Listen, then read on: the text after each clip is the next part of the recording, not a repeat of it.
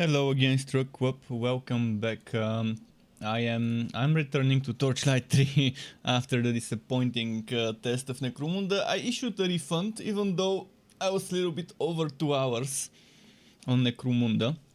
It was saying 2.3 hours. I issued a refund. Hopefully they refund it, because it just wasn't fun. Not for me.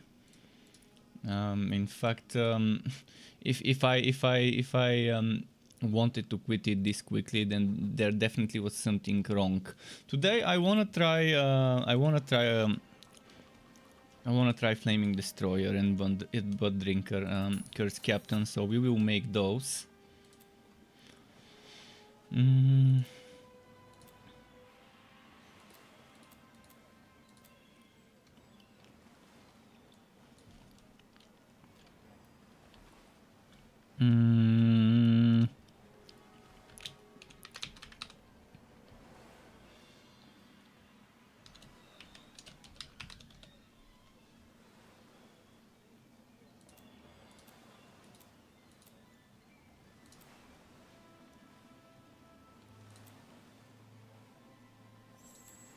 What happened? It's just another game for fucking tryhards. That's what happened. It's too annoyingly difficult. You can't access your inventory when you loot stuff. You can only access it in the base. It's just not. It's not the right game for me, Necromunda.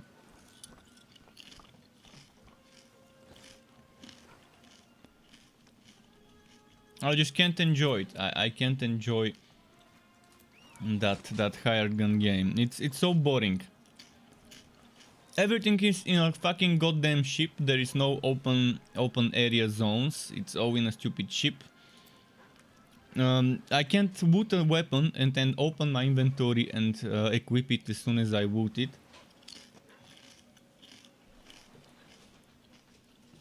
You can fail a mission and then you have to start it from the beginning, which is fucking stupid. You can't just resurrect like in Borderlands 3, and whatever you've killed, and then you continue.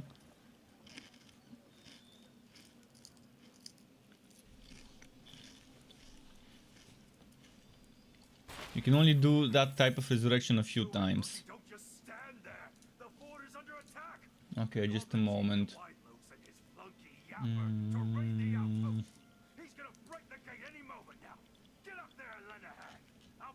Just a moment, I need to do the scan, the memory scan, so I can level up this hero.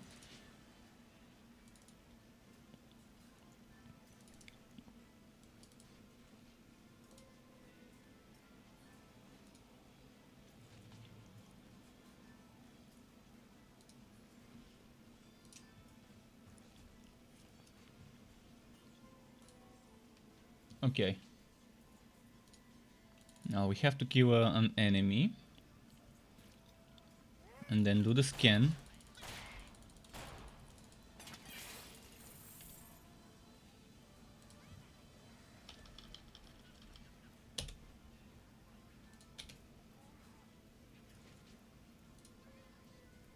Now we have to kill another enemy and we should be level 60 instantly. There we go. Now I will be testing Blood Drinker and I will be testing Flaming Destroyer. I'm gonna go quickly make a Flaming Destroyer right after this one. And then I'll probably transfer some items or just gamble a little. We'll see.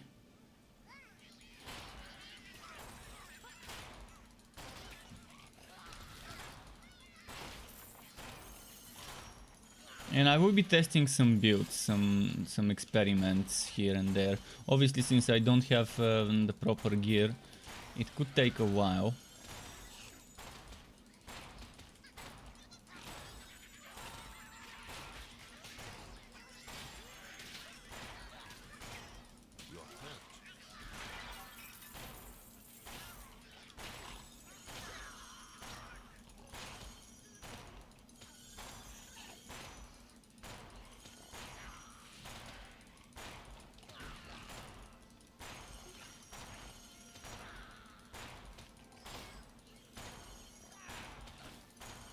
Let's see. Oh, the quest is not bugged this time. Nice. So it only bugs out sometimes?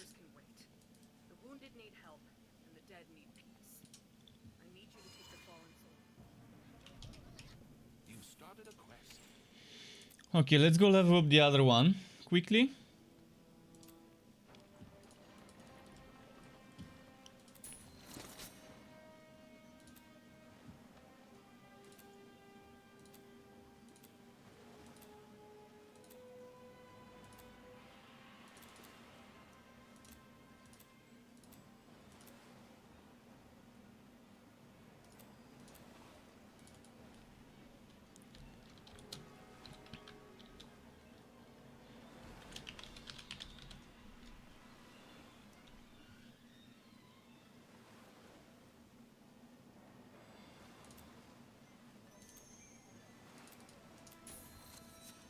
Now that I have those at 60, I will quickly after that do the trick to make it so they don't have to complete quests and we can do some fuzzier with them.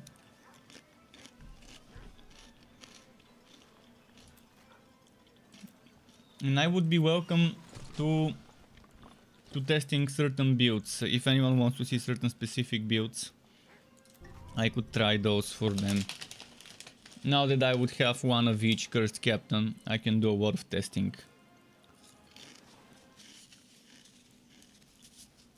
I just sincerely hope I finally get Ancient Ember Boots or Frost Wall. They just don't want to drop.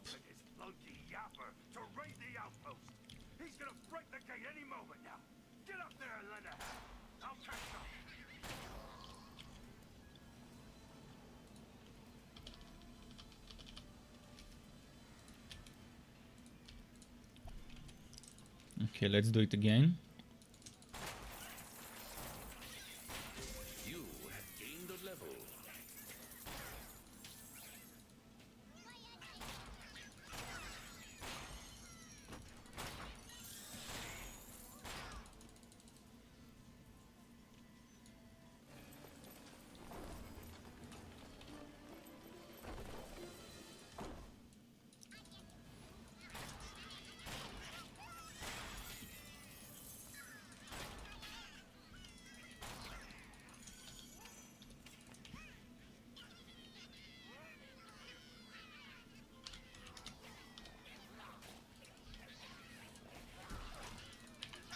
Okay.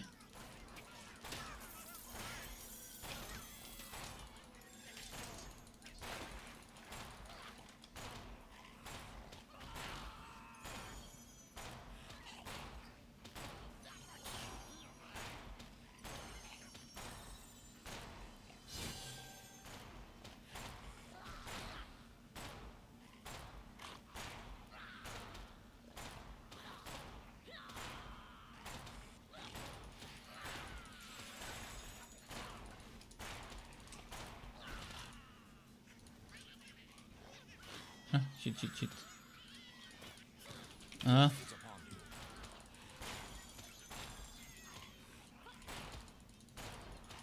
But yeah, this is I'm using something to help me. I'm scanning the memory and modifying my XP so that I don't have to level up again. It's offline, so it doesn't really matter when you're doing it offline. It's not like it's gonna affect anything when I'm playing solo offline. I can't be bothered. I've leveled up so many times in this game online, and if the servers are gonna screw me over to a point where I can't play online anymore, might as well save some time and do this. I have to now go back to the character selection screen. Actually, I have to go to title, exit to title, and then I have to copy paste the save. Not the actual save, but I need to copy paste the quest save data. So Torchlight 3 saved save games. I need to copy the quest save data and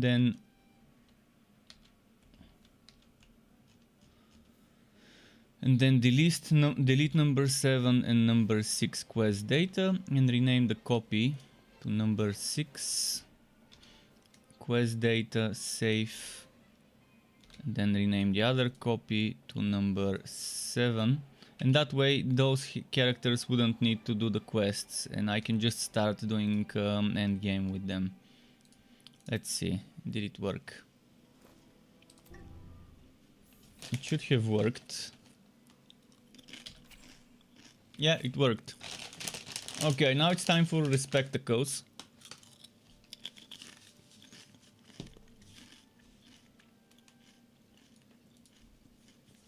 Oh yes, potions. I've got those.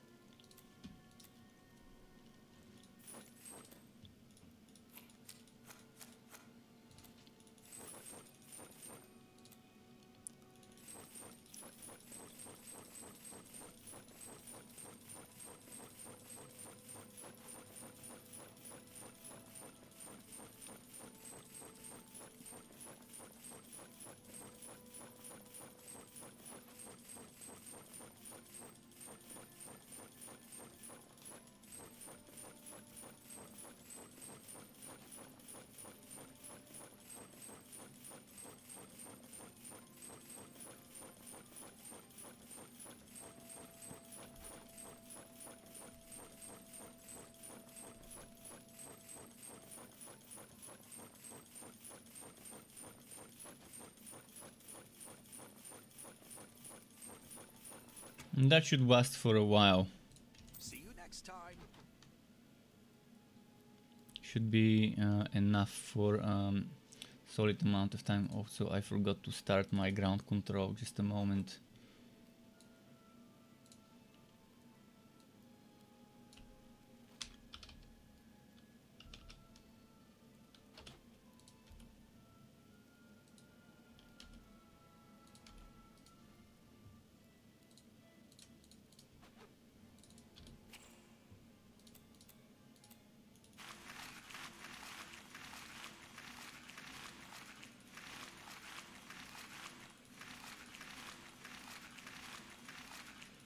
With that much Respectacles, we can do a lot of experimenting and testing. So any build you want to test, someone wants to test, I can be your guinea pig. I can test builds for you guys, so you don't have to test them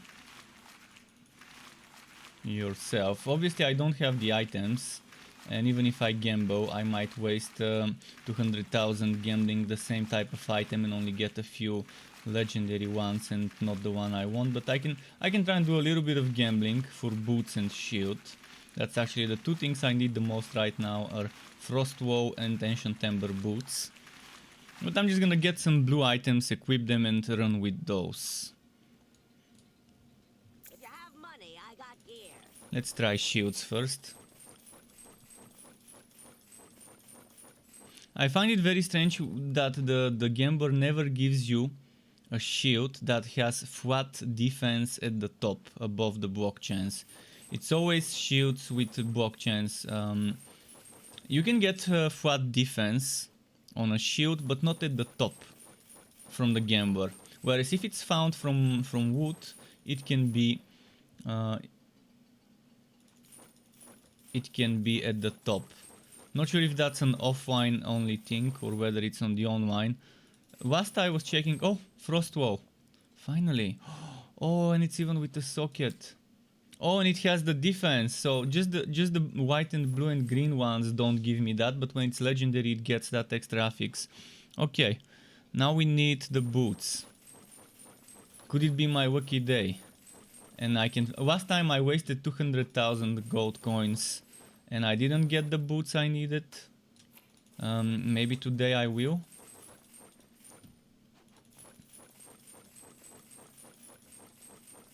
Please be Ancient Ember. This looks like Commodore boots. Yeah, it's Commodore, it's not Ancient Ember. So, it's still not what I need. But it's legendary. And it has a socket. Oh, and bonus damage to Great Weapon basic attack. So I can do a Great Weapon basic attack build. Now I'm on that relic for the Great Weapons, so it makes sense. Duration to Quoke of Flames, also an amazing thing. By the way, stacking evasion and block chance to 40% makes it so that you have, what was it, 35% chance to get hit, if I'm not mistaken. When you have 40% chance to evade and 40% chance to block. But no matter how much you're blocking and evading, if you get hit and you don't have good defense, you will still get into trouble. So even when stacking a ton of block chance and evasion, you still want defense. But it's nice to make builds where you're stacking 40% block chance and 40% evasion.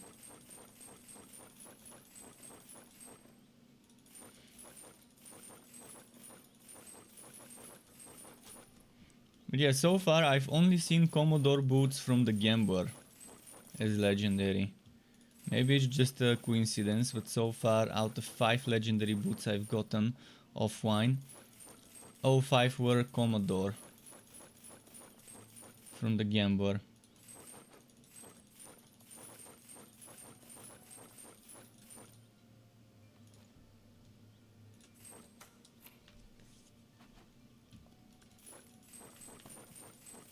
But at least I got the Frost Wall, but I don't need the Frost Wall until I get the Ancient Ember boots and Timbu Relic.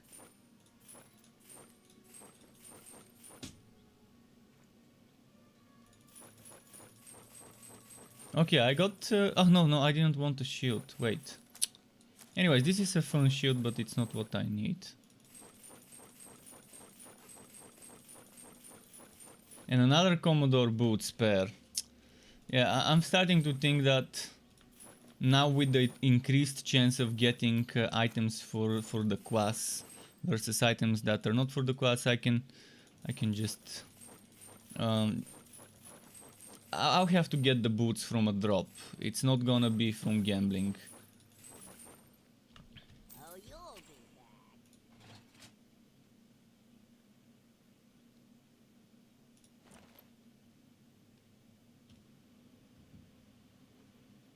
I'm not sure what build I wanna make on this one, but let's equip this one for now. Keep the other things and Just who I wanted to see. let's get chest.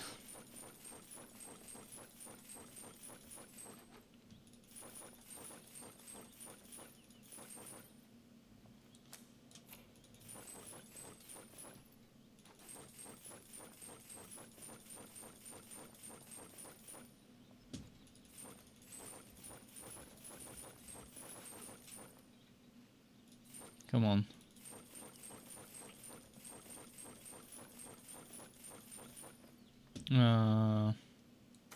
Not bad.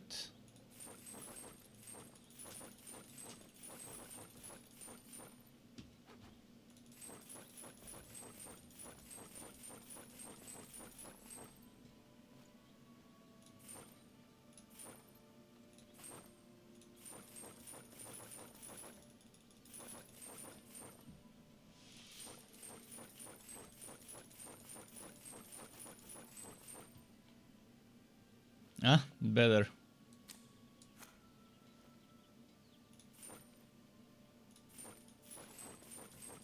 I wish it wasn't broadside, but rather powder keg or punderbus or something. Jermaine says, "Here I see you've chosen Flaming Destroyer Relic for Kurt's Captain. What's your suggestion?" For Sharpshooter, there are 2 very good choices if you want damage. That's Flaming Destroyer and that's Electrode. I've got builds. I've got Combustive, I think 2.0, and I've got Electrified 2.0 for each of those as suggestions. I also have a melee Electrode build with maces.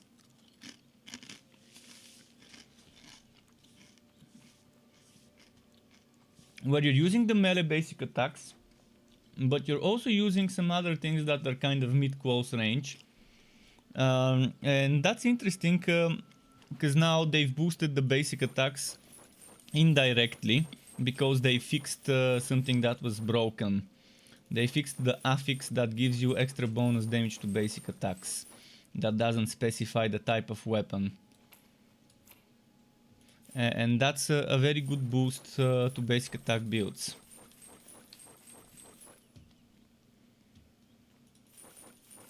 But you shouldn't rely on basic attacks on a sharpshooter anyways.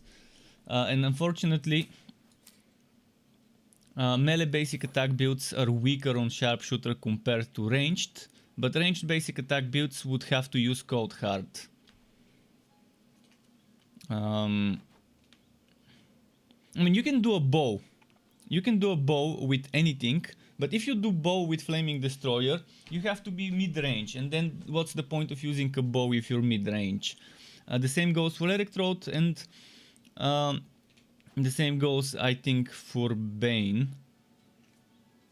Although for Bane it doesn't matter, because it's summoning stuff, but yeah, you can do Cold Heart if you want now. Cold Heart is a little bit stronger than it used to be before, but it's still not as strong as Electrode and Flaming Destroyer in terms of damage. But I think if you try some of my Electrode suggested setups, you would love them, where you're using Lightning Strike as a major DPS point, and then you're using the Infectious Shooter pistol and maxing out your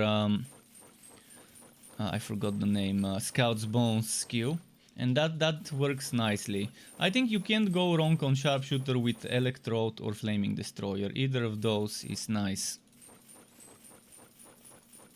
Man, it's not giving me any pants. Come on, I just need a good pair of blue pants with defense and maybe damage to a skill I'm using.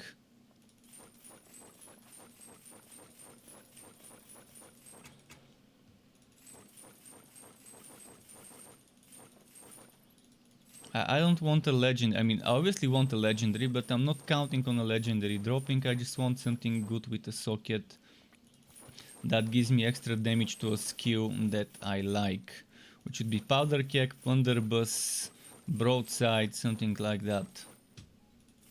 Maelstrom also could be nice.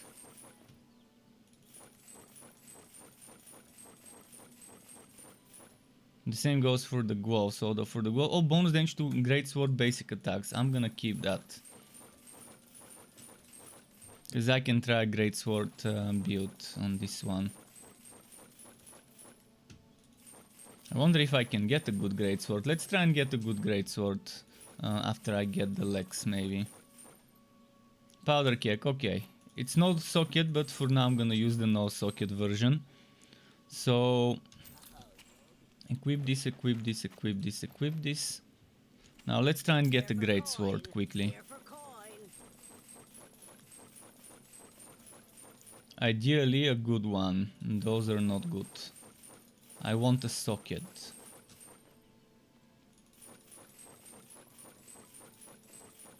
If I'm gonna go basic attacks, I would need something solid.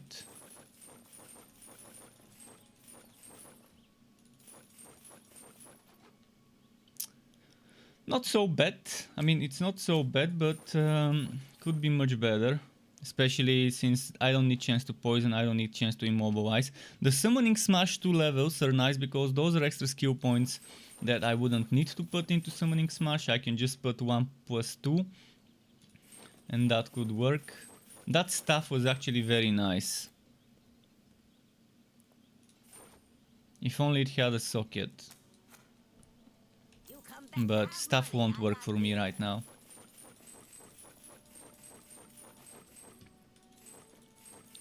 All I'm asking for is Greatsword with one type flat damage in the middle. The same way this one has ice and physical, something like that on a Greatsword, but with a socket. Even if it's just one of the flats, even if it's not two.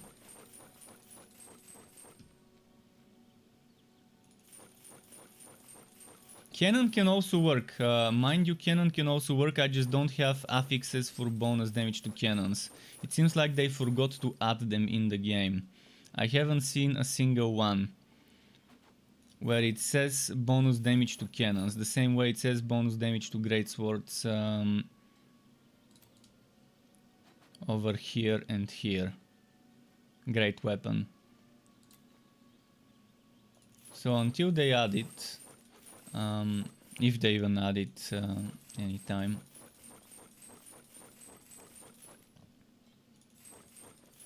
Come on, game. Look at how bad the RNG is, and this is pretty much simulating the items dropping. Oh! Showman! Oh! It might not be giving me a good greatsword blue, but it gave me a showman. It's a very badly rolled one, but it's not so terrible. Because it gives you levels to 3 good skills. Plunderbuss, Broadside and Cloak of Flames, and it gives you chance to burn. If only it had a socket, and maybe instead of Cloak of Flames or instead of Broadside it had flat damage.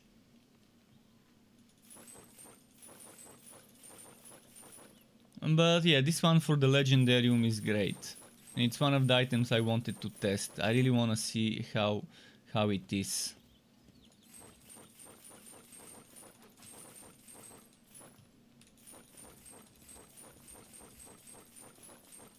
Those great weapons don't seem to be rolling nicely.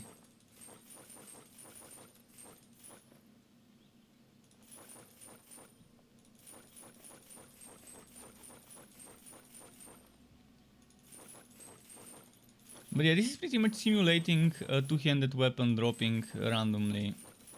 Then it's rolling the dice for the rarity. It seems like in the Legendarium the rarity chance is kind of gimped in a bad way. It used to give you a lot more legendaries. I remember back in the day where I would spend 20,000 gambling and I would get like 3 legendary items for spending 20,000 coins. 20,000 used to be the limit back in the day for coins that you can hold.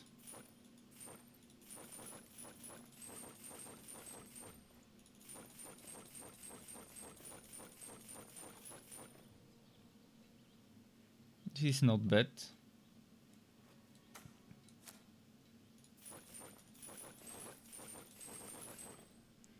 Come on, just one good greatsword, that's all I'm asking for. I've already gambled so much, it would be stupid to stop when I spend so much time. Come on, come on. I know it's coming. One flat damage, one socket in the middle. That's what I'm asking for. On a great blade. So we can try a Maelstrom, Great Blade, basic attack, double cross with powder kegs.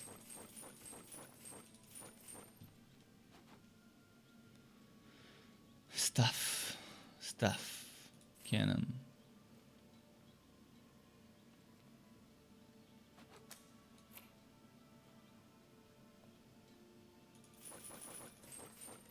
It's dropping some nice stuffs that I can experiment with on a staff built with Bane.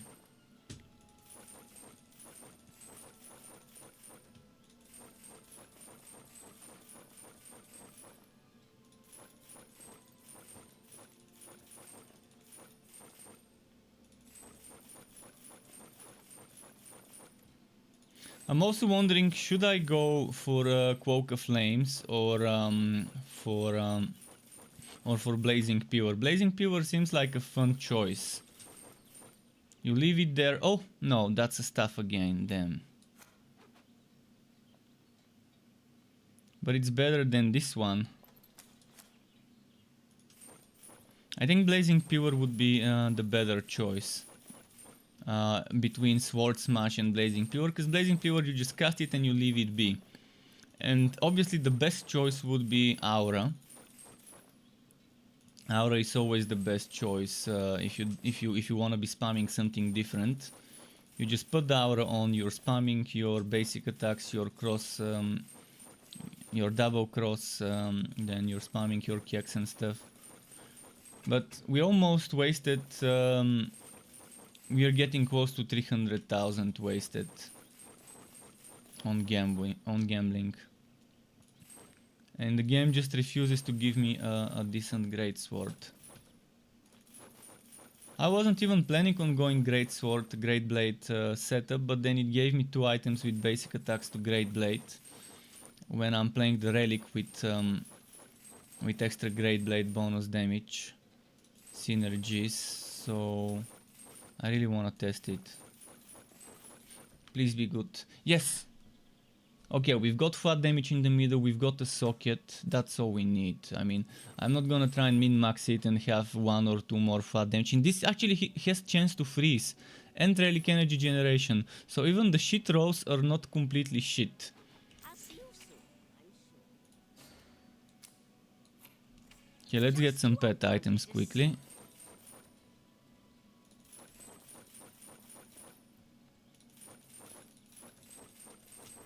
Anything would work as long as it's like a blue.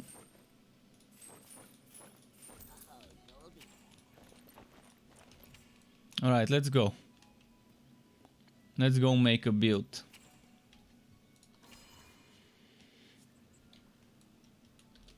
So what we are going to use is... First let's decide on the skills.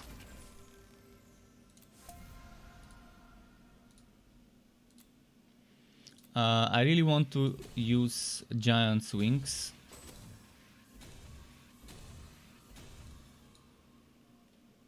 And I want 3 points here. I want 5 points here. I don't have chance to burn, so I would need ignition source. Then first I'm gonna use Cloak of Flames.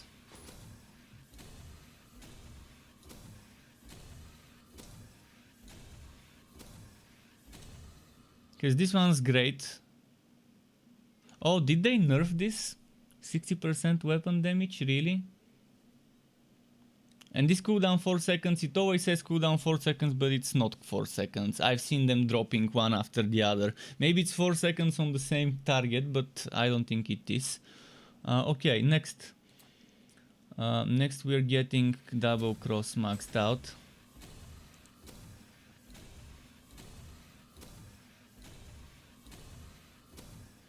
Then this one.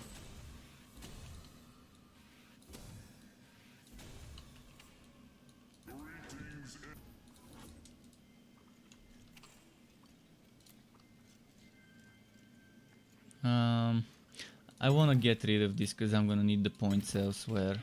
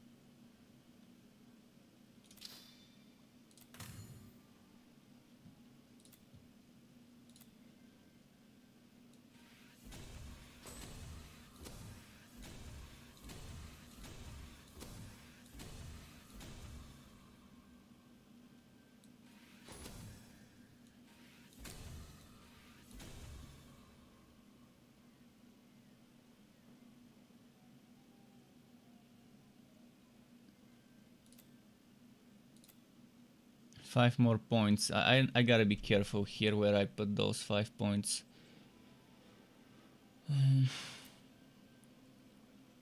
This one would be great, but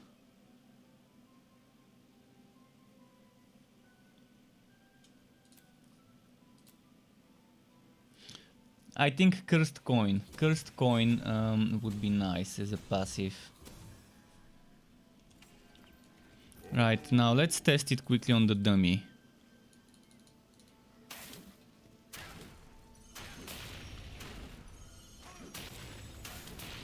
Do you see how it's falling much more often than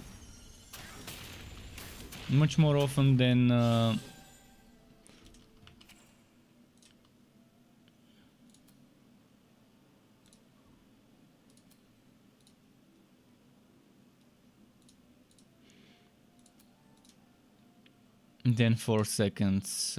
Just a moment, I need to fix all of this.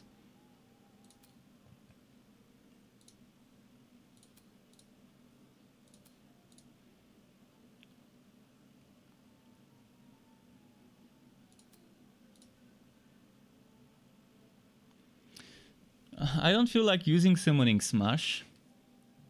I just want it for the passive. So Take a Swig won't be bad option, just in case. I think it's a waste and an overkill, but I have the SWAT anyways until I get Imbue Relic. This SWAT ideally would be Imbue Relic. Imbue Relic would go here, this will probably go there. But since I've got the SWAT right now, I might as well just put something.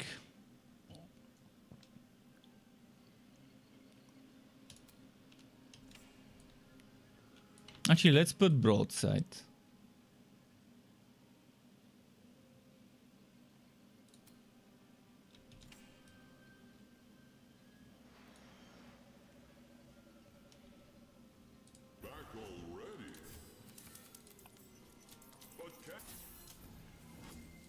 Let's test it now.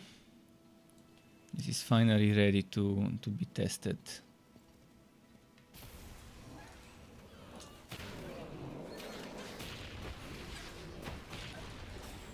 I'm not seeing my basic attacks attacking at maximum speed when building treachery stacks. Is something... Okay, let's test it.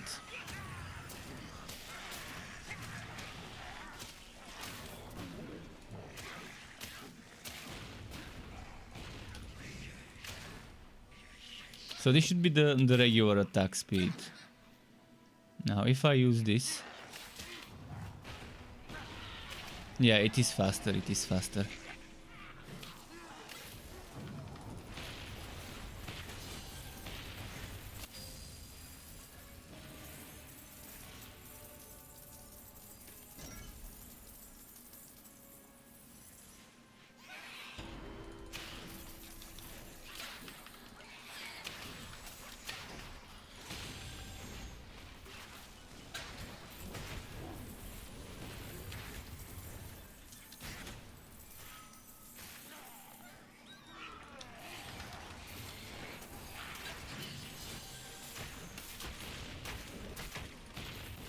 How much damage does my basic attack do? 1400 weapon damage. That's actually pretty solid.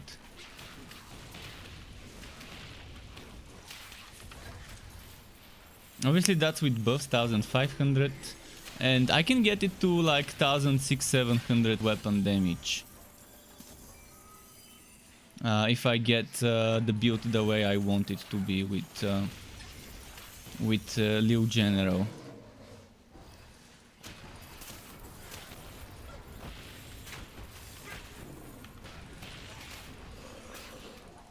But I won't get Liu General until I'm wearing Ancient Ember boots.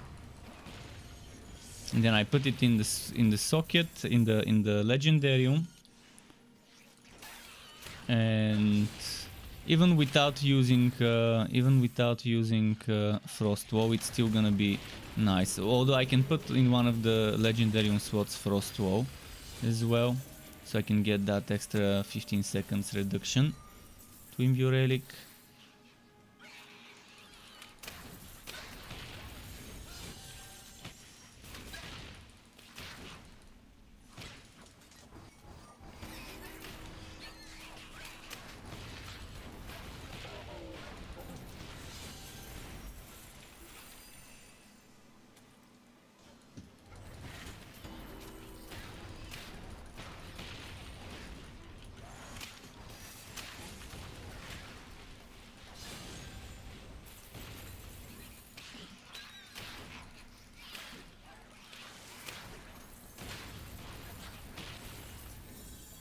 It seems fun. And this is kind of like what Zombie Shop was playing, probably similar to his setup, with some differences.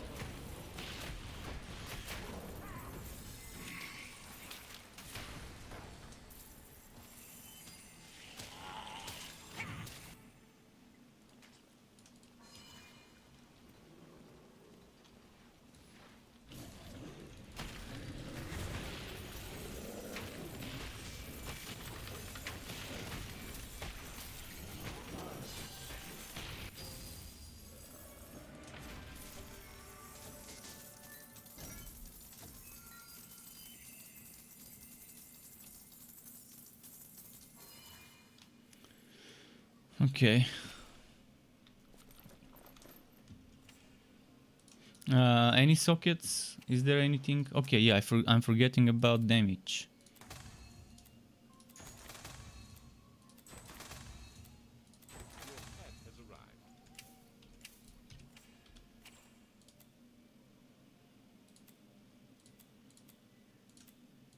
Oh, I don't have Scroll of Wife bound yet. Well, we need some more defense.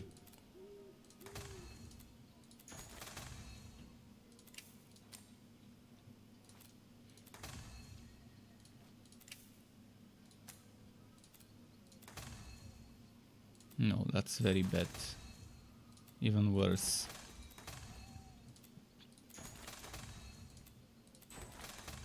Damn.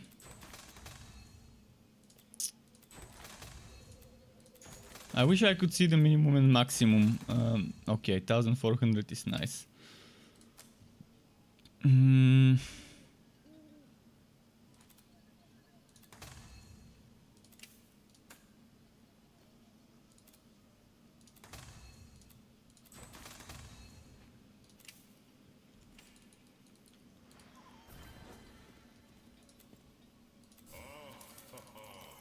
say that now.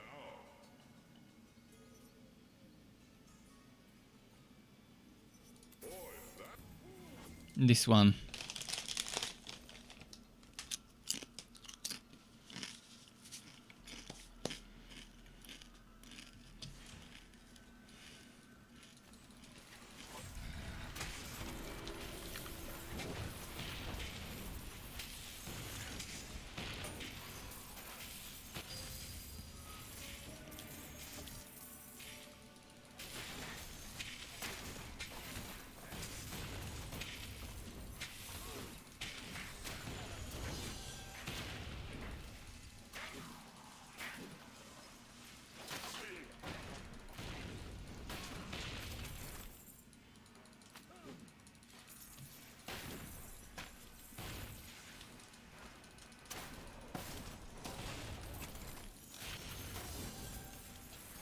I wish it was more obvious when my crosscut is fully charged, when my treachery is fully charged.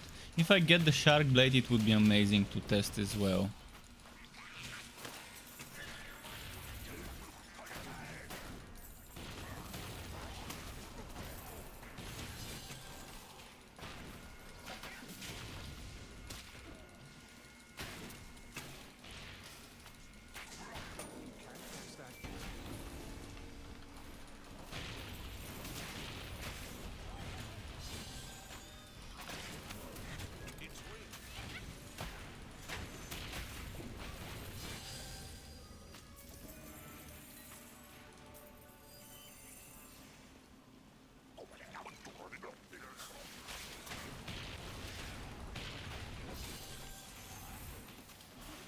At least they fixed Cloak of Flames shrinking. It no longer shrinks.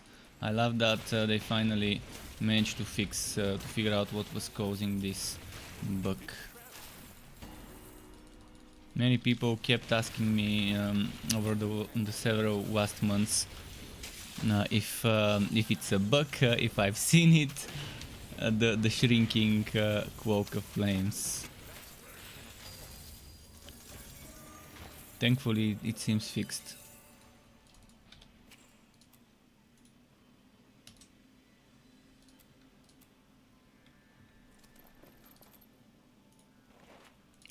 Okay. Okay. Just what I wanted to test. And look at the synergy. It gives damage to Maelstrom. Skill level to Maelstrom. If only it had a socket, it would have been very nice. I can try that later on a...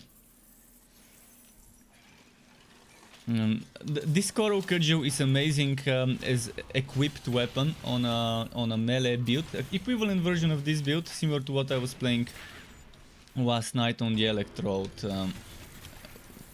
Last night for a few minutes, for a few maps, I tested a melee build, where ideally I would have had that weapon equipped. And the Shark Blade, but I don't have the Shark Blade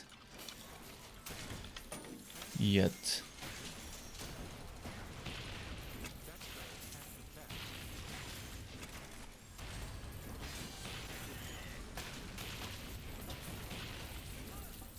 This unfortunately is a low level drop, so it's not gonna be good for the higher level.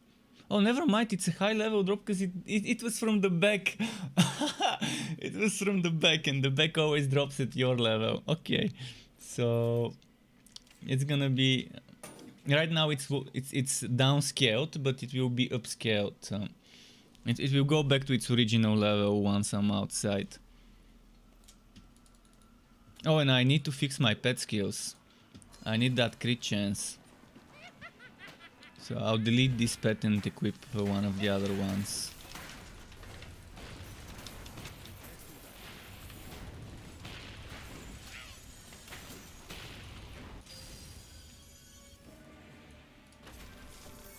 This is going well even without Taker's weak.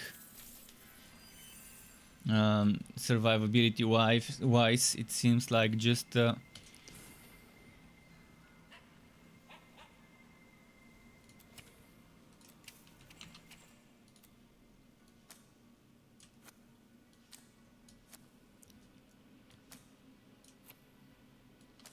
it seems like just the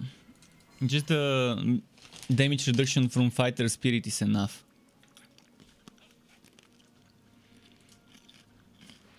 Because we get damage reduction from this one too. And if we are using Maelstrom often enough, we would be picking up Duboons often enough.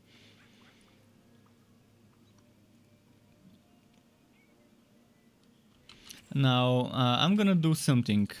Let's get rid of the cursed coins. Let's say we don't need cursed coins. Cursed coins go away.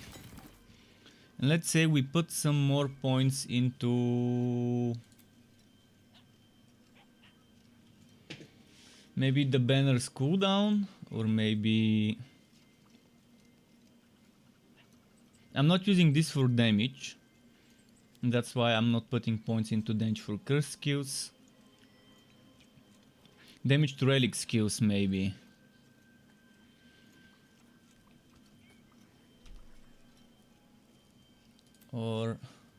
Or maybe this.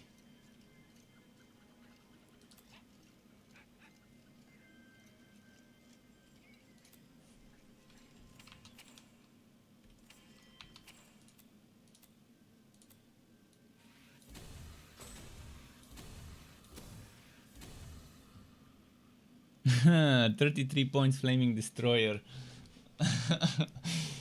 Kind of going heavy in that direction.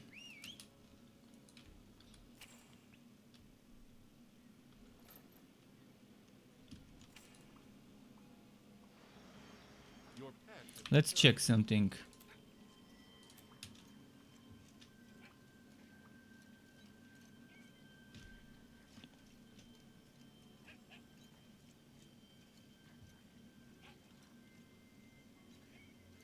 Wasn't there a new one?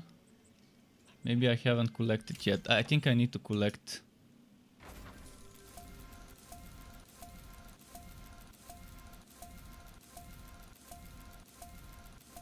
That's gonna be a lot of things to collect.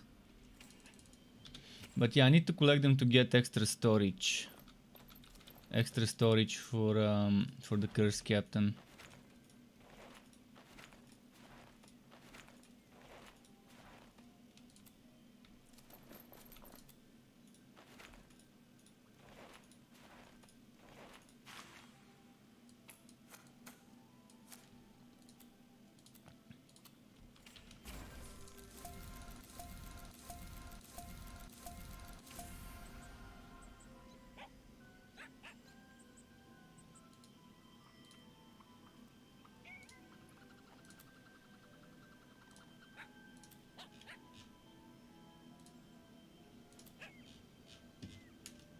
Do we have a silver fox already?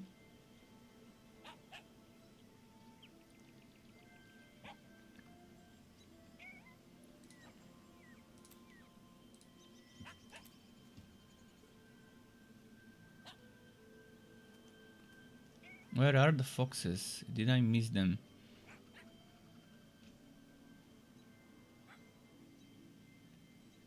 Maybe I don't have many. Right, let's put this one there.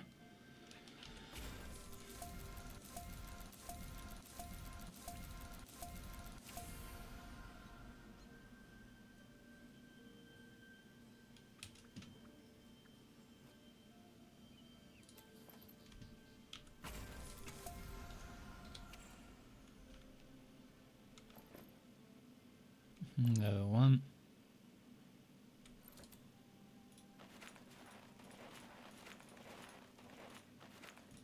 Okay, I got this. Oh no!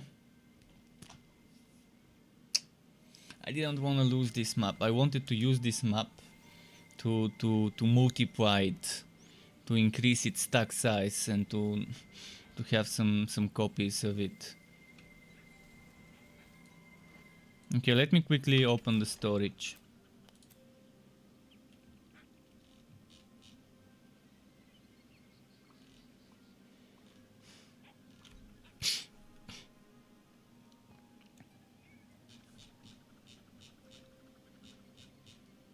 I still haven't picked up Cursed Captain storage. I should have a figure for Cursed Captain storage somewhere in this contract.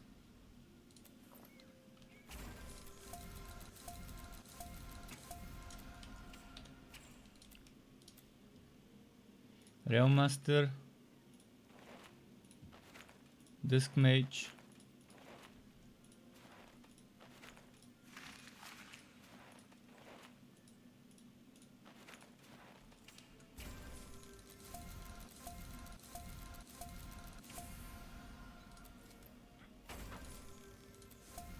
Okay, we got the Cursed Captain one.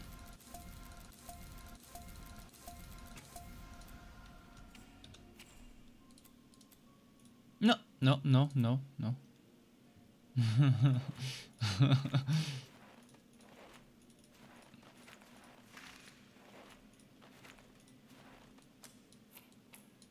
Okay.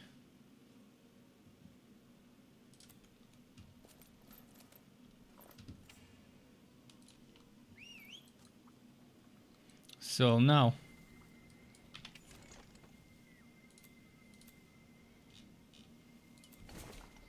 Your pet has arrived.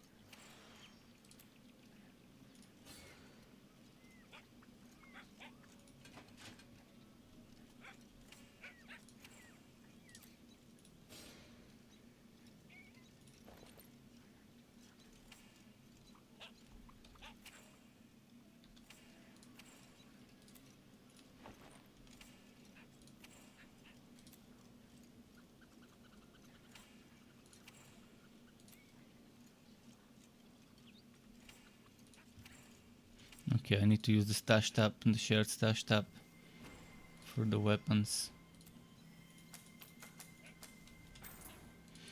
Let's do that map. I opened it, might as well do it.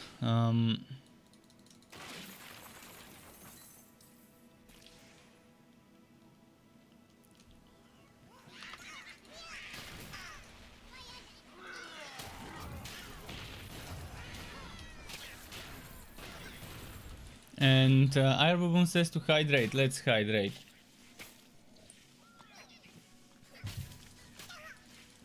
There we go. Hydrated.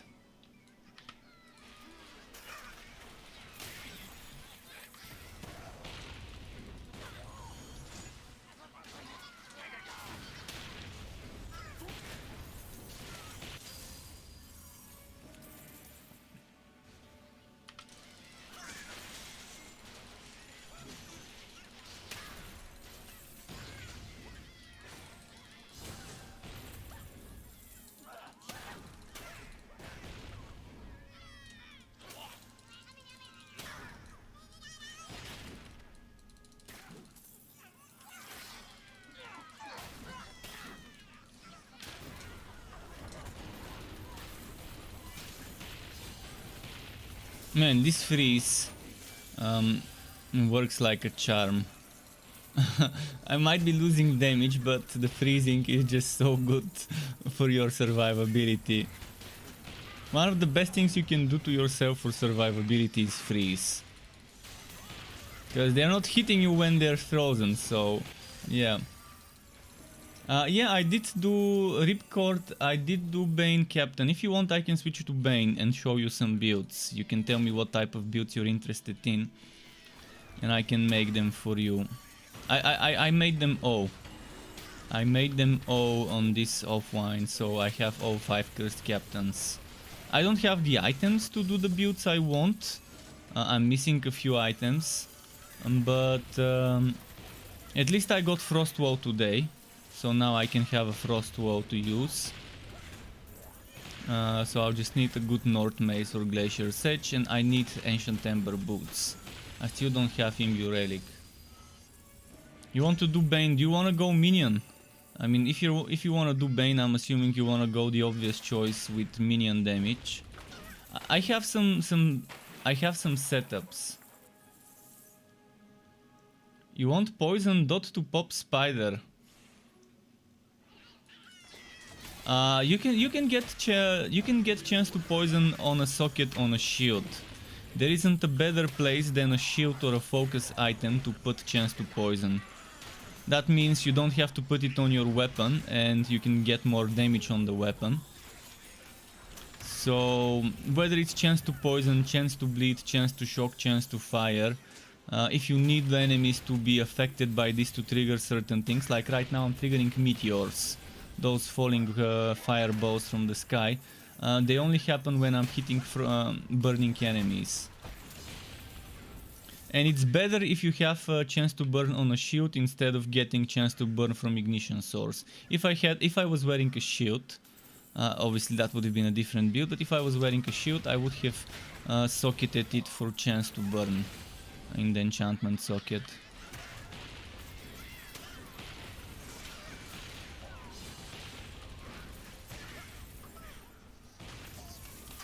This right now is a great sword basic attacks setup.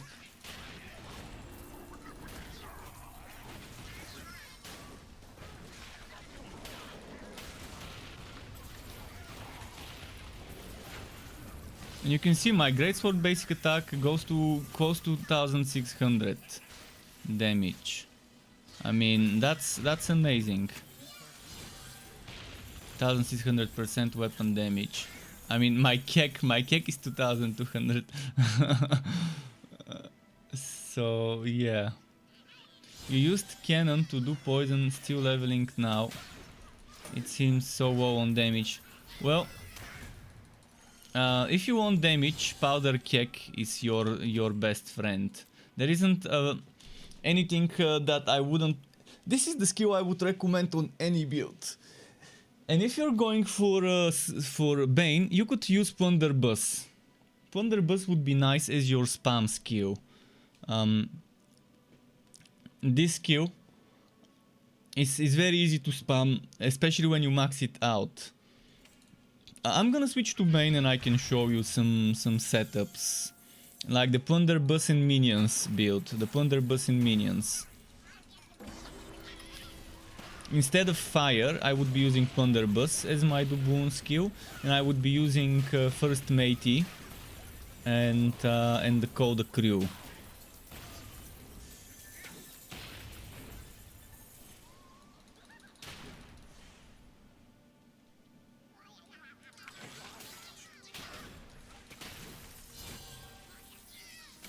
And then Miasma. Miasma also can poison, by the way.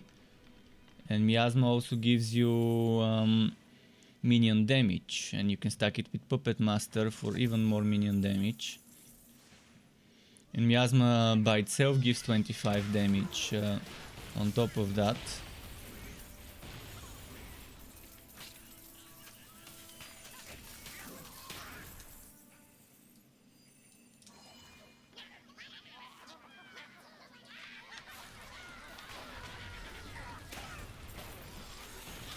Oh, I forgot Cloak of Flames.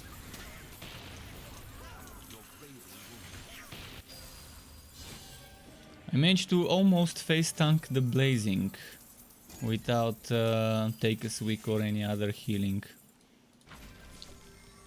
I mean, I had to move a little because it's blazing, so obviously it's not nice to stand in the fire. 53 damage at level 15. What the hell? 53 damage. That doesn't... I can't remember whether 53 damage is good. But what I would suggest while you're leveling up, always have one weapon that's your main weapon and one reserve weapon in case you die. And always use Wifebound Scrolls. That scroll, you use it on the main weapon. And if you die and if that weapon breaks, you have your backup weapon.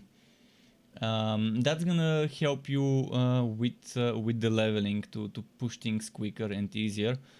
But keep your weapon updated. If you're level 15 and your weapon is level 12 or 13 required to equip, well, go gamble. Go gamble for a one-handed or a two-handed weapon. I personally prefer leveling with one-handed weapon than a shield.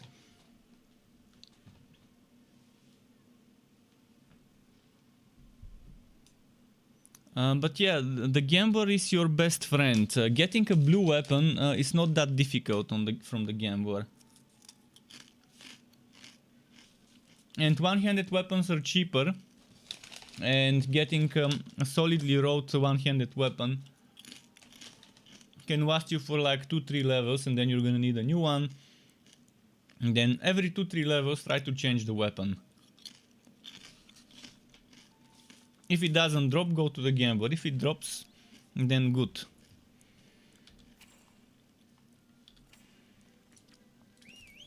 Okay, let's go Bane. Let's go on the Bane to show you some things. Your pet is back.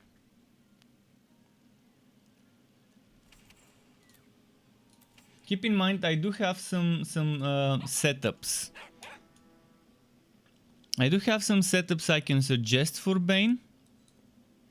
I'm gonna give you the link, but they are not. You can't see the whole picture on this. Yeah, those are some setups you can try for minion-centric Bane. But I'm gonna do something a little bit different. Maybe a little bit closer to meta. I'm not sure whether minions in general would be the meta way, but I would show you a way where we are using Plunderbuss more.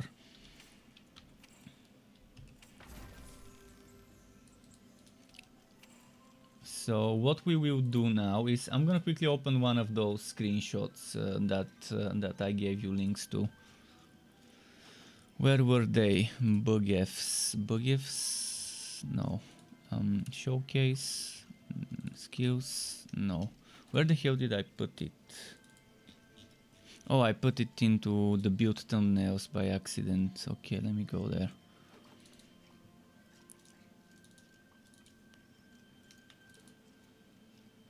So I would take this, which I call the Toxic Crew. I would take this and slightly rework it. Let me see what you're seeing on your screen. Okay, I'm gonna quickly...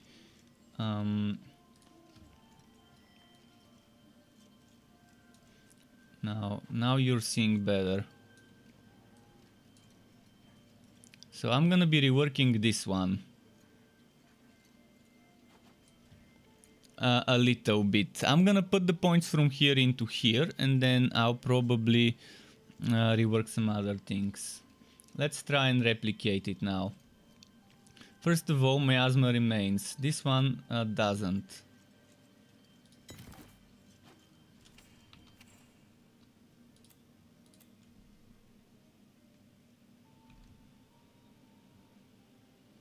The thing is, I'm not gonna get the same numbers because I don't have the extra skill points.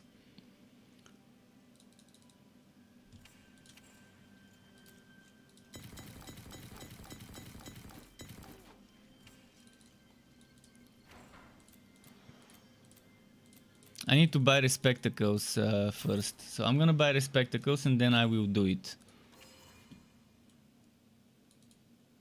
potions for you, potions for your little friend.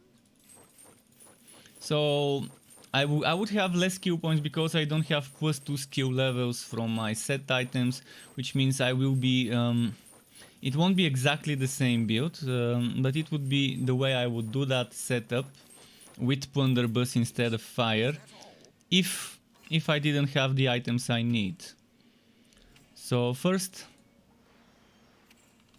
is the respecking again, as I mentioned. Let's just get rid of the things I don't need. This and this and this I would keep the way they are. This I would have to reduce to the bare minimum.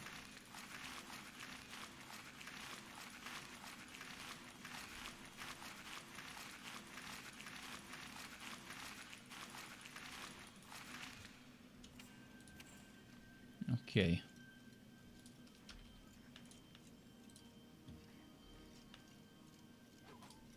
Now I'm gonna remove this and keep it at... Ah shit, I shouldn't have... I overdid it.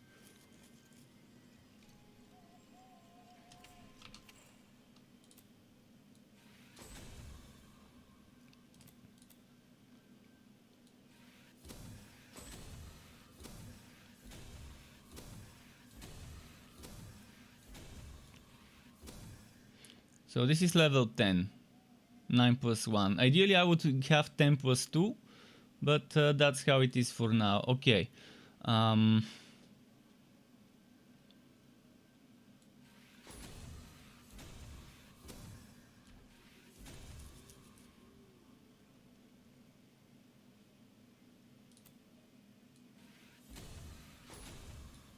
See, so right now this is not level 5. Ideally it will be level 5. And ideally this would be level 10 plus 2, this would be 10 plus 2, this would be level 4 plus 2 instead of 5 plus 1, this would be 4 plus 2 instead of 5 plus 1. So I can get 1 point from here, 1 point from here. I can save 2 points from here ideally. And then those points would go, 1 point will go here. And maybe I can put some points here. I'll definitely want to put 3 points here. But for now that's not so bad. We are not losing that much. Alright, let's close this build now on the side. You see I'm kind of reworking it. Instead of fire, getting Blunderbuss. And let's show you the Legendarium first. I need to change it. So we're using good things right now, but the Liu General right now is not gonna work for me because I don't have Imbue Relic. So if I had Woods Beast Sandals equipped, I could empty a slot, but right now I'm gonna do the Plunderbuss thing. I mean, you can go for minions and get that thing that gives you the minion stuff, the crab collar, but I'd rather not. And right now I think something that would be very nice on a minion build would be this. So you can have some damage yourself. Now we have to do it that way. This one is for the keg. This one is for the curse.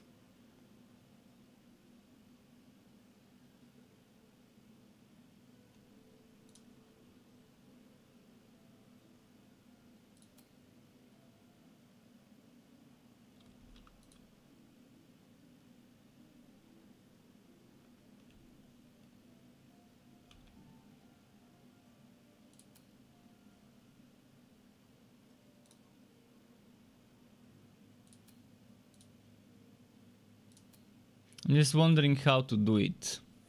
And here as a fewer I will put broadside just because I don't want to be using basic attacks. It's just a fewer. Greetings, insignificant one. Wouldn't have...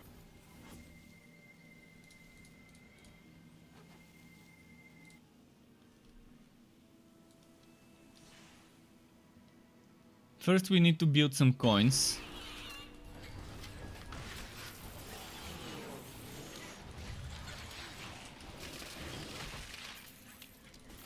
Okay. Now I need to start the summons.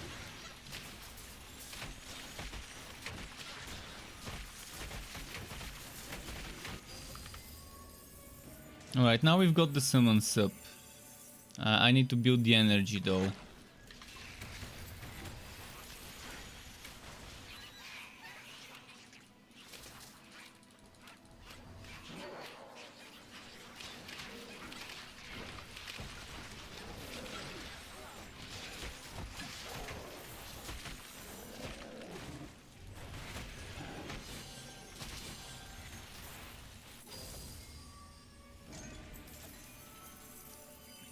I like putting broadside here because it's gonna be casting all the time as long as I'm moving and I click, and it's just a little bit of extra damage that replaces the basic attack. And it's something on a cooldown, so it's not gonna keep me in a whoop of an animation. It's once every few seconds.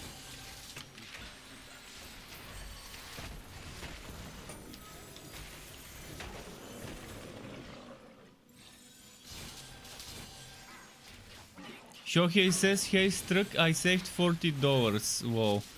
Yeah, I think the game is just... Necromunda Hardgun is just not that great. There's many ways the game could have been done better, and it's very boring and repetitive, and as I said, you're fighting in the same closed spaces on a ship, which is what Necromunda is. Necromunda is just that ship. It's 40k, I mean, they always make their games super difficult. The majority of Warhammer games are tryhard games. Look at Vermintide. It's a fun game, a good game, but it's not good for casual players who are bad at the game. And you need super good meta stuff to be good at it. Alright, Ripcord, well enjoyed. I'm gonna play a bit with that build myself. Basically, there are key things to know about the minions. First of all, they benefit from minion damage. From this tier 3 and from this skill. They do not benefit from the pet damage. This tier 2 bonus is not gonna give you damage to the minions. Here, this makes your minions focus the same target. Very good skill on bosses. If you want all your minions to attack that one target, you use the skill, it curses the enemy to take 40% damage from you or anyone else attacking it, and the crewmates, which would be this one, or if you're using fire, this one instead of Plunderbuss, it will benefit from that damage. The crewmates from Ghost Ship don't seem to work. The tier 1 or the tier 2, they don't seem to work. I've tested. I've also tested the tier 3, and either it doesn't summon fire's minion, or it just does the fire itself without the minion, or it's broken. So Ghost Ship I would really avoid. This, however, summons minions. If you go for it at tier 3, if you really want those extra minions, it could summon them.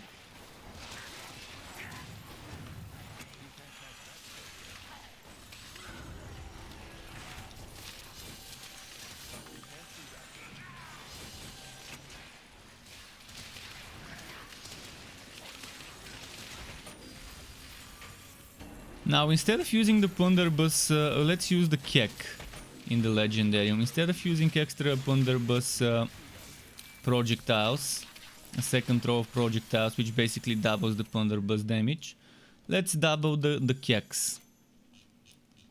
Let's go for a top Kek build.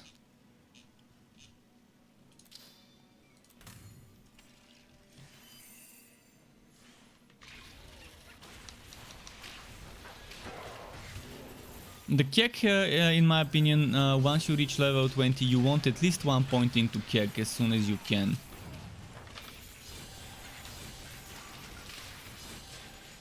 And if you get lucky enough to drop the Showman earlier in your game playthrough, it's gonna do wonders for you on bosses.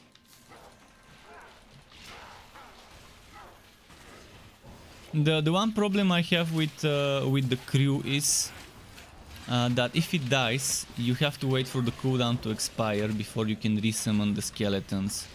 Reusing the skill unfortunately doesn't resummon the skeletons.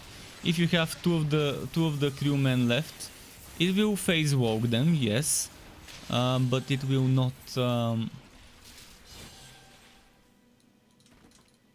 It will not resummon the ones that have died.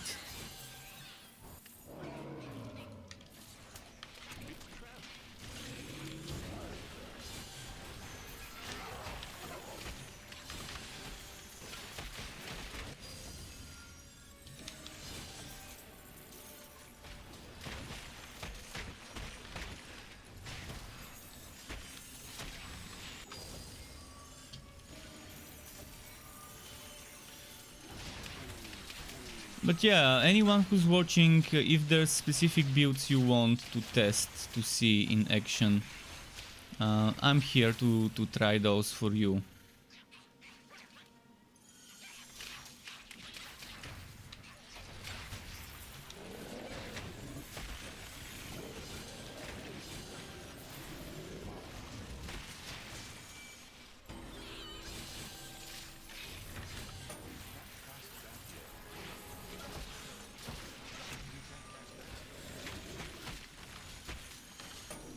So now I'm hoping that Dark Alliance doesn't end up being disappointing. The 22nd of June is when Dark Alliance, Dungeons and Dragons Dark Alliance is launching.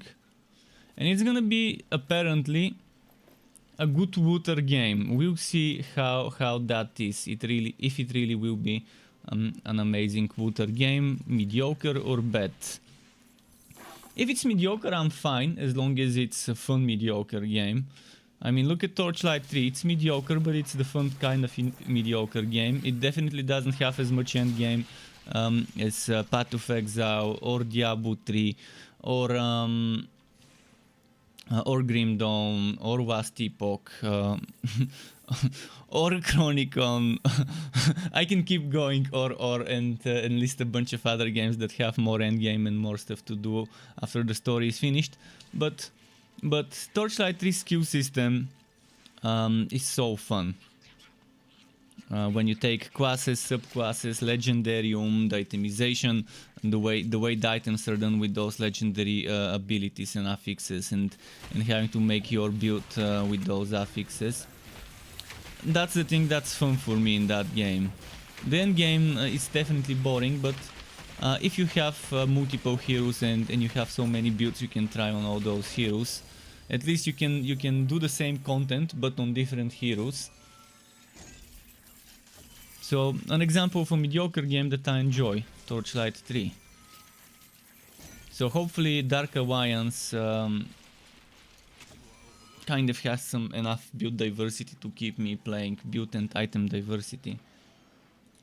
Shoki is looking for another water game now that she... Well, look into Dungeons and Dragons Dark Alliance. It's coming on the 22nd. I would say Chronicon. Actually, if you like 2D, Chronicon is a good game. It's not expensive. It can keep you busy for a long time. I'm gonna write it.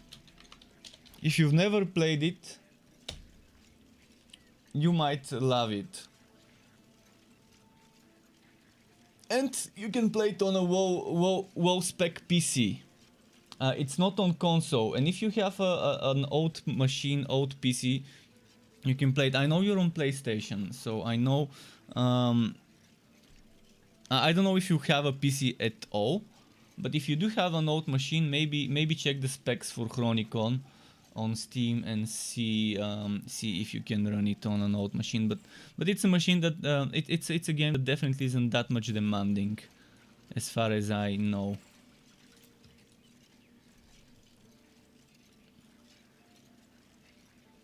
Shims PZ says hello Shims. Welcome to my channel. Nice seeing you here. Let's do the next one. Oh, are you sure? Let's do Cranked. But yeah, this Bane summoner kind of minion setup is not bad.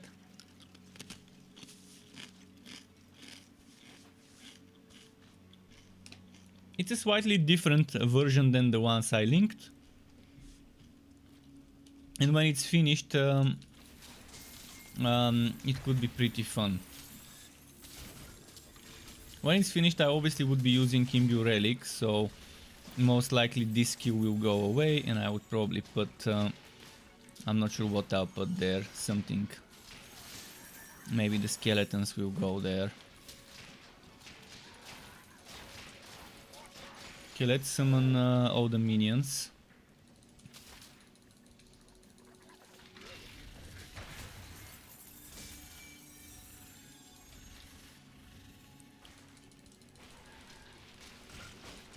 My website with the builds is always on.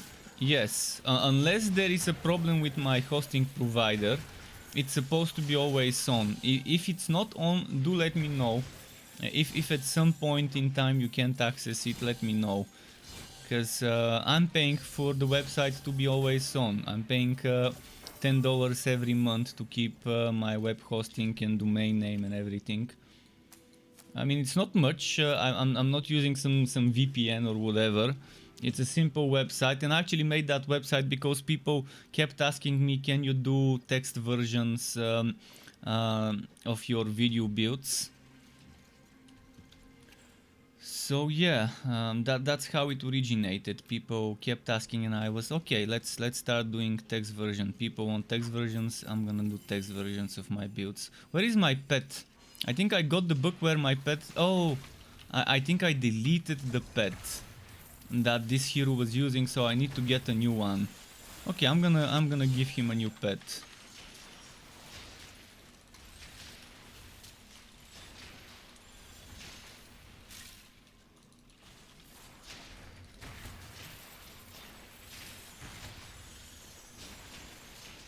But yeah, the good thing about this game is most annoying bugs are actually for the online game. Most annoying bugs stem from bad netcode and server desynchronization.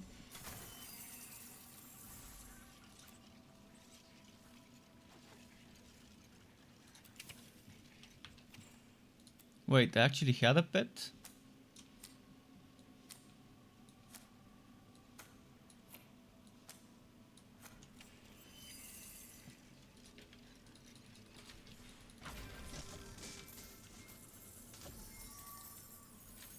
You prefer text because you're bad with English. Well, that's understandable. See, when it's written, it's easier to understand when someone is speaking. And the subtitles on my videos are auto-generated. I just don't have enough time to write subtitles of everything on my video and to time them properly. That's very time-consuming, and yeah, it's much easier if I just write a text version of the build. And there it's easy. You see level 1 this skill, level 2 this skill, level 3 this skill, and so on and so forth. And you see a screenshot with skills and stuff like that. That's easy to understand. Alright, let's dismantle some items for materials.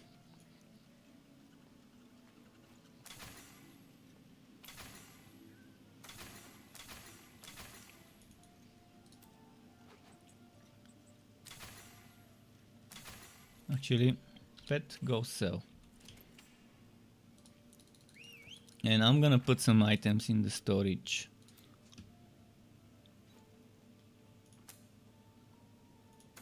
Wait, did I see right?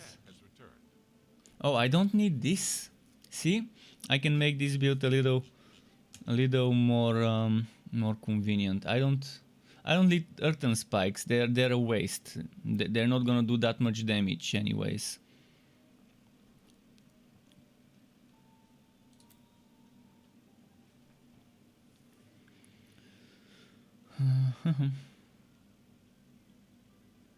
Should I try the crab? Oh, I can't try the crab. I don't have the crab. I can put the shoulders, the Commodore shoulders, if I have them. Unfortunately, I don't have them. I have them on the online, but not on the offline. Well, let's put the Fortune Spire. It works amazingly well. I could do Commodore jacket and get some skills removed.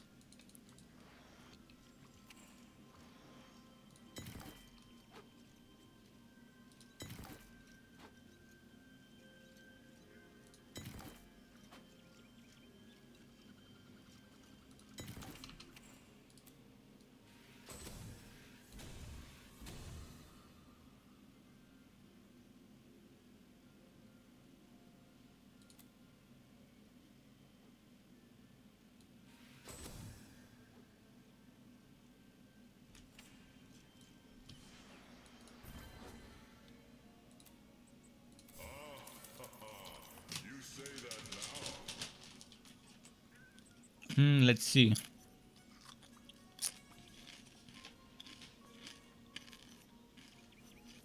Netherwell seems easiest to deal with.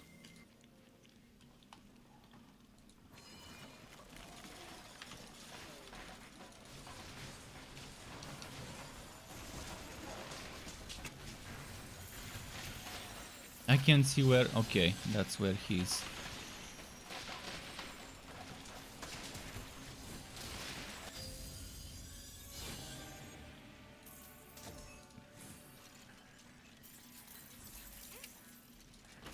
Skelly Man versus Skelly Man.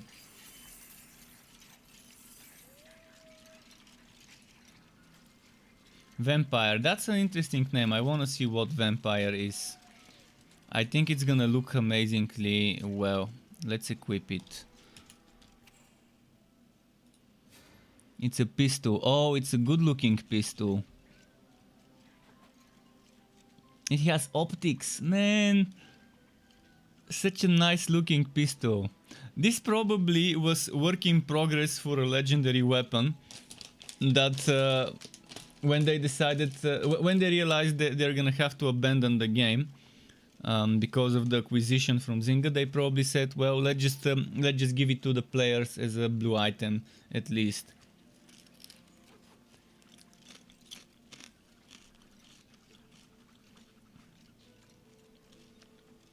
It would have been a very nice pistol if it was a legendary, because that design and the name probably screams something with lifesteal or something like that.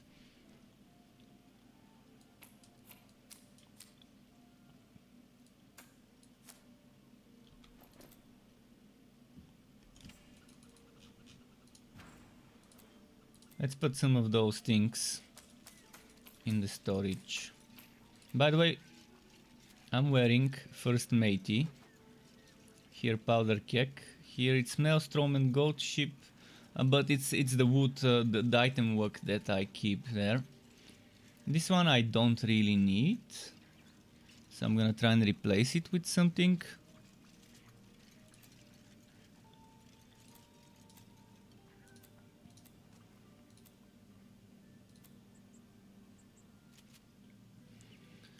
See, that one's better.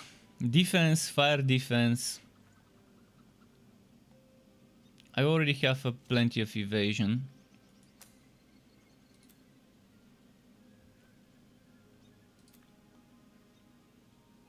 This one also defense, and I can put something I like.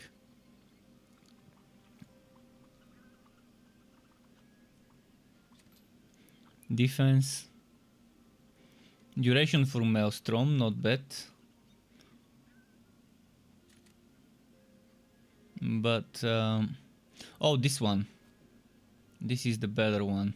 But actually I'm gonna take this and put regular defense in the socket. I think it's the best option right now.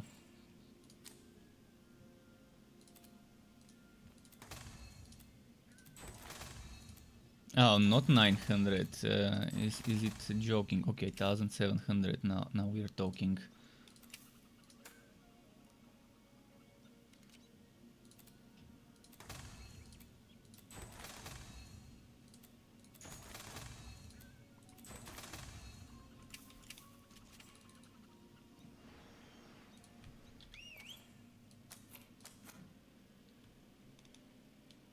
Okay, moving on to the next map. I'm gonna do one or two more maps on Bane and then go Blood Drinker. What is your opinion about the game? What is the future with Torchlight? The future of Torchlight 3 is unknown. No one knows it outside of Perfect World Entertainment. Probably even Extra Games may not know it, because you see, to those who are not familiarized with the whole story, Zynga, a famous mobile game development company, purchased the developers of this game, Extra Games, and a bunch of other studios a couple of months ago, because they want to expand, and instead of making mobile games, they want to make cross-platform for PC, for consoles, for Switch as well, which is also console, and for mobile. So they probably want to make some sort of games that are different genres across all sorts of platforms. That's why they bought a bunch of different studios. And the developers of this game don't have the rights to Torchlight 3. Perfect World is the owner of the Torchlight franchise rights right now. They were sold some time ago to Perfect World, so Max Schaefer, who was the CEO of Vector Games, and I think he was the CEO of Runic, if I'm not mistaken, he no longer holds the rights, so he couldn't take the game with him to the new owner, to Zynga. So they can't continue development now that they're no longer with Perfect World. And Zynga is not a publisher like Perfect World was, but it's their owner. It's like the mother company now, because it was like an acquisition or something. So that's why now Perfect World decides what will happen to the game, whether they would hire a new studio, whether they would take some of the teams from some of their other games. I'm not sure what will happen. There's many possibilities. Hopefully the game doesn't get completely abandoned, and if it does, hopefully at least they fix some of the bugs that are game breaking, at least with the servers. The servers have the biggest bugs. If they don't fix the bugs, at least let me download my saves from the servers so I can put them on my offline. So I don't have to redo all my legendarium and gear and stuff. But before they fix it, I probably would farm all the items I was missing in my legendarium, like the ancient ember boots and stuff.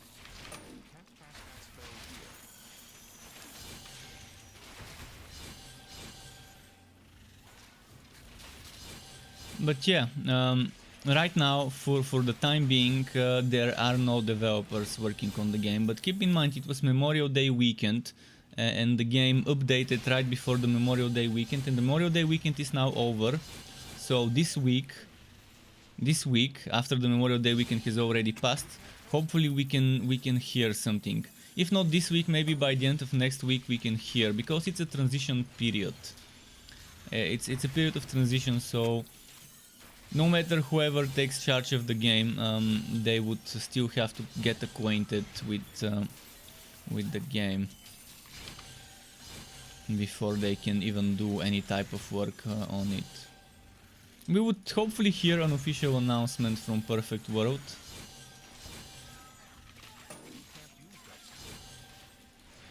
In the worst case we won't, and that's how it's gonna be, but we'll see. I was forced to move to offline mode because online I can barely play the game. I cannot use potions, I cannot loot items, I cannot use my inventories of any type. Basically, out of 10 shared stashes, only 3 were accessible. But even though I can access the stash, I still can't take items because I cannot use my player inventories. So when it's this broken online, there's not much I can do other than reroll and use some tools to level up heroes quickly offline. I'm missing my items, but at least I can level from 1 to 60 in seconds, and at least I can copy paste my save for the quests, so that I don't need to do the quests on the heroes offline. But the thing is, you have to level up one hero offline, so you can take the quest file of that hero and overwrite it for the other ones. Oh, token of rapid bartering. This is nice.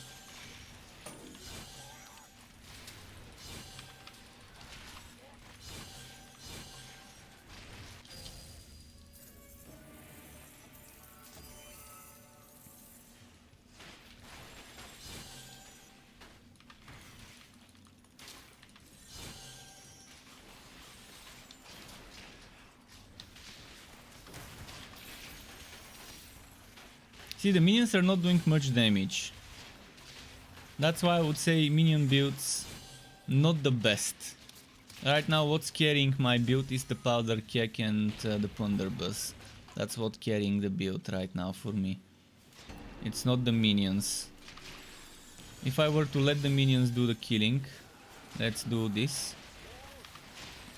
Okay, now that's the minions doing the killing, not... I mean, they're still killing it. And they can still do the job.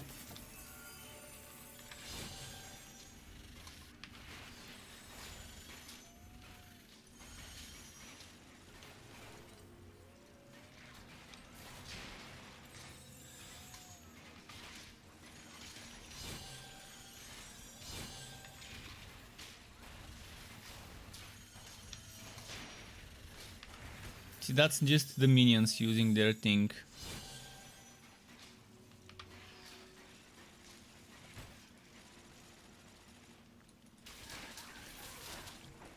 Thunderbuss is super strong. No matter what build you do, if you include Thunderbuss in the setup, it's gonna be strong. Powder Keg, the same goes for Powder Keg. If you include Powder Keg in the build, it's gonna be strong. The Juver Life is asking if it's worth the buy. Well, see, I can't tell you. For me personally, it's worth it, but for you, it may not be. And it's Jay. Thank you very much for the follow on Twitch. Welcome to the Struck Club, Jay. Nice having you here.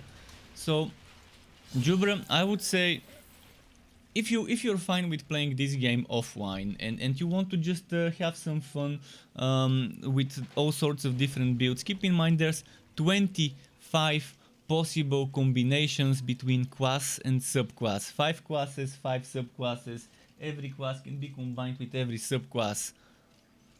And then from then on you start making builds, and there's hundreds of builds you can make by using one skill or another skill, by using basic attack or not, by using one relic skill or another relic skill.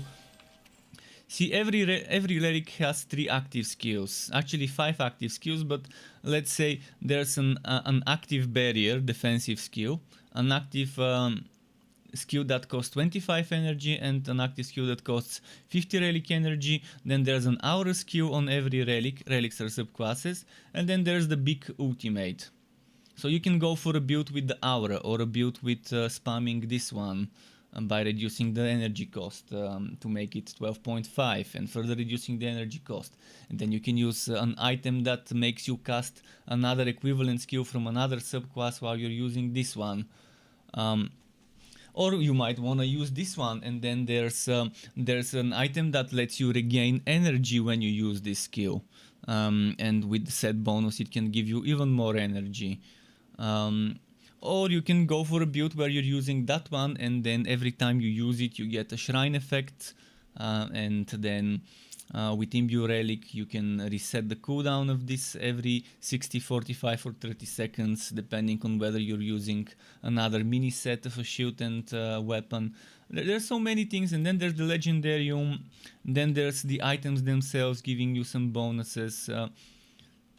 There's hundreds of builds, so if you want to do builds and just have fun experimenting with all sorts of setups, the game would be worth it. But if you're expecting to do a lot of endgame, you might be disappointed, because the endgame is only one. There's one type of endgame which is kind of like rifting, like mapping, rifting kind of thing, and you have 251 stages, and they're separated on every hero.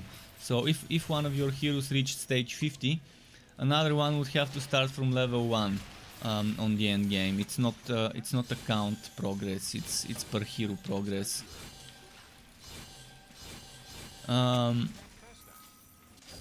So the fact that there's only one type of end game, it gets very boring very quickly.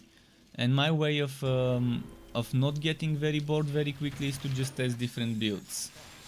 To just keep messing around with builds. But the thing is, subclasses are permanent, meaning if you want to try the same hero with a new subclass, you have to make a new character and do the story. Unless you're playing offline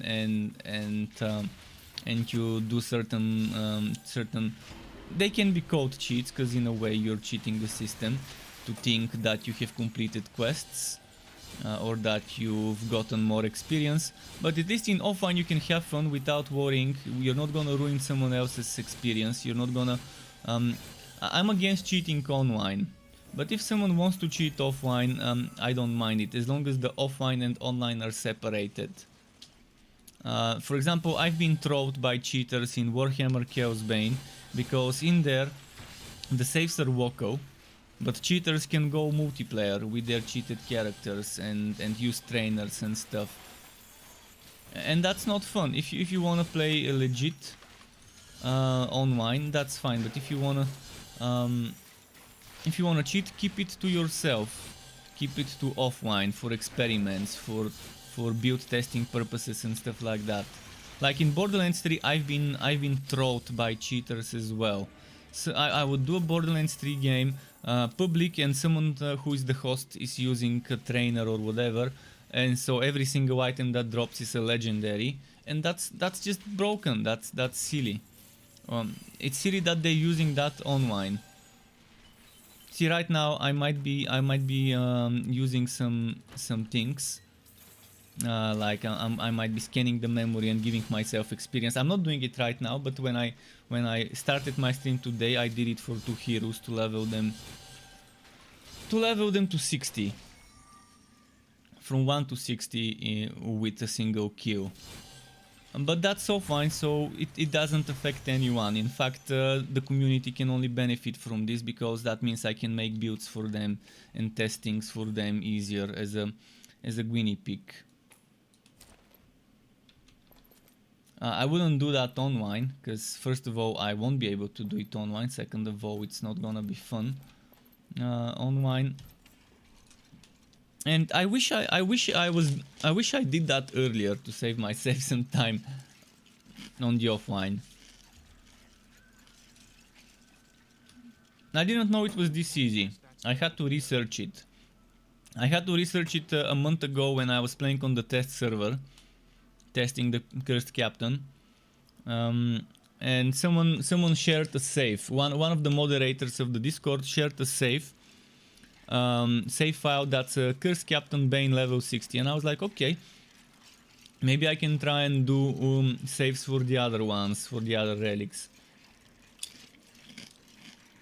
And that's when I researched how I can boost my heroes on the offline mode. It's not that difficult, honestly. It's not that difficult.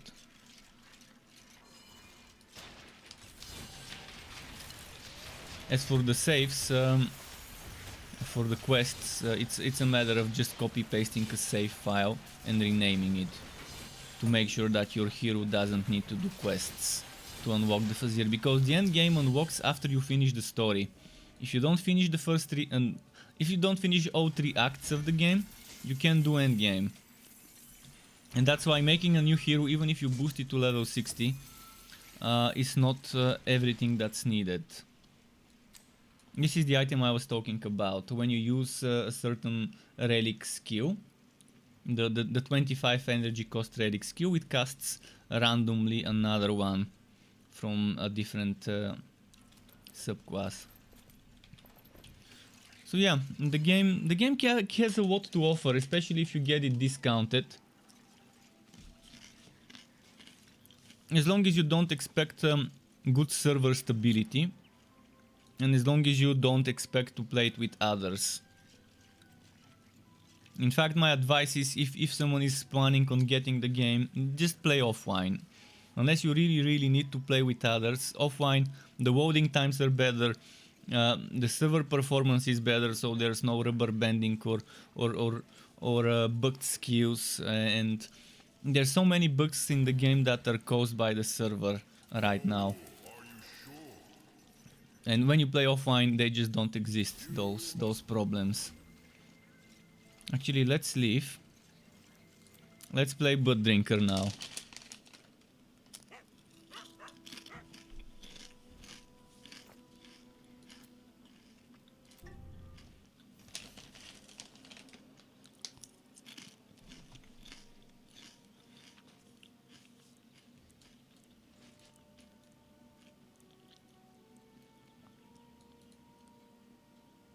If you have money, I got gear.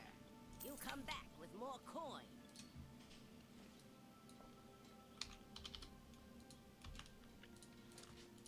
Year for coin. Year for coin. Okay. I'm gonna quickly get some items from the gambler.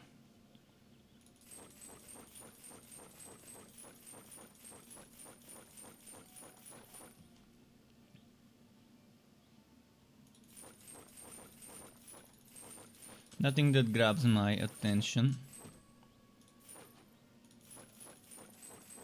I've got some items in the storage which I can use in case I get very unlucky. I'm gonna gamble for a few minutes to see if I can get... Oh!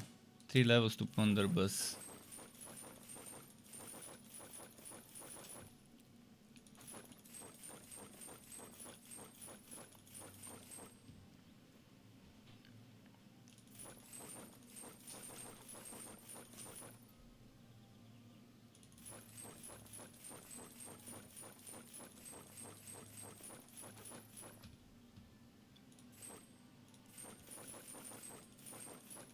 I'm wondering what build to make. I'm probably gonna make another aura build with Ponderbus, but no minions at all. Just to show if someone selected this relic, what the most DPS build would be for this relic.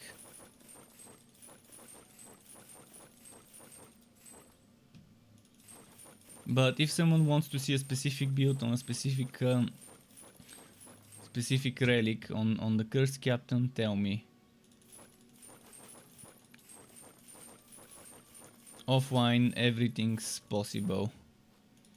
The only thing that's not possible, at least I don't know how to do it, because I just don't know how. I know some people can do it and give themselves items offline. I just don't know how to do it myself.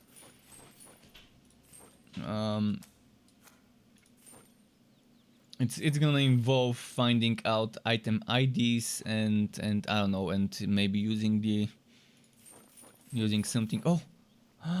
Ancient Ember Boots, yes, the one item I really wanted. Well, now that this has dropped, can we get the shoulders? This was the item I really needed. Can I get Commodore shoulders now? Or Ancient Ember shoulders?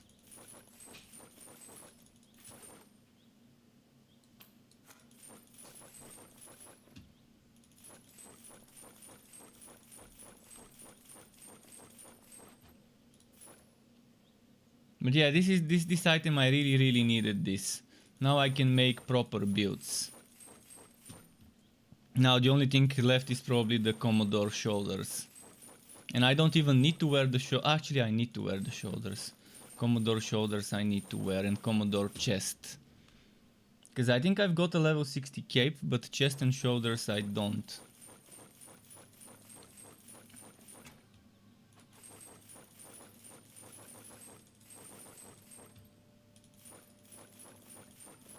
But I can wear a WoW level Commodore cape or chest. At least I've got WoW level versions of them.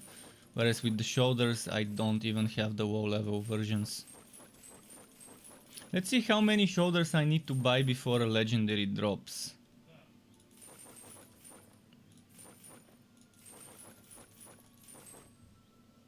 This is gonna be the experiment now. Ah, there we go. Oh, powder keg. Oh, this is nerdgasm. Defense, crit damage, damage with powder keg, and the fucking socket. This is perfect road. The only thing better would be another affix in the middle. If you're lucky you can get one, but very rarely when there's a socket already. Okay. We got very lucky this time around. So this one is useless. This one's fine. Now, okay, while we're on a row, might as well try for a Commodore chest and a Commodore cape. We seem to be on a row now. It seems to be our wacky gambling hour. It's happy hour at the gambler. Let's keep trying. I've been trying for 3 days. to get those boots, shoulders, and some other things. I mean, today I got the Frostwow finally earlier. Now I got the Ancient Ember boots and the Commodore shoulders. Actually, let's equip them first.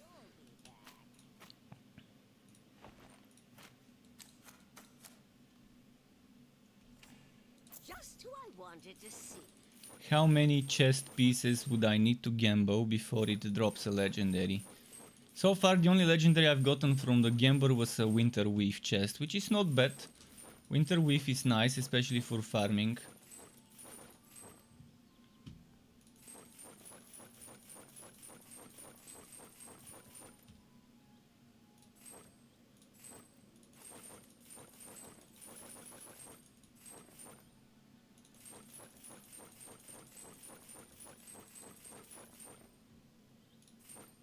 But yeah, the Gamber's been getting better and better every day. For me. The first day of gambling, terrible results. Second day, okay, a few good things. Third day, we are already with 3 items I needed today.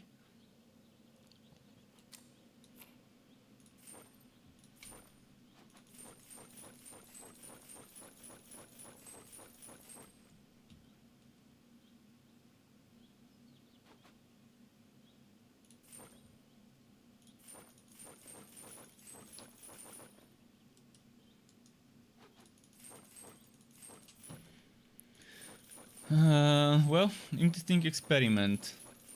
Testing the drop rates of the gambler. You can see how many shit things drop.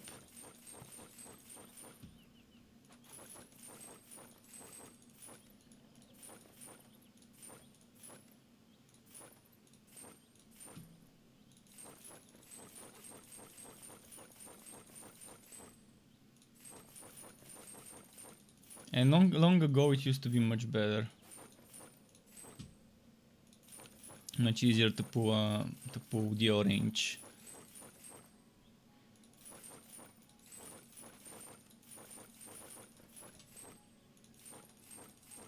Come on. No.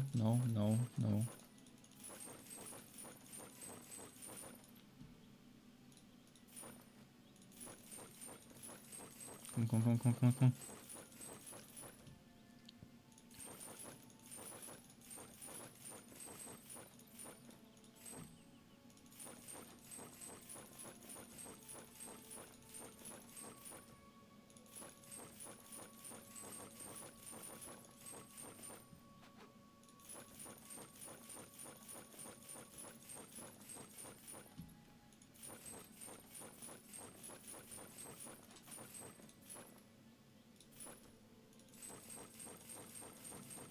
Wow, this is a big streak of no legendary. I mean, I would be fine if any legendary drops, even if I don't need it and I'm gonna dismantle it, just to know that it's not stuck.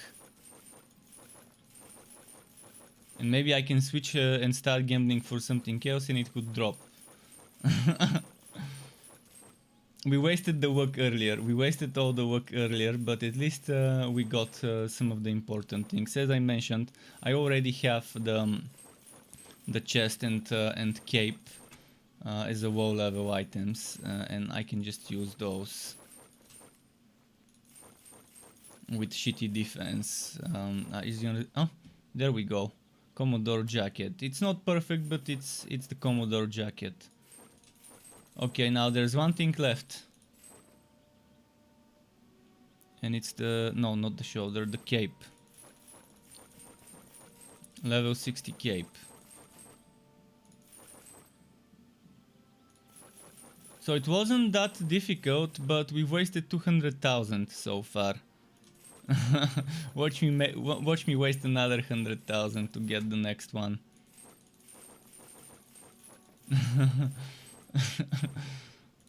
Imagine having to farm for that money, and then wasting it. That's probably several hours worth of farming, where you're selling with rapid bartering while you're in the maps, constantly sending the pet, clearing maps completely.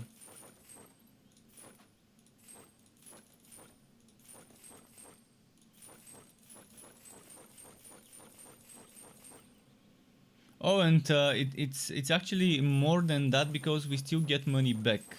So I'm spending money, but I'm getting money back when selling. So I've wasted more than 300,000, probably 360-70,000, if we consider the money I'm getting back from those.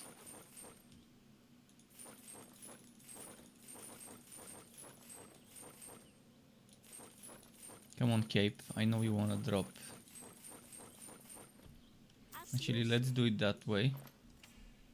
If you have money, I got gear.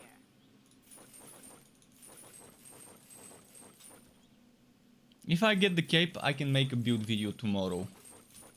If I get the cape, I can just make the build video. And I can start pushing build video after build video. And that's gonna be nice for people who are interested in the Cursed Captain. If someone wants specific builds that are not Cursed Captain, that I can remake, new versions of those builds, slightly updated, you can tell me, I can put it in the to-do list. Until the 22nd of June, Torchlight 3 has my attention. Necromunda ended up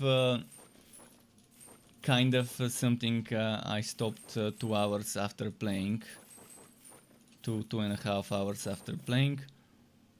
And I don't think I will be returning to Necromunda. It's just not my kind of game.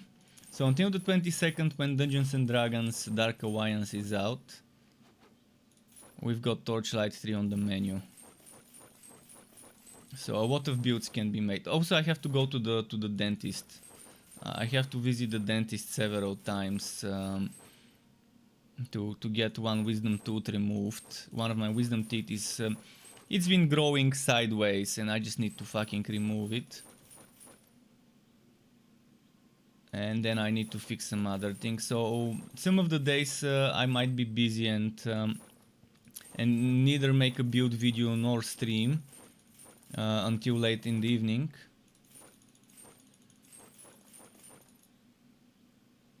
Come on, give me that thing.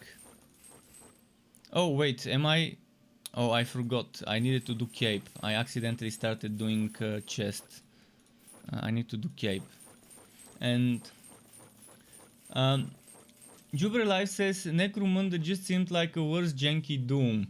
That's EJ who said, and Jupiter said what game? What game? I was talking about Necromunda Hired Gun. Necromunda Hired Gun. I understand they wanted to make an interesting water shooter, but they also didn't want to make big, huge open maps like Borderlands 3, which is one of the best things about Borderlands 3. And they went for the cheap way of just having small maps where you're just oh, nice, we got it. Ah, shit, it's so bad, but at least it's the item I needed. Alright. Now we have this bonus 20% damage, we have piracy skills, we have curse skills, I've got the ancient ember boots, and we are ready. We are... oh, wait. I need gloves. Blue gloves. I got so excited I forgot we need some trashy gloves. Trashy blue gloves would be fine. Anything is fine as long as it gives me defense. We don't want to be naked. This gives me block. Give me defense.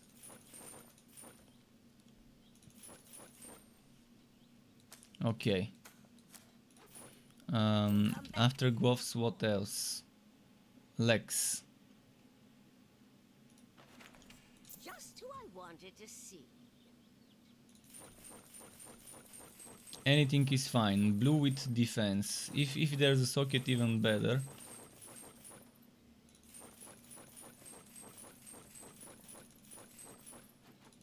But yeah, roughly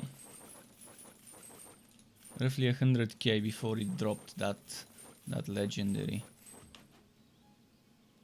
Give me something with defense, ideally with a socket. For now we'll use this one. It doesn't have a socket, but it's gonna have to do.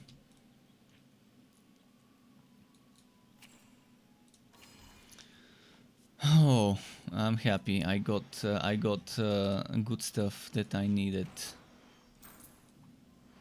Now let's see. Glacier's Edge level 60. I think I had one. Or a North Mace level 60.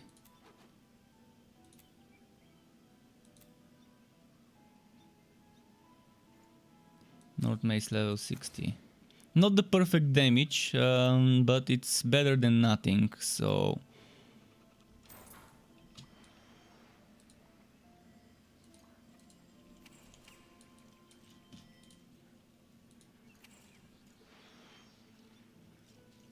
We're getting the Frost Woe.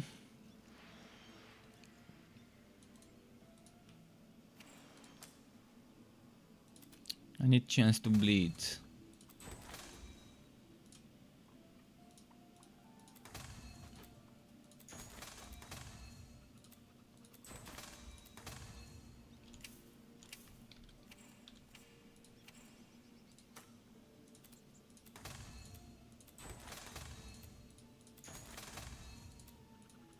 Once I had 12 times in a row potion work.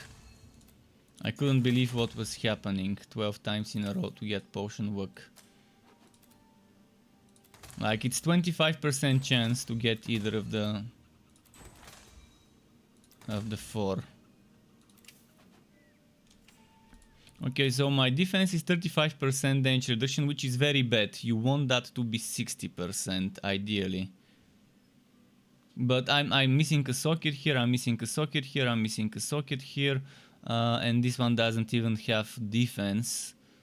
Just some poison, but fine, it's okay. We've got the major stuff. So now for skills, what do we do for skills? I'm definitely doing Rupture.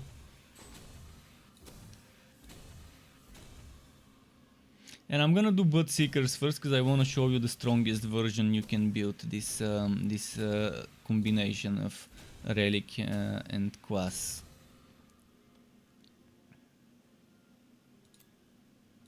I'm gonna do Plunderbuss because, as I said, I want to show the strongest possible combo.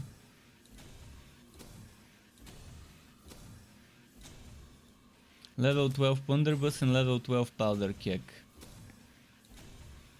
Squeezing as much damage from them as we can. So 1660 and this is 698, and that's without any buffs. It's gonna get increased once I get this. See, now it's 2032 and this is 907.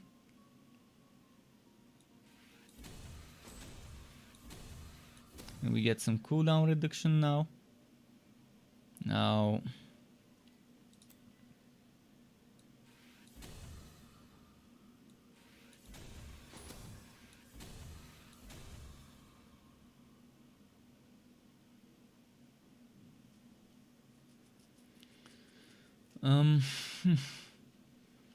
we've got 21 more points. This is the skeleton. I'm probably gonna get broadside stronger. Don't see a reason why I shouldn't.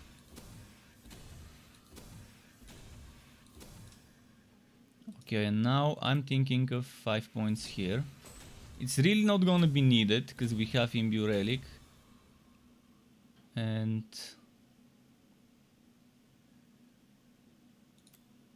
I mean, this is not bad if you really want the healing and stuff.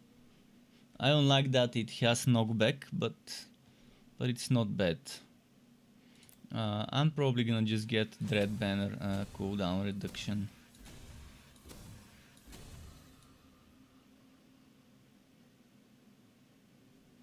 Okay, I'm gonna remove 1 point from here and put it into the banner so I can get the stun.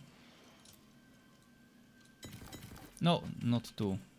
Well, might get 2 points into the banner then. 18 seconds cooldown, that's fine. In fact, fuck it, let's get 2 more points and get banner level 12. And I don't think I need the cursed wound, so I'm not gonna get it, but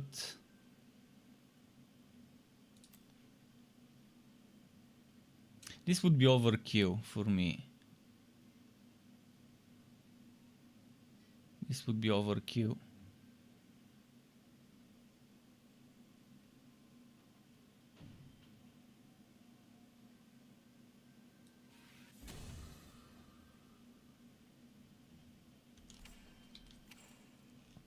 I only got it so I can increase the damage of my bleeding by 50%. Not for the chance, because the chance is already in good on the shield. 41% chance.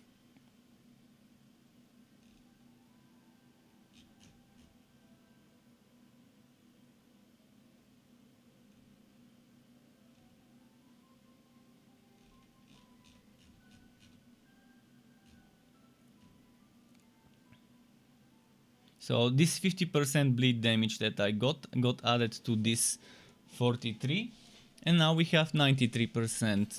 I'm not gonna rely on it, it's just gonna be extra trickle of damage. Alright, Fazir time. But before that I need to fix my skill.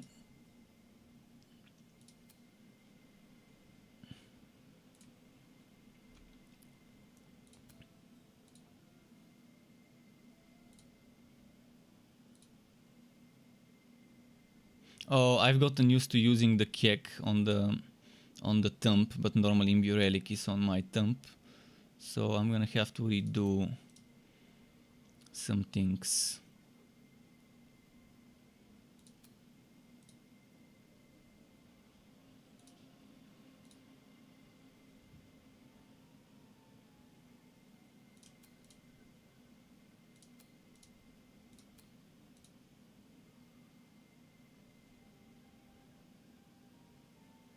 My damage on the weapon is not that great. Broadside goes here and here. This is a fewer SWAT. Anything can go there. Take a Swig can go there. Hailstorm can go there, but we don't really need it.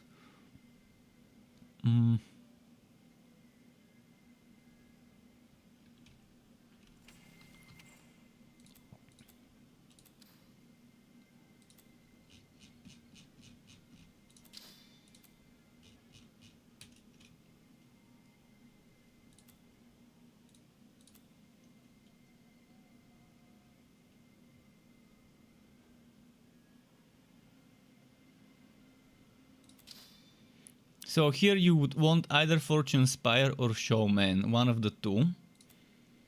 And since we are wearing Ancient Ember boots, we want Woodsbeast boots for crit on the other SWAT. Oh fuck, no. I mean, it doesn't matter which one goes in which SWAT. As long as you have those three things. So I'm gonna go with Plunderbuss now, and later I can test with the Kek.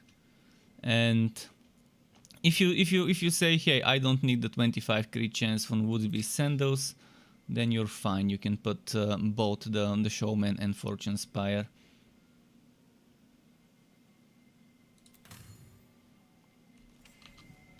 Now it's time for the pet, which I don't seem to have equipped. So where are my pets?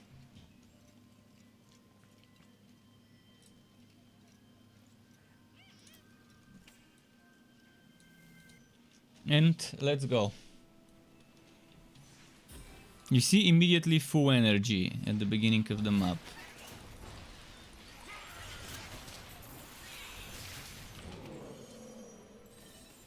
Let's take a Swig there.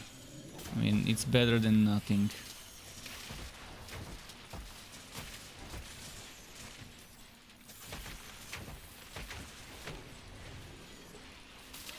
So this is how you can make a Blood Drinker do damage, because it's normally a relic that doesn't do much damage, and you're just using it for a little bit of support.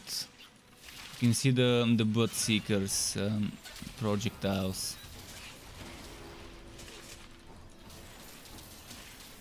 Are they glitched? They don't seem to be finding targets. They're just standing. Yeah, I think it's a glitch. The Bloodseekers. Did they really break Bloodseekers? Oh man. They're supposed to look for targets. Apparently they're broken and are no longer looking for targets. Oh, now they started.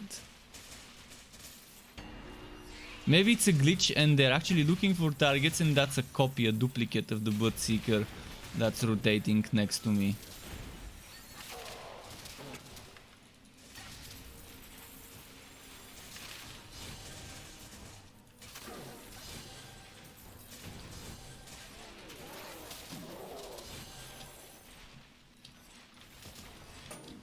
So this is probably the best build I can think of on Bloodseeker. And if you do similar build on another relic, it could be stronger. Because you could get more damage from your relic skills.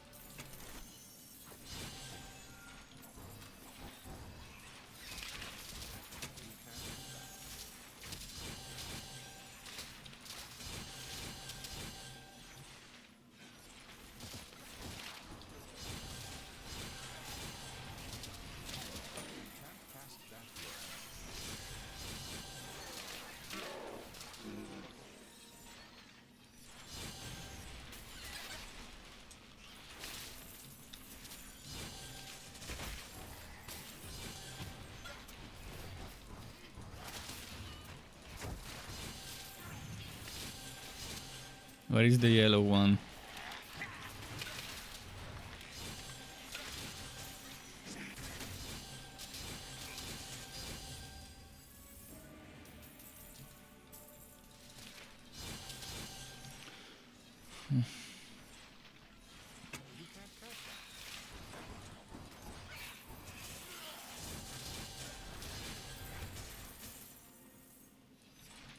That spell can't be cast.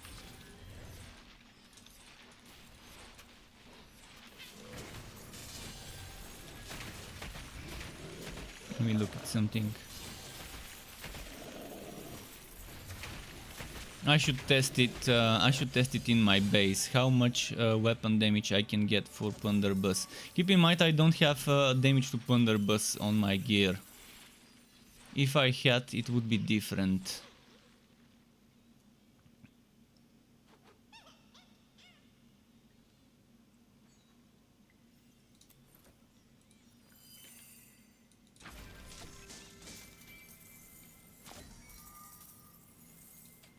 Commodore's boots.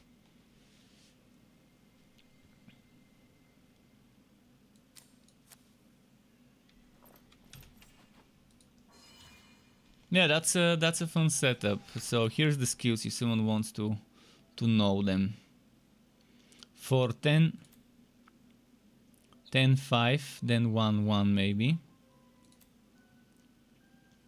Oh, this one is unnecessary. See, that's a skill point that shouldn't be there. I forgot to remove it. So this skill point you can put here maybe. Or you can even put it here if you want that to trigger every now and then. So now we go into 4, 4, 10, 10, 10.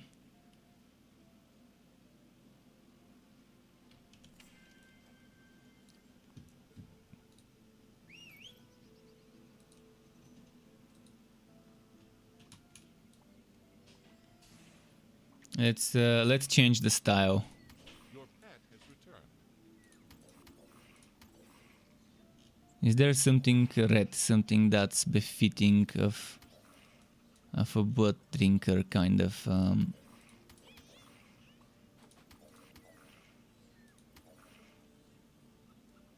I guess they still haven't made something that screams blood drinker, but this is the red. This is as red as it gets. This fits for blood drinker.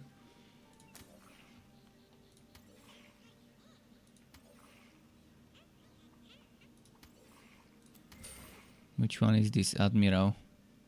Basilisk.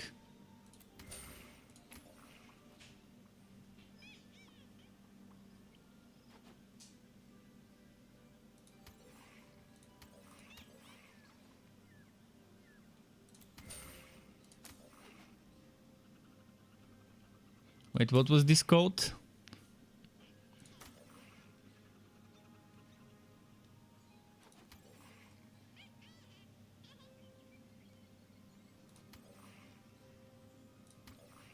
Is there a worm skull chest? I don't think there is.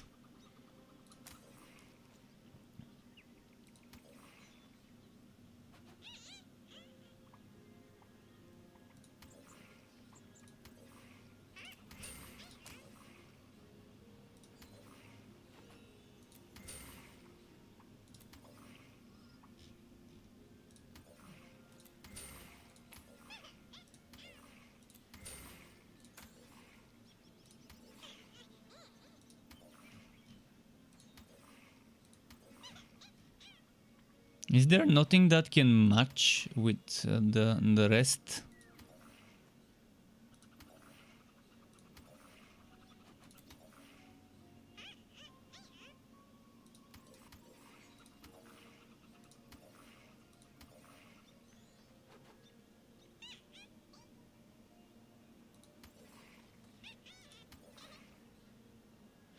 I don't like this. Okay, let's try and maybe put this. And try and see what dies. Oh, perfect. That's the die I want.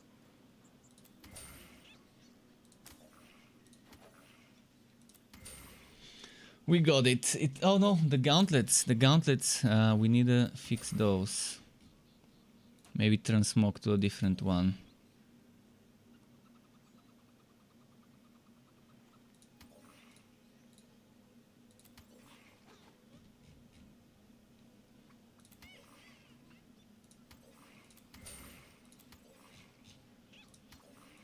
It looks like a butt drinker to me. Butt drinker setup. Pretty nice. I love this transmog system. The quality of life that came with it. It's fun. Okay, let's keep going. Now she looks like some countess, some vampiric countess. So this is gonna be a map without movement skills. Yeah, I'm not gonna do that. Let's do this one.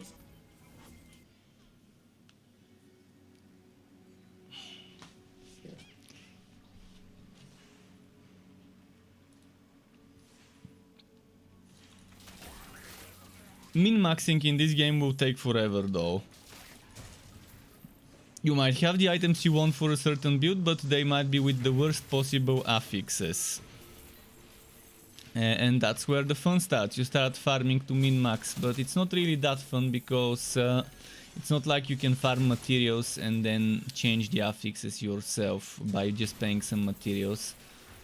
I wish it had a Diablo style rerolling system, I wish. And not just for this game. I think every single Wooter game, regardless whether it's isometric hack and slash or a shooter Wooter, needs similar systems. That's one of the good things about Outriders, what you can do with one item after the item has dropped.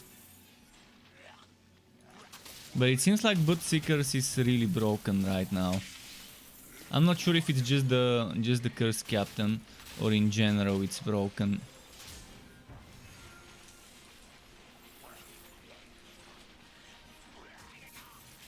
It seems like they're shooting, but they're not hitting what they're supposed to hit.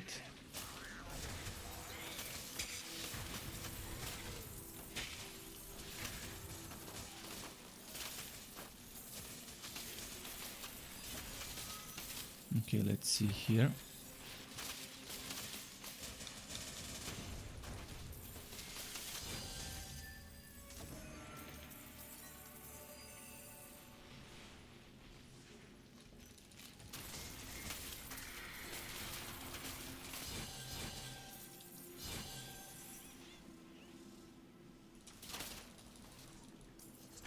So damage with Blunderbuss would be great.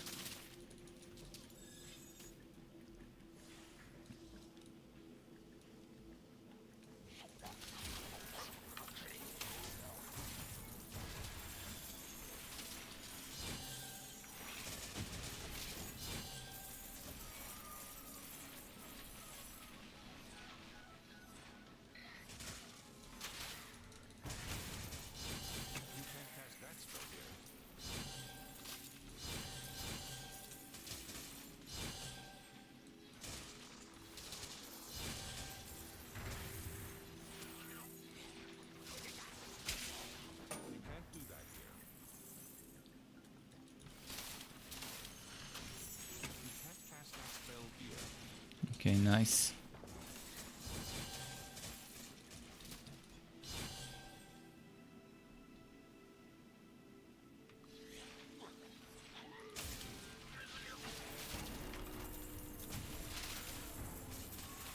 $1,395 without any extra bonus damage. That means I can get it to 2,000 if I had 2 or 3 items with damage to Ponderbus.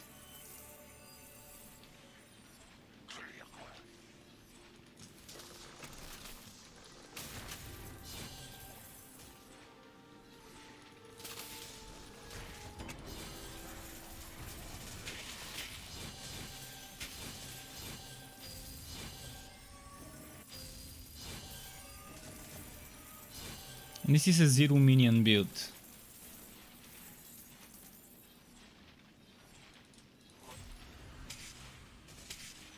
Okay, let's check here.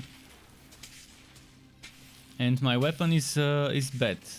6,000. Oh, right now it's not 6,000 damage because it's a lower level zone. The stats are getting scaled down, but it's only 6,000. It doesn't have sockets. It doesn't have as much flat damage as one would want it to. It's still okay. It's still okay. I mean, it's a mage weapon first of all. It gives you 3 skill levels to Unholy Bolt. And every single stat on this weapon is unnecessary, other than the chance to freeze. The chance to freeze is great on that weapon. As I said already today and yesterday, chance to freeze is good for any build, on any class, on any subclass.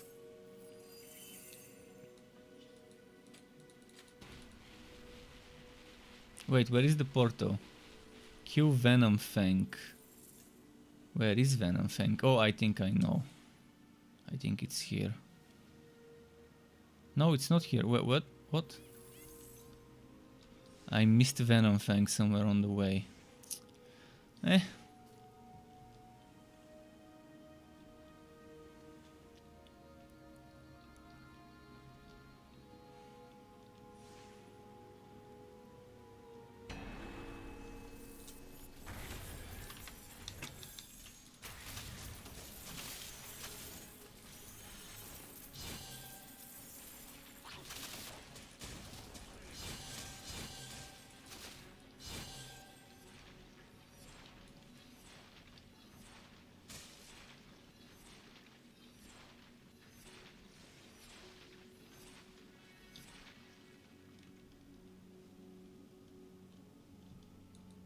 But yeah, Bloodseeker seems to have some weird behavior now.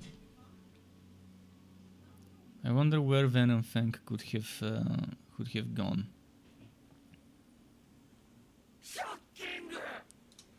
And Mr. Donut just subscribed to my YouTube channel. Thank you, Mr. Donut, for the subscription. Welcome to the Struck Club. Nice having you here. Of course, that's if he's watching. If he's watching live. So Venom Fang, where the hell is Venom Fang?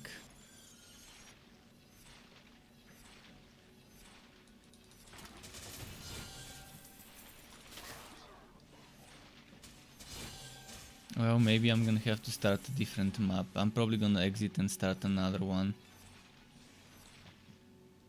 This doesn't seem to... I checked everywhere. I mean, only here and here seems an export, but I've been nearby, so if it was there, it would have showed up on my map, on my radar. Maybe Venom Fang just didn't spawn. It was supposed to spawn somewhere near the end, if I'm not mistaken. So now I have to do one of those two, because this one was bugged. Let's do the essential map.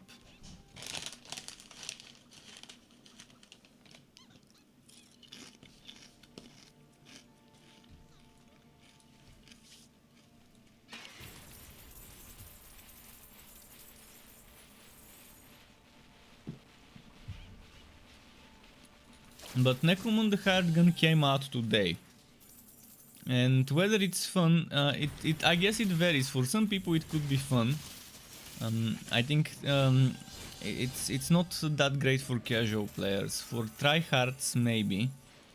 For people who always wanna play the meta and wanna be the tryhard player, the redditor kind of player, Necromunda would be good. But for casual players like me, Necromunda is just a bad fit. Necromunda Hired Gun. There's a few Necromunda games, but Hired Gun is the one that came out today. But as someone explained earlier, it's kind of like a, what was it? Like something about Doom, like a wanky version of Doom.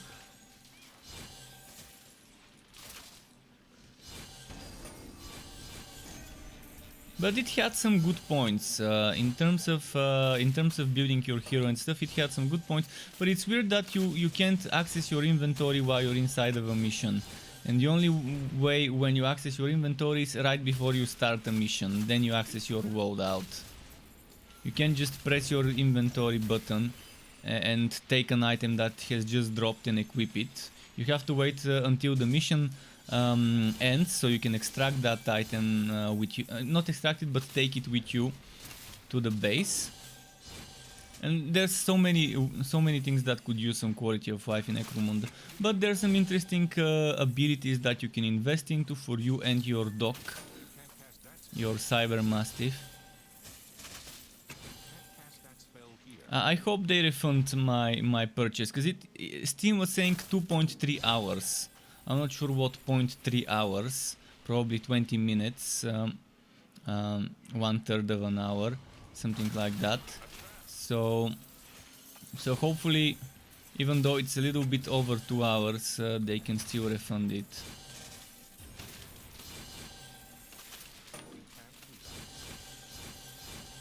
If they don't, well, 33 euro.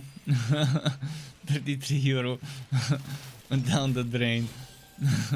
If they don't refund it.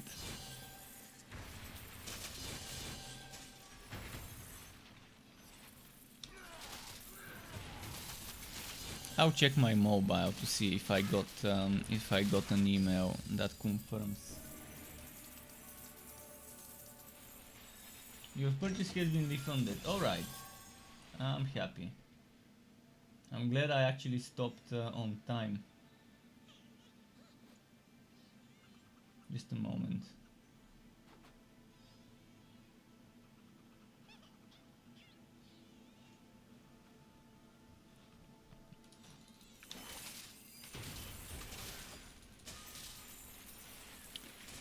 So it's nice that they're not so strict about the refund policy. Yeah, it was over 2 hours that I played, but it was a little bit over 2 hours, so... Thank you, Steam. Now that money I will put towards towards pre-purchasing what's its name? That Dungeons and Dragons game, Dark Alliance. If I see it discounted, I will pre-purchase it. I'll check later tonight. By the way, it's 7:21 PM. We've got some time left. We've got a lot of time until midnight. I'm wondering if I should make a break around 8 or 9 for food and then restart the stream, or just keep going. I've got some chips, crisps here to keep me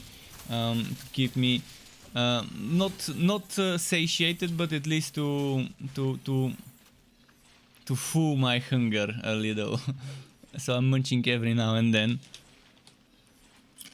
But I woke up around 12 noon. I had breakfast and then I gave my pet medicine and went straight to streaming. So I haven't even had lunch yet.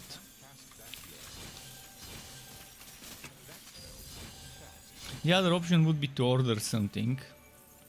And then once it arrives to mute myself and eat, hide my camera. Maybe I shouldn't mute, but hide my camera and eat, but I'd rather not do that.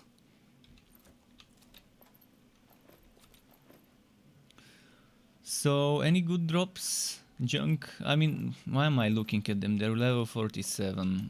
Unless it's a legendary, for my legendarium, it's gonna be worthless.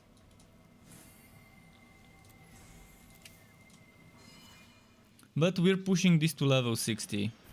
I can't wait to make every single cursed captain reach level 60 in the Fazir.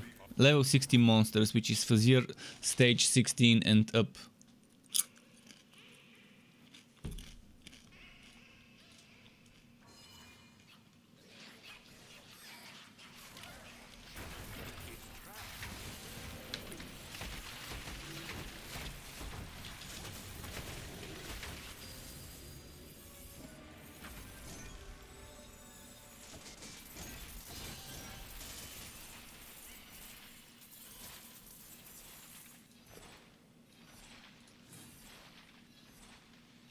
Do I have the winter cat? Winter cat?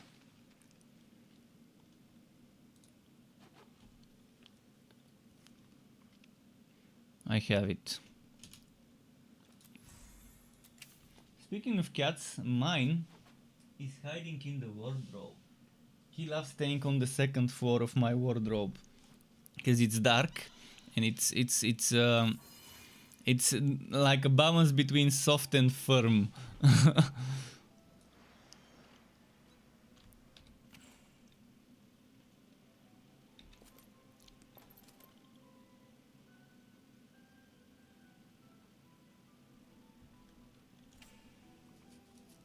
Let me quickly check something. Damage with Punderbuss. This is what we need.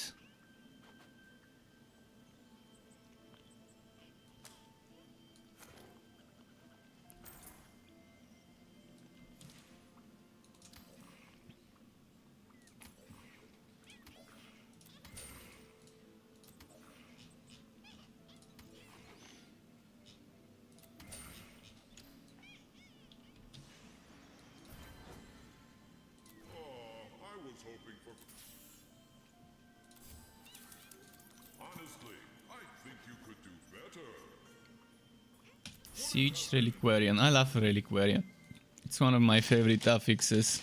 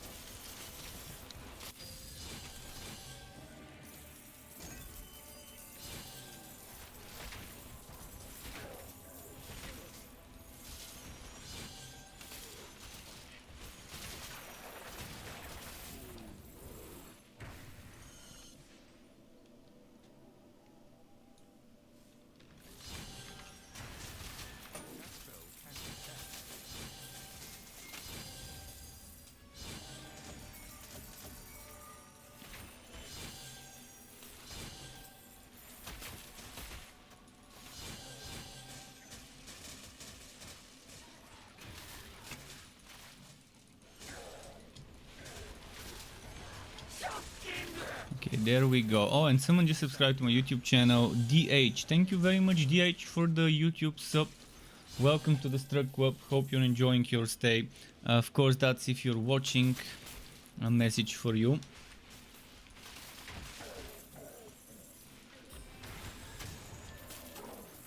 Did you try Wastipok? Oh, I've tried Wastipok many times and I've returned with certain updates. Like last time I tried it, it was shortly after the rogue update to try a rogue. But every time I try it, there's just something that feels wrong in the game. I mean, there's more than something, but there's something that I can't even pinpoint. There's a lot of things I can pinpoint that I don't like about the game, and also a lot of things that I do like about the game. But there's also something that I just can't even pinpoint that just seems to make me not enjoy the game. It's strange to explain. Sometimes there's this feeling that something's wrong and you don't know what's wrong, what's missing, or what needs to be missing. But I can tell you the things I do not like about it. It's the arena. First of all, it's endless from as far as I know. Second, you can't exit and continue where you left off. I can't, every 5 levels there's a checkpoint in the arena. I would love to exit and then return from this checkpoint if I don't take my wood or whatever. To just exit and continue tomorrow. I don't feel like I should be doing it in one go. If the way they've designed it, it's for min-max try-harder zombies that can do several hours of the same boring type of content, which is the arena. Arena modes, survival modes are my favorite type of content, to be honest. And Grim Dawn's Crucible is amazing. It has an end. You have checkpoints from which you can start. And it's nice. It's rewarding. It's good. I also don't like, I mean, there are some things I like about the crafting system, but there's some things I don't like about the crafting system as well. That spell can't be cast. But I do love the game. I wish they would change the skill system, the skill passive system. I wish they would change the skill passive system so that my idea would be to have X number of passive skill slots. I think it was 5, and as you're leveling up, you reach certain levels, then you unlock the new skill. And then that skill unlocks skill points, regardless of what skill is inside. And if you change the skill, you get back those skill points. And you just need to level those skill points once. So let's say I have 5 skill points. Let's say I have five skill slots. 1, 2, 3, 4, 5. And I've unlocked the first 3 skill slots. And I've just unlocked the 4th one. And I'm equipping a skill in skill slot number 4. And okay, and I start leveling the skill slot, not the skill itself. And let's say I've reached 10 points on that skill slot, but I decide, fuck, I don't need this, I've just gotten a new skill, I want to change it, but I don't want to start over. Then I replace it with a new skill, and I still have my 10 skill points for this slot. But I can use them on any other skill I put, and I can still keep leveling until I get the remaining 10 points for that skill. That would be much better, because right now, if I want to respec to a completely different build, I have to grind, I have to sell my kidney and my firstborn son in terms of farming and grinding. It's just very time consuming, it's not fun. When it doesn't respect the time you've invested, and then you lose the progress that you've invested, and you have to start over just so you can try a different skill. And people make mistakes, people want to test things. If they don't like it, they shouldn't be punished because they chose the wrong skill that they didn't end up liking. It's just not fair the way they're doing it. They're doing it for grinder zombies that have plenty of free time. Games should be reasonably easy to respect certain things. And yeah, you would still need to level those skill slots, but you're leveling the slot itself, not the skill that's inside the slot. And once you've leveled those 5 slots, you can just change whatever you want there. And that's how I think it should be. Their skill system. It would be much better if they do it that way. And thank you KGSec for the follow. Thank you very much for the follow, and hi to Nom Nom Ravioli. Nom Nom, a nice name, Nom Nom. What was ravioli? Was it that pasta with the twisty thing at the end? That's like that looks like a candy packaging. Was that what ravioli was?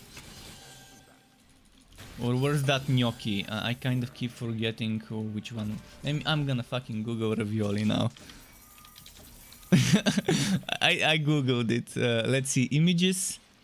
Oh, it's the one that's like a square. Okay, I thought it was the one that looks like a candy packaging where it's twisted on both ends. Okay, interesting.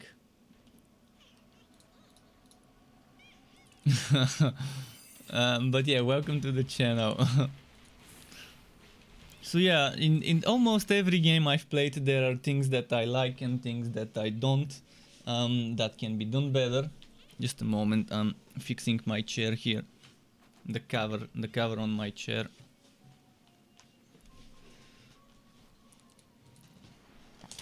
And I like when the games respect your time and let you respec easily.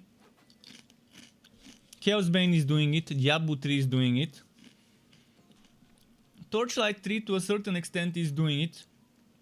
I wish Respectacles didn't cost this much. I wish they cost 500 instead of 2500.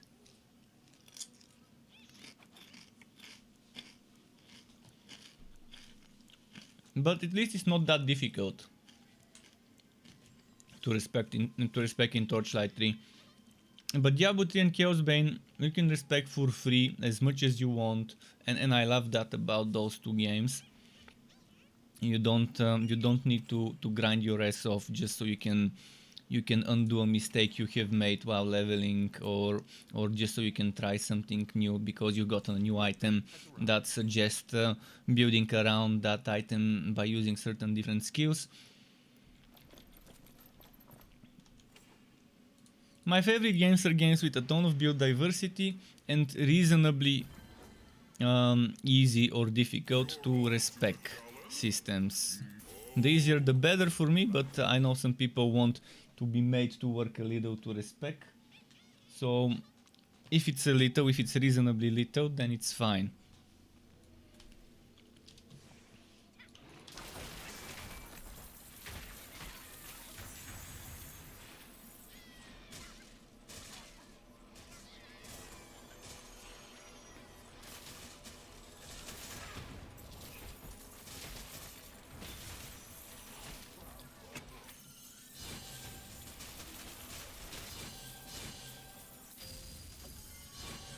KG6 says, interesting enough, the best part of RPGs are the experimental stuff, but it seems developers tend to go for the grind. Exactly!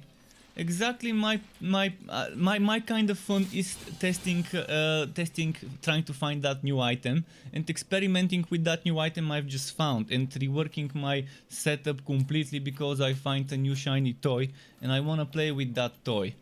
And that's the thing, that's what gets me excited. And then I also have this this way of thinking that in games it shouldn't be about needing the best possible build to do the hardest content. You shouldn't need the best possible build. The best possible build should just make it faster. It should be quality of life. So, and people should it shouldn't be that difficult to gear up. What should be difficult is min-maxing, the last 10% of quality of life that gives you the meta kind of min-max kind of setup. But you shouldn't need min-maxed gear, it should just be the quality of life that lets you run the maps quicker. So getting items with the proper affixes shouldn't be that difficult. And once you get an item, you should be able to reroll. You should be able to reroll the affixes, either just one or all of them, and then you should be able to start farming materials to reroll those affixes and to reroll one affix to get better stats if you want. So two types of rerolling. One is to change the affix, the other one is to change the minimum and maximum. And I think to a certain extent games like Diablo 3 have similar systems where you can at least reroll the affixes. Chronicon has very good quality of life in terms of what you can do with one item once it drops. And Outriders as a shooter-wooter has some amazing itemization quality of life.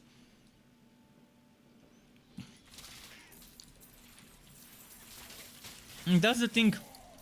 Some developers make their games where meta is not a thing. You don't have meta, you have weta. Only available, only tactic available. Only effective tactic available instead of most effective tactic available. You're forced into using those strong builds, and if you're not using those builds, you're trash and you can't complete the content. And a game should have meta and non-meta, not weta and trash builds. But some developers just seem to make games for tryhards. And that's a big problem. ZoonProt just subscribed to my YouTube channel. Thank you very much, Zoon. Welcome to the Struck Club. as soon as developers start realizing that they can have games, they can make games that can be fun for casuals and for tryhards alike, and everyone would be happy and everyone would have their fair share of fun,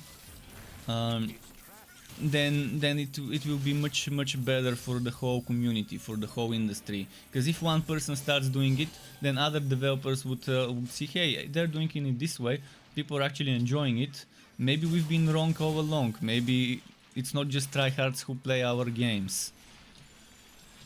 But yeah, I mean, my way of thinking is very different than the majority out there. And that's why I don't play the games the majority enjoys, because I don't enjoy them. Because there are just a lot of things that piss me off and make them not fun for me, because I'm more of a casual player. I might be hardcore in terms of how much time I spend playing games, but not hardcore in terms of how good I am at playing them, and how difficult I want my games to be. I mean, yeah, every now and then I would make a setup that's meta. For example, this is the strongest setup I can think of on this relic. Not the strongest setup across all relics on this class. But if I were to go for this class and this subclass, this is probably the strongest setup I can think of. Obviously, there are some items missing or some affixes missing. But this is a pretty solid setup. And once min-maxed, it can be very nice. And it's flexible as well. Like, let's say you want to focus more on the kek rather than the plunderbuss, you've got an option to replace that legendary item.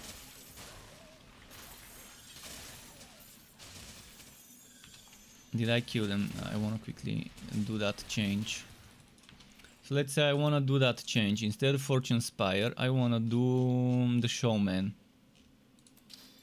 It still works, it's still a good setup. Hardcore enjoy player. I'm a hardcore casual, eh? If something like this exists. Or a casual zombie.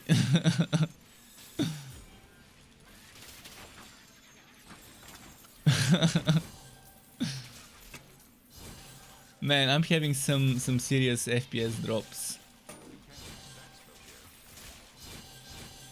When there's so many things. Okay, let's finish this map. What do I need to find? Grundy. I see where he is. KG Sec earlier said no meta means more creativity. If the game has heavy meta like Diablo 3, then everyone spams the builds. But that's it, it's not a heavy meta, it's more of a weta in Diablo 3. It's in a certain way where if you're not running those builds, you can't do the hardest content. And then you end up seeing the leaderboards in Diablo 3. The top players on every class are running almost the same build. At best there would be 2-3 builds, and then that's gonna be it. The rest of the builds would be just for fun, just for farming low level rifts and doing bounties. And that's no fun, it's super bad. And what about Path of Exile? 950 unique items and growing and whatever, but from those 950 probably no more than a half are actually used in the best builds. The rest is just builds that you can use for farming low tier maps or to level up, but not to do the hardest content, not to do the bosses and the highest tiers and so on. And every season and league in those games, there are just a few builds that people run for the hardest content. The rest is pretty much trash builds. In a game, it shouldn't be easy to make a trash build. Take Torchlight 3. You can take I mean it, any build, the worst possible build you can make. You can take that build, and as long as you've geared it up to gear that's equally strong as the content. For example, if you're doing level 60 monsters, level 60 gear, as long as you've geared it up, you would be able to reach the highest stage of the Fuzzier, as long as you're updating your gear as your Fuzzier stages are growing. So let's say you're doing the Fuzzier and you're at stage 100 and you have gear that drops from stage 100, even if it's blue items, even if you're not even taking legendary, to min-max and synergize, you're still gonna be able to push the Fazir. Because that's how it's balanced. You don't need the strongest build in this game to beat the game, to beat the Fazir. Obviously having a good build would make it 5-10 times stronger, faster. So between the meta, let's say the Bane Train Rail Master build with Miasma and Flamethrower card, it will be probably 10 times faster than, let's say, a Slammer Blood Drinker build on the Rail Master. So yeah, there is that difference between the trash and the non-trash build, but that doesn't mean the trash build cannot do it. It's just gonna take him much longer to do it.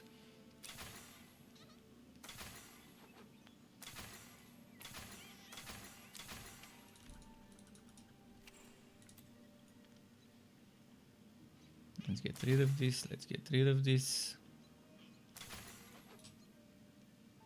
I'm actually gonna keep this because I'm not sure I have it.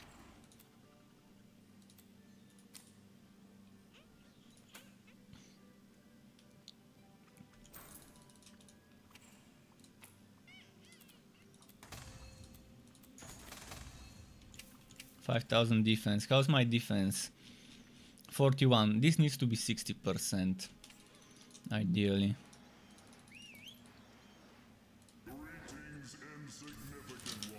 Okay, says Path of Exile seems too complicated for me, especially on consoles. Well, I mean, it's overwhelming to a new player. Once you've played a few leagues and you've seen how certain things synergize and combine, it becomes easy.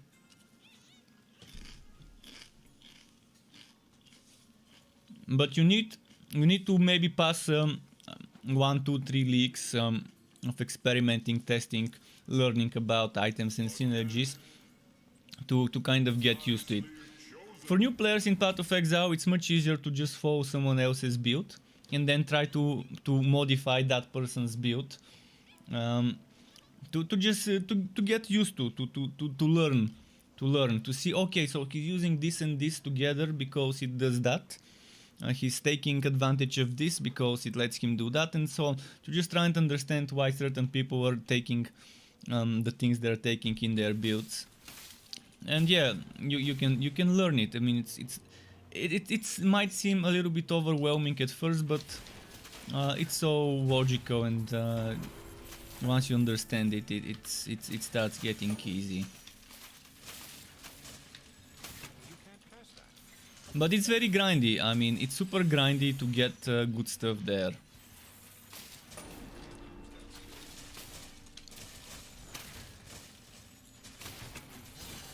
I like that in Path of Exile 2 they're getting rid of the whole difficulty of how annoyingly bad the RNG is right now to get a 6-linked, 6-socketed chest. I like how they're changing their gem skill system in Path of Exile 2. One of the things that pissed me the most was how difficult it is and how much time I have wasted and money trying to get a 6-link, 6-socketed and not being able to get it. I mean, I've wasted money enough money to buy myself 2 or 3 impulses just as an experiment last time I played in the Synthesis League. I wasted enough materials purchasing 6-link, was it fusing orbs? Orb of fusing? I kept purchasing and purchasing those just to see as an experiment how long it will take me to 6-link. I couldn't. For the money I wasted, I could have bought myself 3 already 6-linked impulses. It was that bad. It was the cursed impulser that just could never get 6-linked. It was so fucking annoying when RNG is just showing you a middle finger and there's not much you can do about it in games.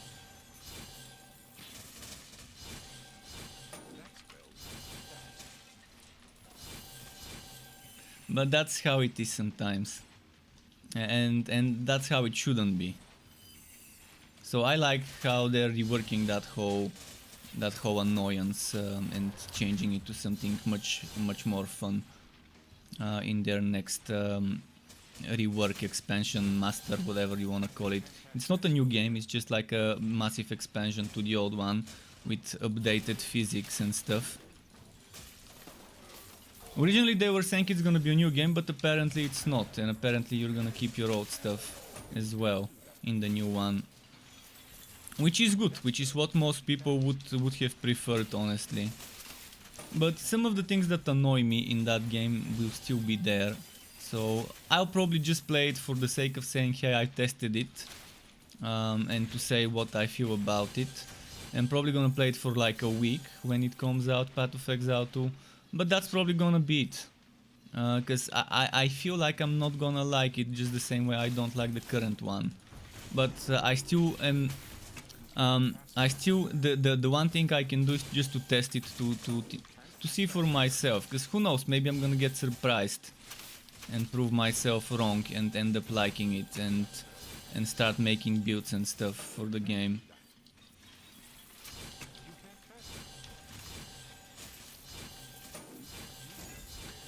Do you want to see any specific builds, folks? Any specific builds on any specific relic, as long as it's Cursed Captain. I mean, even if it's not Cursed Captain, I can try and show, but right now Cursed Captain is what I can show. I have all 5 Cursed Captain relics as subclasses. I mean, I have Cursed Captains with all 5 relics as subclasses, maybe it's a better way to say it.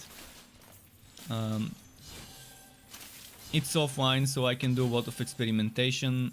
I never run out of gold when I'm playing offline, so I can always buy Respectacles and test new builds for us to check, to test.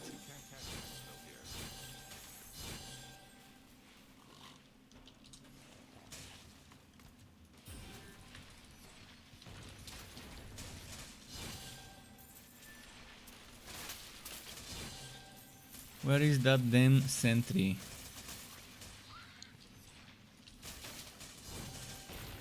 Yeah, Blood Drinker is cool, but as I said, this is probably the strongest build I can think of on Blood Drinker with Cursed Captain, because it's using the 2 strongest things, Plunderbuss and Powder Keg. Plunderbuss and Powder Keg can carry any build, and if you add an aura, which could be Miasma, Bloodseekers, Snowstorm, Walkaway Storm, Cloak of Flames, if you add the aura, and then you add Imbue Relic, and then you add Liu General, so that whenever you use Imbue Relic you get that extra 25% damage, and then you add the Commodore Shoulders for another 20% damage, then you add the Banner for extra 25% damage, and then you add Black Spot, so they take 40% more damage while they're affected by that. You stack a lot of DPS. You stack a lot of things, and this can work on any relic. Any relic. The only difference would be you're gonna be using different relic skills, but the rest can be copy pasted and done in the exact same way with minor modifications.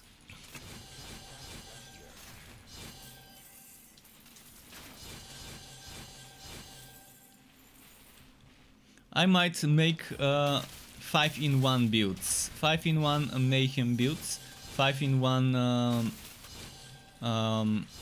Aura builds, and include for the skills 5 different skill point allocations when the gear and the legendarium remains intact, remains exactly the same, because that's pretty much how it is. I can do. There's still gonna be 5 different builds, but they're gonna be very similar, because they're gonna be adapting the same kind of synergy, just using different relic and different skill, because the relic is different. And the same goes for Egg of Mayhem builds, where you're spamming... Oh, that means I can show you the Egg of Mayhem setup now. I have the items to show you the Egg of Mayhem build that I couldn't before. I mean, I still could show it, but I couldn't show it properly because I didn't have the Ancient Ember boots. Now I can transfer some items to my code heart, and I can show you the code heart mayhem build.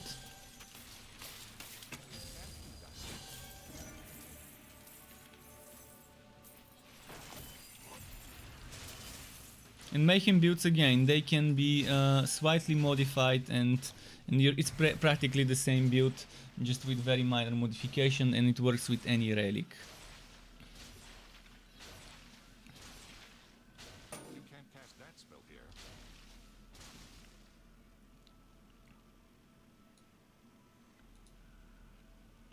But Torchlight 3 has endgame system. What I'm doing right now is the endgame of Torchlight 3.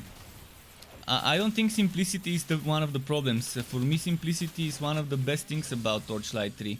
It looks simple at first glance, but there's a lot of synergies. For example, first, what you're seeing here, you're seeing 7 skills, and then you're seeing 7 skills here, and that's your class tree. But if you look closely, each of those skills has a tier 1 bonus that affects the skill, tier 2 bonus that affects you in general, so you can use it as a passive only. The same way here, I'm using 30% damage for piracy skills, but I don't have to use double cross. It's just a passive. So the game actually has 7 passives in this skill tree, and 7 passives in this skill tree that just require you to invest a certain amount of points to reach a certain level of the skill to unlock it. And then it has a tier 3 bonus. Each skill has a tier 3 bonus that affects that skill, or is connected to the skill. Then on the relic side of things, again, you have slightly different things. You have 5 skills that are active and 5 passive. You always have an aura. You always have an ultimate kind of thing, big skill. You always have a defensive skill, and you always have two relic cost skills, like one that's small cost, one big cost, whereas the aura is constant drain. And then you have the passives. Energizer is always there. A basic attack synergy build is always there, and for every relic it's a different weapon suggested to use as a synergy, but you can also use the class weapon. So this would be sword or cannon, or sword or railmaster, railhammer on the railmaster, or a digitus on the mage, or bow on the sharpshooter if you don't want to use the sword. And then every relic has some sort of a passive proc for damage. Only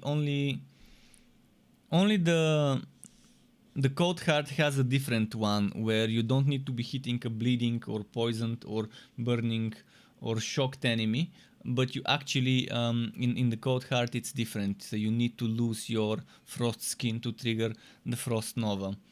So 4 relics work similar, cold heart slightly differently. And every relic has chance to bleed, chance to burn, chance to poison. You don't have that. But there's chance to bleed, chance to burn, and chance to shock passives. And then there's chance to chill and freeze.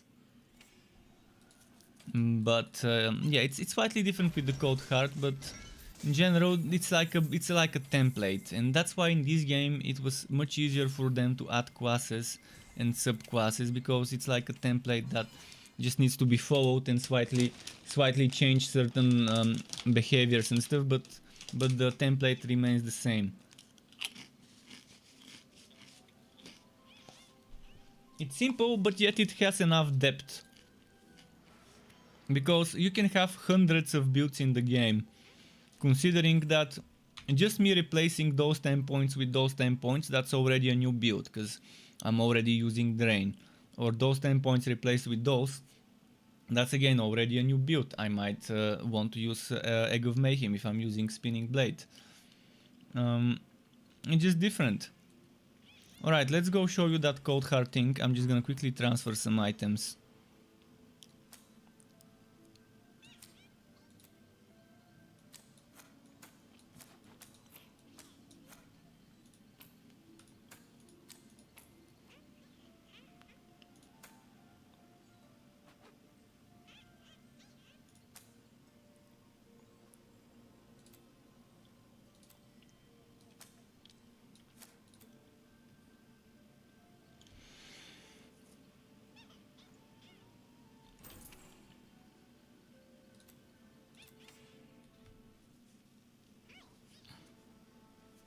Ergeiser says far too linear in mobile game. Well, yeah, the quests are the boring part of the game. I can admit I don't like the story in the game. I never have, and um, now I don't think there's gonna be any changes to it. But the real fun is not the story. The real fun is what happens after the story. People don't play Wooter games for the story. At least I know I don't. But I do agree with you. It's very linear. The whole story is very linear. Yeah, you do have some big zones that you can explore, but in the end that big zone leads to another one, that leads to another one. So that's kind of how it is. But isn't every game like that? Doesn't Diablo 2 also have that? One zone leads to another one. But the good thing about Diablo 2 is you have dungeons.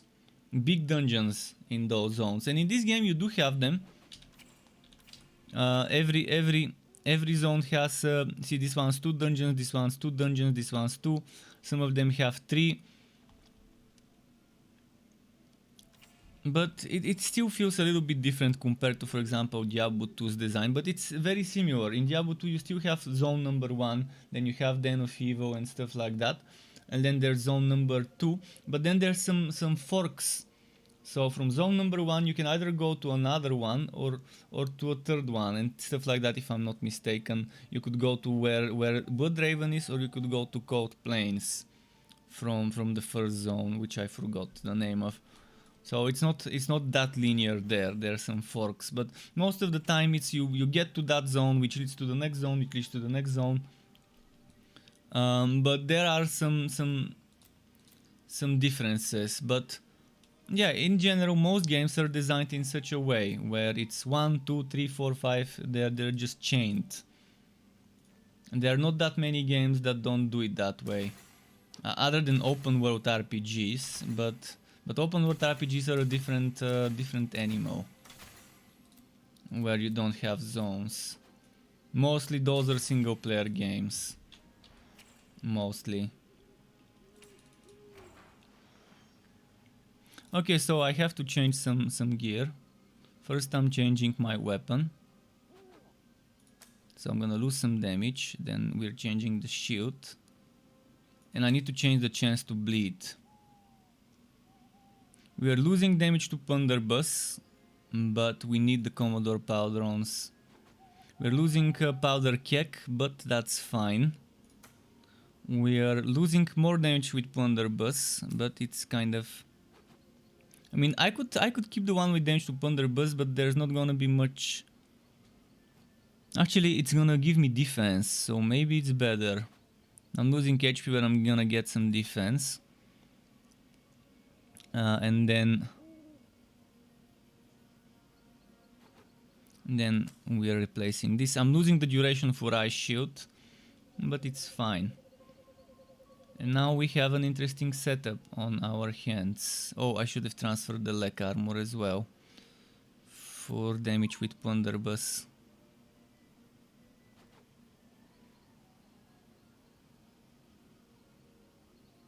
Well, damage with broadside is good, we can use that.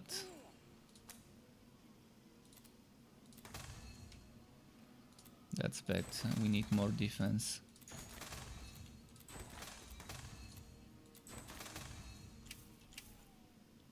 How's my defense now?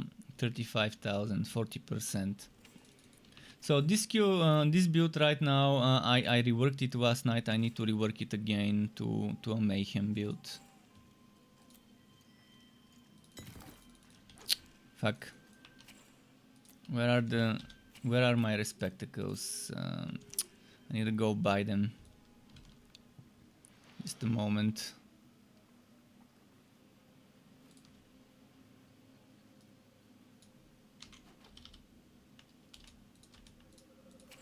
Let's go buy spectacles. You look pale. Can I offer you a drink? If Court says I'm back and I fell at brow. Oh, what level are you and what level is your weapon? And I'm assuming you probably are getting trouble by those arrows. The arrows is where your problem is.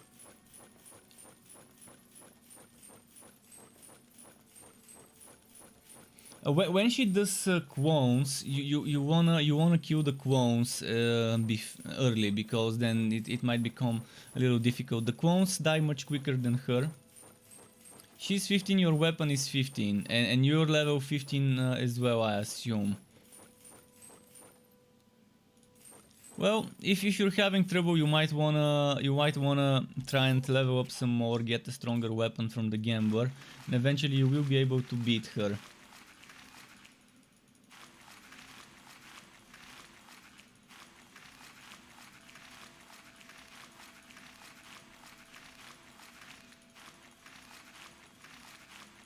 This has got to be enough skill points, spectacles, to keep us busy for a while.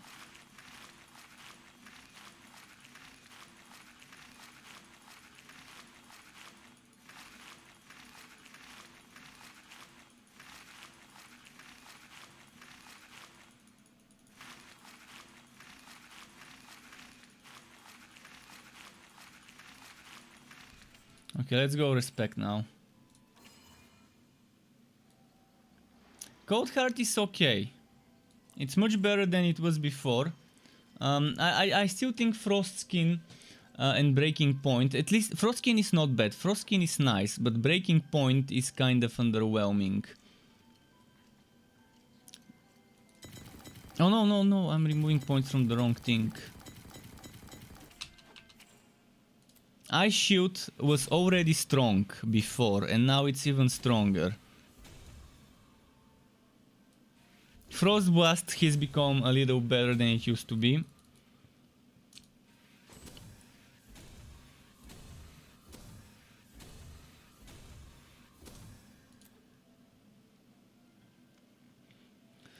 So, do I want Plunderbuss? I want to be spamming something that's not Plunderbuss.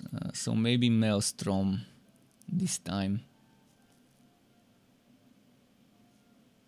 With Plunderbuss it's gonna be too easy.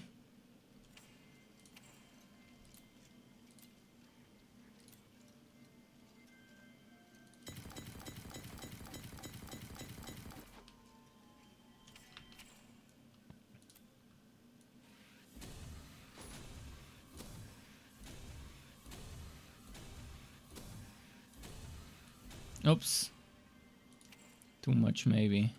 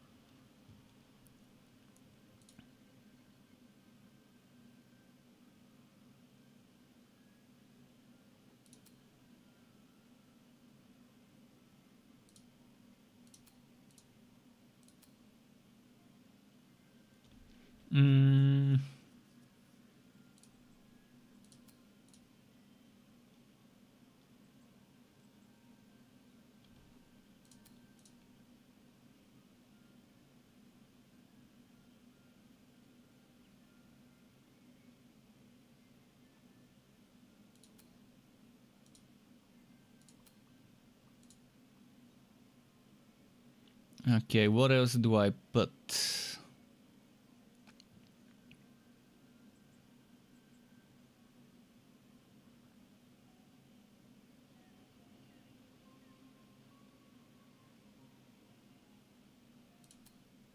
I mean, this one's better than nothing, so let's see how this will go. Welcome back, contender. You godlike well. And the most fun class, well, it depends what you're looking for. I mean, for different people, different things mean fun.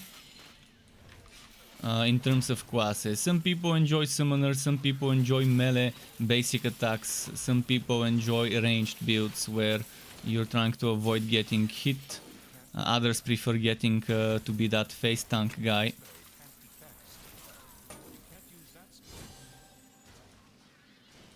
Oh, Maelstrom is missing. I was wondering what was missing. Maelstrom is missing. You can't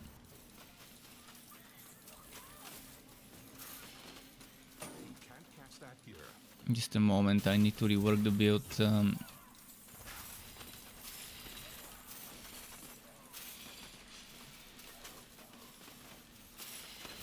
Cold Heart is still not that great, but it's better than before. You can't cast that spell here.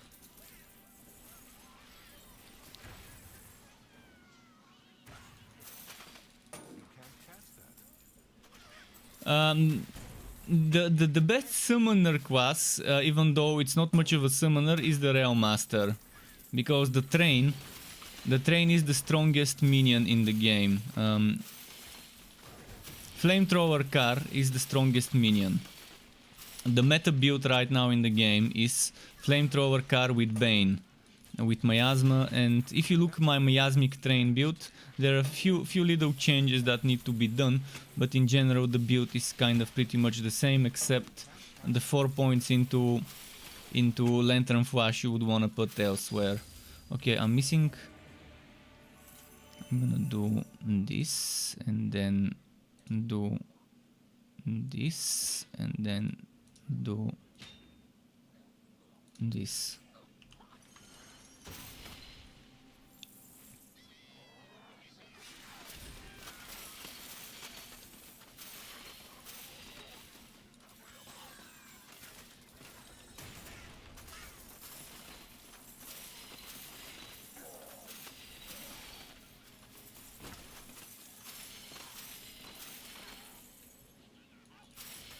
Let's find that Gunforge. It's actually there.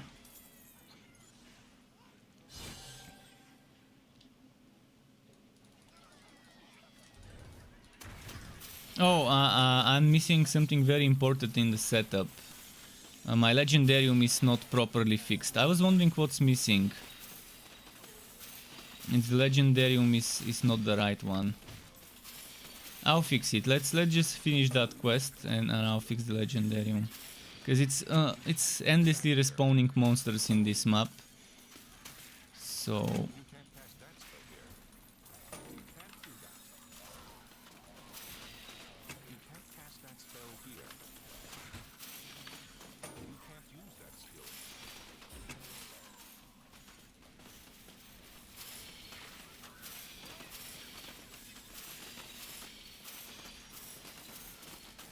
You can't cast that here. You can't do that here. You can't cast that. You can't cast that here. You can't use that skill. Okay, let's try and fix the Legendarium.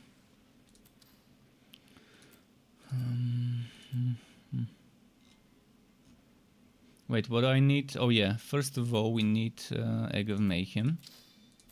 Second of all we need Liu General.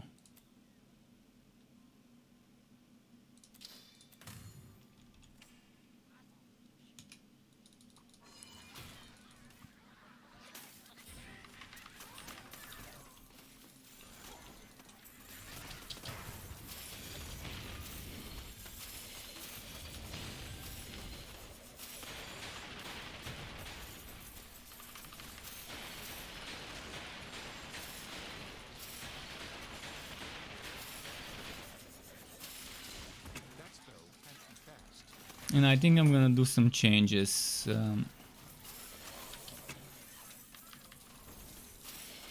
But yeah, Frostblast is still not a great Mayhem skill. It's much better than before, but it's still not that great of a Mayhem skill.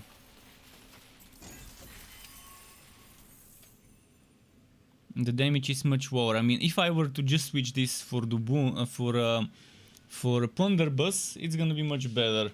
And using Plunderbuss, I don't need Relic Energy, I just need the wounds.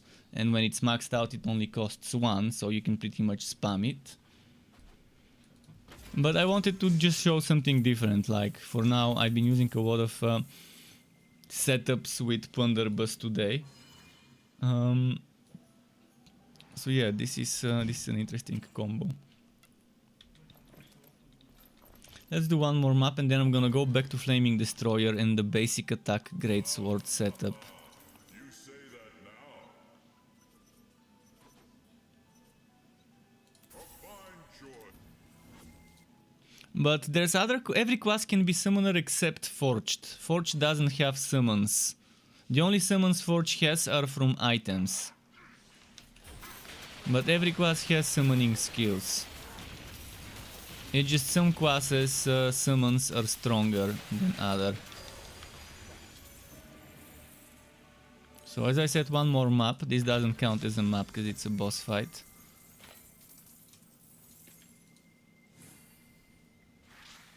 Oh, the witch cat. The witch head cat. Midnight cat. Okay, I've actually got it before, so I'm not gonna...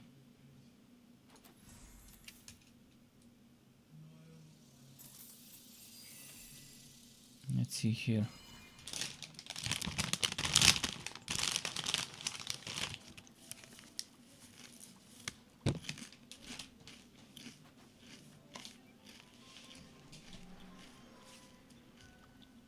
Now let's do the next map. I did not. Sweet. I just finished. Gearwalkie, nice. Time to die. Wait, where is the pet? Oh! You know what, I might have forgotten to select a pet. I forgot to select a pet.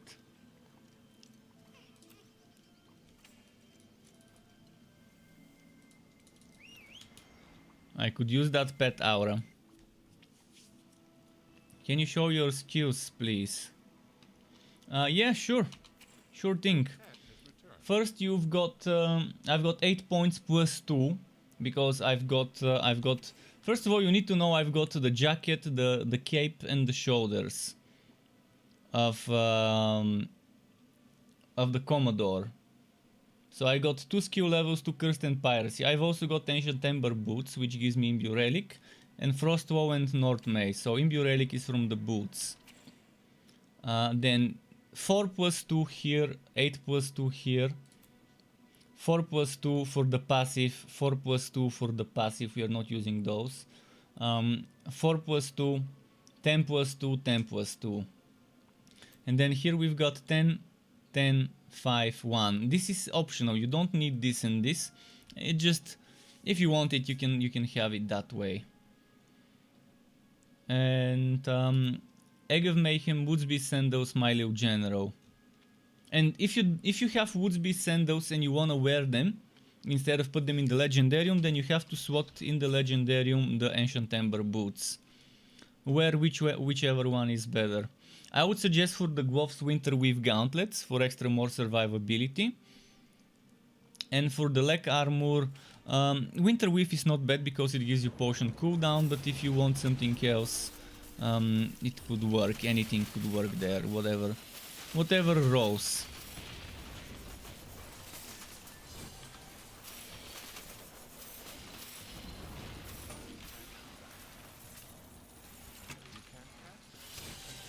If anyone wants to see any other builds, just tell me. Right now, after this map, I'm switching to Flaming Destroyer, where I have a basic attack setup, where my Greatsword basic attacks are reaching 1500, almost 1600 weapon damage.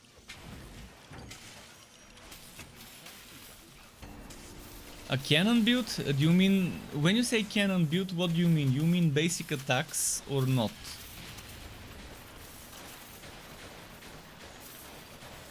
I already made one. Keep in mind, now that I've got the items I need, I can start making builds, videos. Yesterday I uploaded a guide for Electrode Cursed Captain, but without the video. I can give you the link. It's already there, it has the steps to level up and everything. I just didn't have... Today I managed to get this item, this item, this item, this item and this item. All those 4 items I really needed as level 60. Frostwoe, Ancient Ember Boots, Commodore Jacket, so I got crucial items today. So the build I uploaded yesterday, let me pull out the link for you. Just a moment.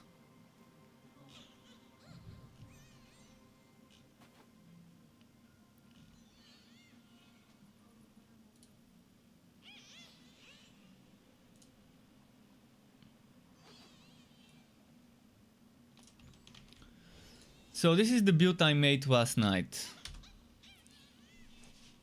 5:30 in the morning. I made it between 2:30 and 5:30. Took me 3 hours to write this thing, to write it on my website. And what I'm gonna try and do is the video tomorrow. I can try and do the video for the build tomorrow now that I have every single item I needed. The important items, the ones that are must have. Because it would have been weird if I make the video and I don't have the items that give me the whole synergies, and I don't have the skill code in Imbue Relic that I'm using right now. Now I have the gear and I can show it. So tomorrow I'm gonna make that video, which means I won't be streaming until late in the evening, 8-9 Bulgarian time, which is what 6-7 UK time, roughly, and that's rough estimation when I would be ready with the build video. Thankfully the text version is already done ahead of time, but when I do build videos I also do little mini teaser trailers. And those by themselves take me an hour or so, maybe more sometimes to do. With Cursed Captain it's gonna take longer. Oh shit, I don't have the resources to make a Cursed Captain. I'm gonna have to get creative.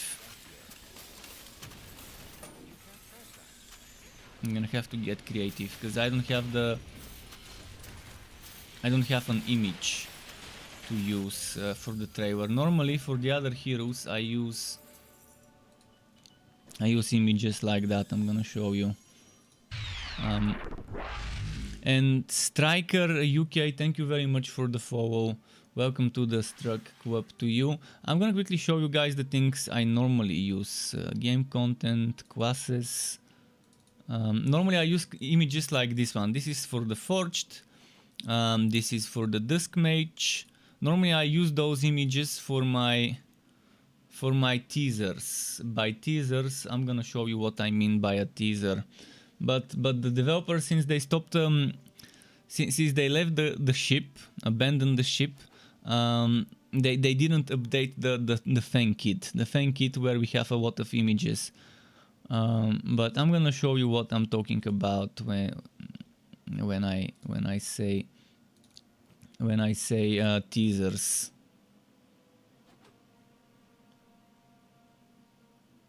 So an example of a teaser would be,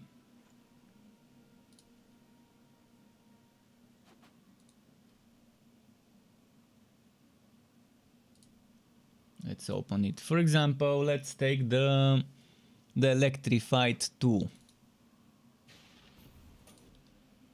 Wait, let me open the 720 version. That's an example of a teaser. And you see how in here I have this animation. And yeah, I use those images here, and I don't have one for the Cursed Captain. But it's fine. I'm gonna get creative and use some of the art that they've already made and put that image here.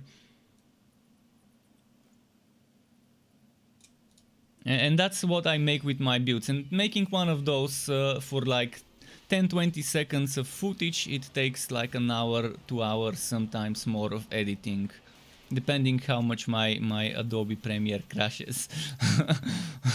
No idea why it crashes a lot when I make those. But I will make the video. And make the teaser tomorrow.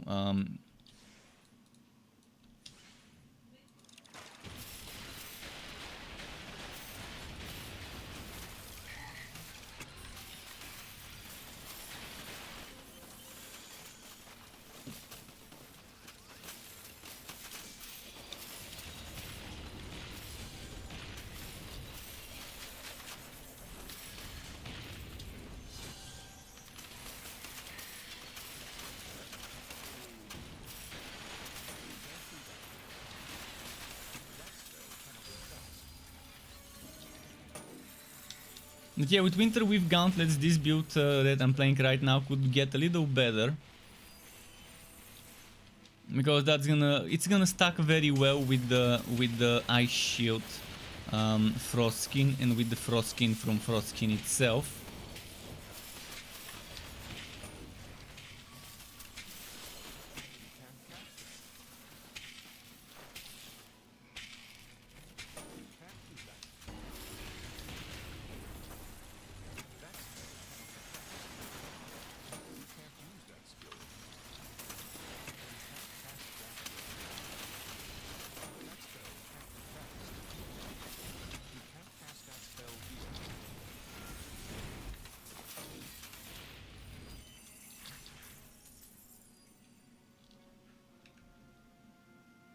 That's my quest.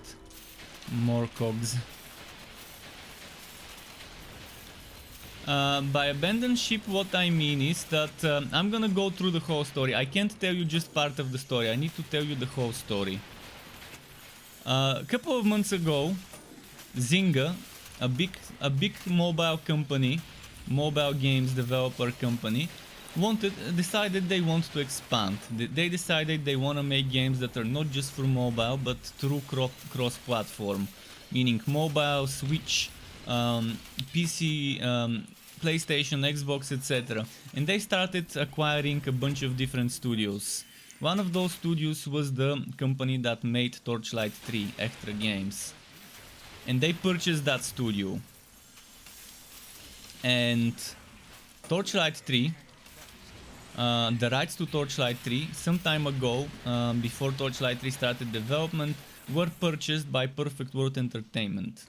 So the rights to develop and publish Torchlight 3 are owned by Perfect World, and Extra Games were developing the game. But Extra Games now, they were developing the game while Perfect World were publishing the game.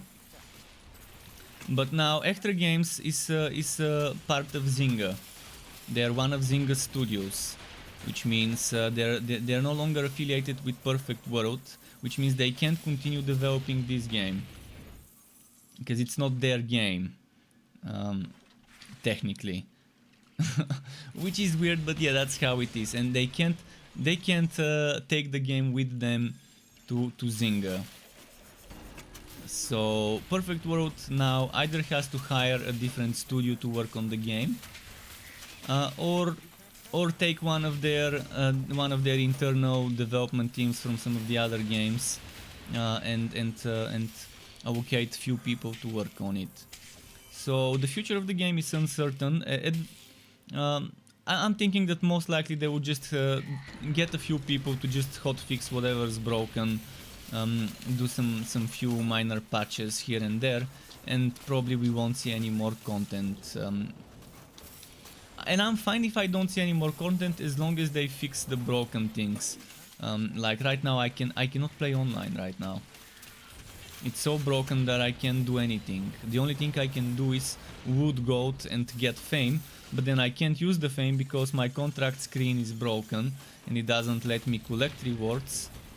I cannot loot items, I cannot respec because the game doesn't realize I have respectacles. I cannot change my sockets because the game doesn't realize I have materials. There are just so many things that the game is desynchronizing the servers.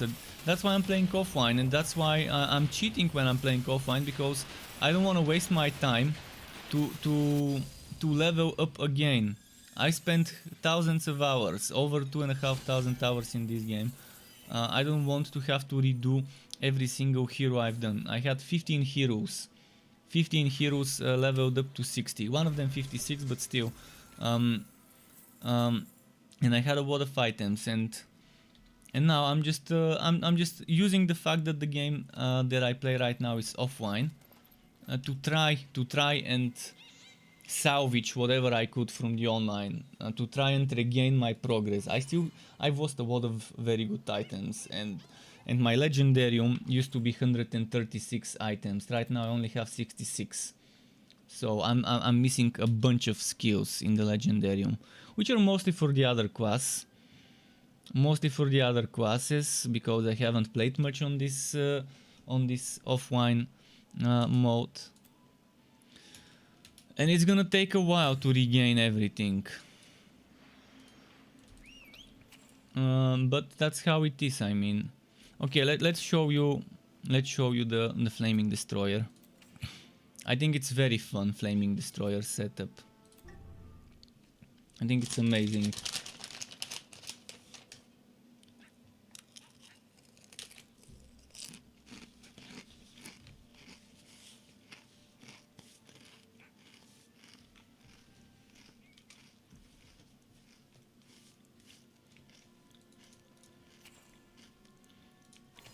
But yeah, the fact that I can't play the game, it's not gonna stop me from making content for all of you out there who need that content. Because if I don't make it, I don't think there's many other people who do in this game. There's probably you can count it on the palm of your hand, on your fingers. You can count how many people make content for this game right now. On a regular basis, not every now and then, but on a regular basis. It's me, I do damage, and every now and then, besides me and I do damage, there's few other guys that could make content for the game, at least for news and stuff. Okay, so this build, as you're seeing, is a great sword build. Oh fuck, I forgot to... Just a moment. I need to get the items back.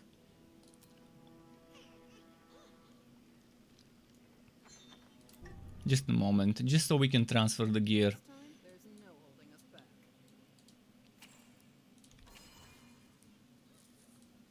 I need to get those items.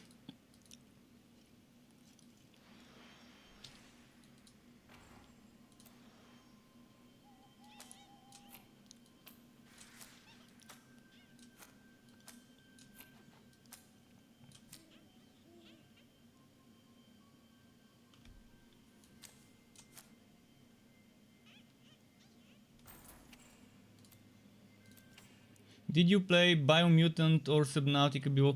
Biomutant, I felt like it would be the game that I would like for a single playthrough, and then I wouldn't play it anymore once I'm done with it. And I didn't feel like I want to waste that much money, $60, just to play a game that I'm gonna play once and forget.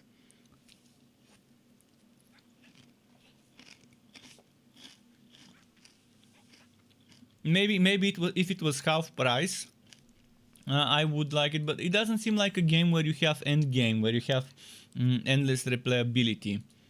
And that's my type of game, games with a lot of wood and a lot of build diversity and replayability once you're done with the story. If I'm wrong, correct me, I haven't played the game, I've only researched a bit. It looks beautiful, it looks interesting and fun, and the combat looks amazing. But again, it doesn't seem like my type of game, like a proper looter.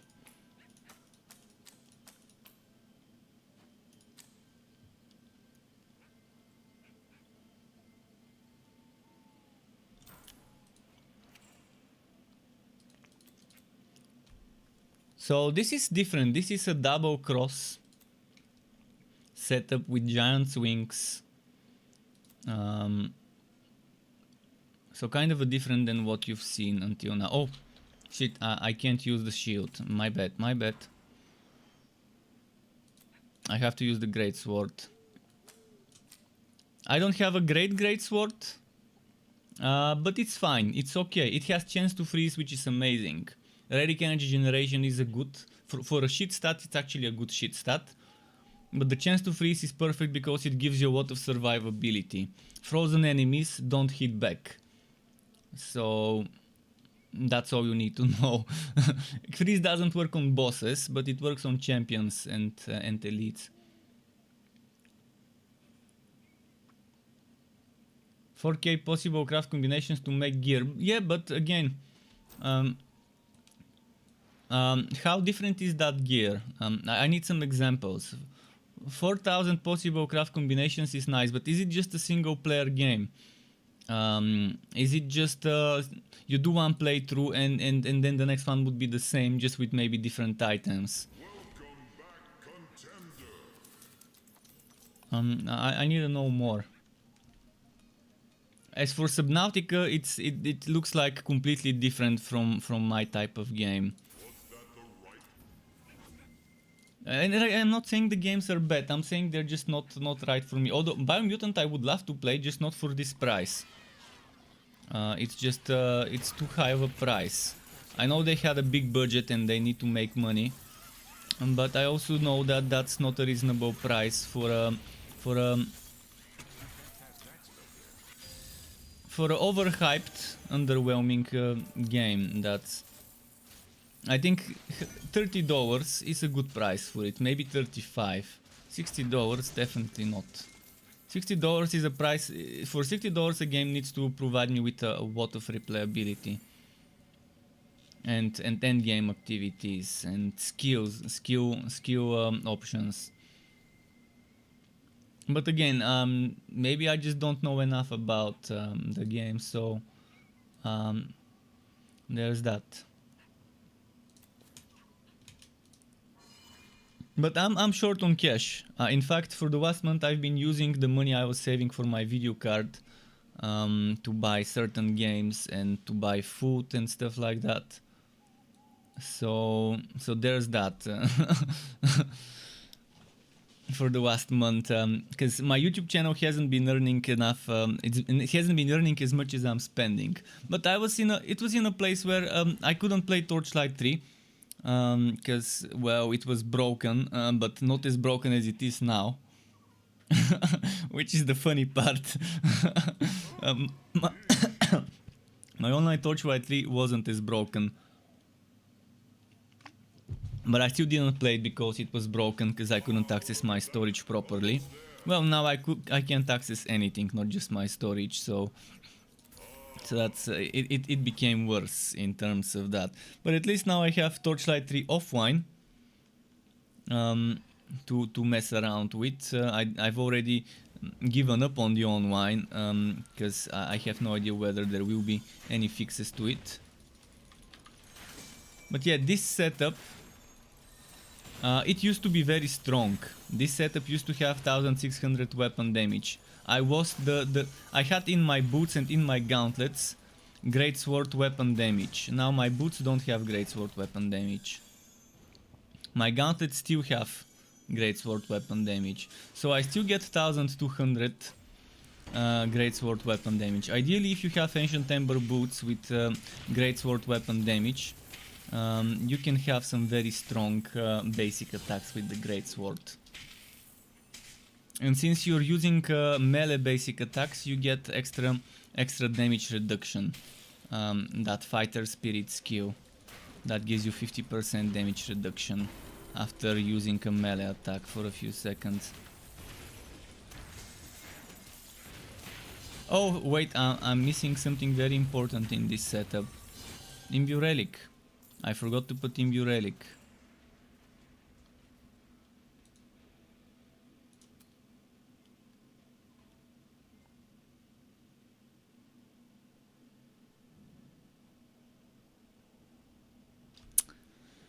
Now, how do I do it? Maybe the keg can go here. Maybe the keg can go here and this can go there.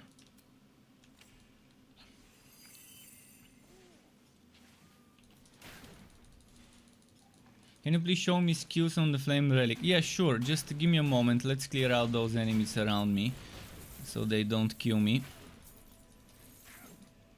But it's very important to get on your gauntlets basic bonus damage to great weapon basic attacks or cannon. But the thing is, it doesn't exist in the game. They forgot to add bonus damage to cannon weapon basic attacks. I would have preferred to play this with a nice two-handed cannon and stack damage to cannon attacks. But it doesn't seem to exist. And you can get this on the legs and on the boots. But this is the skills.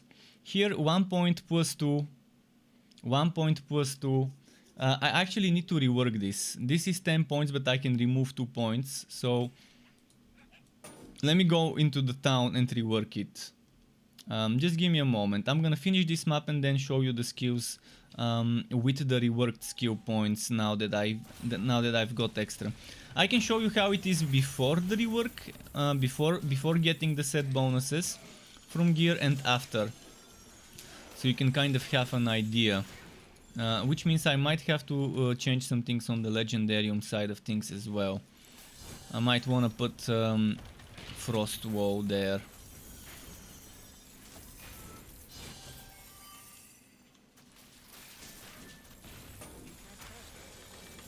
So I need to quickly finish this map.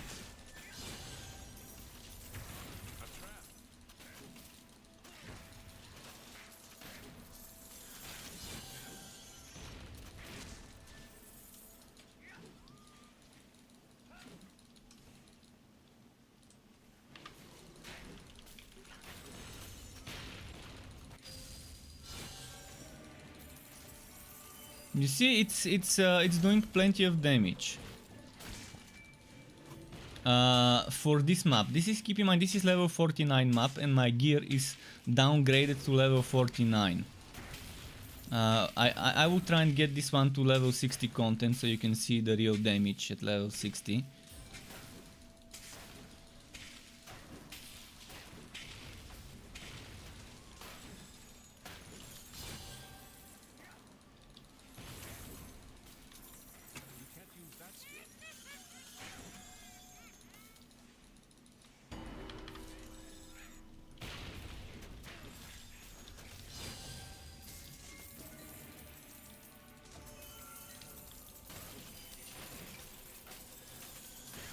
Powder cake is already at 3000 weapon damage for me. Okay, we're finishing this map now. Now it's boss time.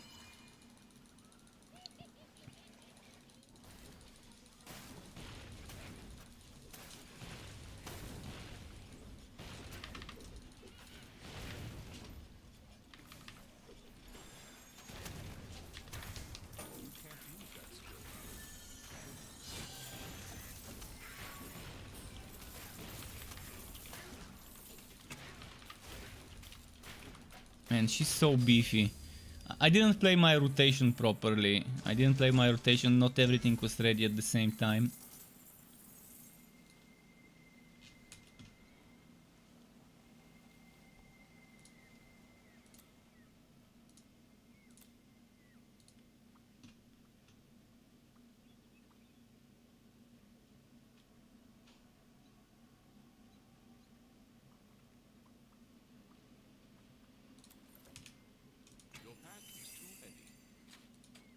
Okay, now I'm gonna show you. First, you're gonna see the skills. Just a moment. So first, you will see the skills without respecing from the skill points. With just the cape. I only had the cape for 1 extra skill points, and this was 5 plus 1. But this will be 4 plus 2. So I will remove 1 point from this, and I will remove. I'll probably remove point from this. Actually, I might put points into this for damage to relic skills, but I can remove that point from this one because I'm only using it for the buff.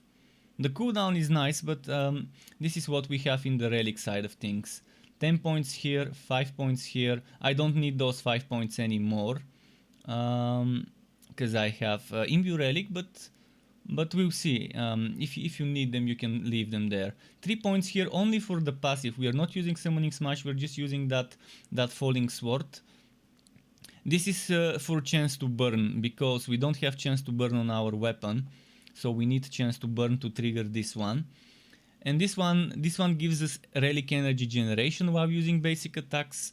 It gives us that flame shockwave, and it increases the basic attack as long as we wear a great sword or a cannon. So let's quickly show you what I would have now that I've got some extra skill points I can work with.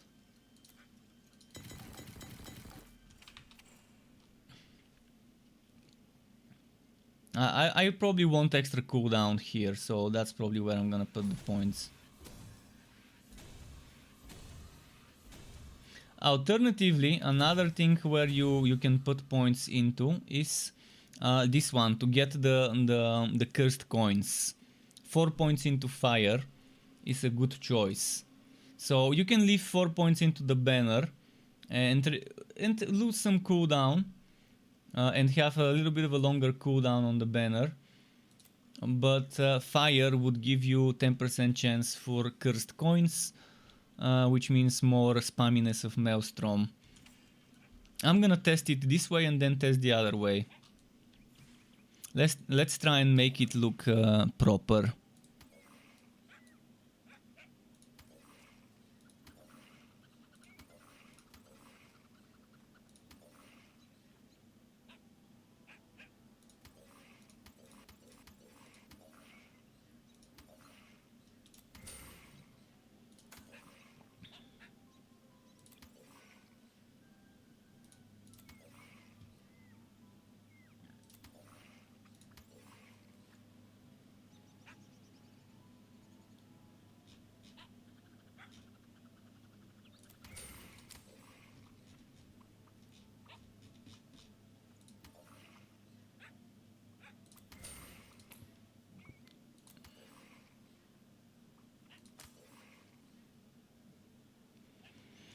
Let's see.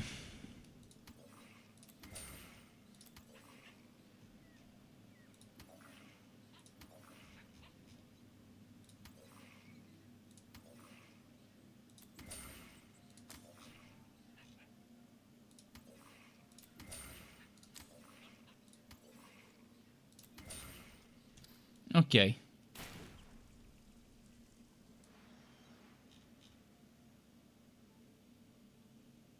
We're looking forward to the melee build. Yeah, we'll see it. I'm gonna quickly play some more of it because I love this. It's a fun setup.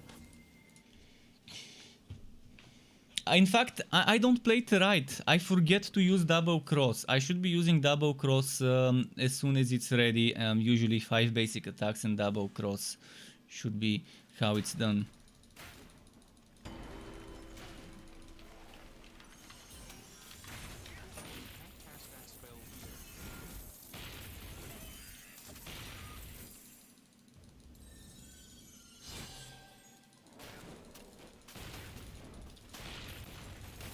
But Powder Keg is still the big dealer.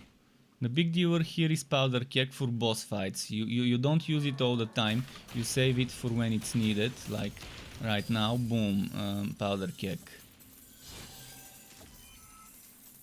And I have items with Powder Keg damage here and here.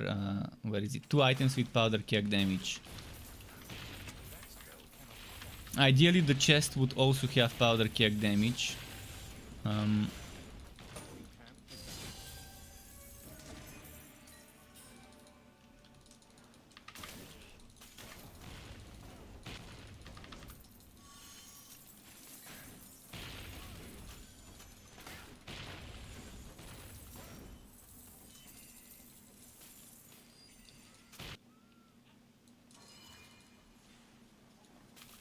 This could be very strong on a cannon. If I get a good cannon, this could be amazing. But the problem is, again, the extra weapon damage you get from a cannon is just not gonna work that way. Because it doesn't exist apparently as an affix. The same way you get greatsword weapon damage over here. And earlier I had boots with greatsword weapon damage, but again, in order to get the build, it needs to be either Ancient Ember boots or it needs to be Woods Beast sandals. If I get greatsword weapon damage sandals or Ancient Ember boots, it would be fine. Ah shit, I accidentally took a pet I didn't need.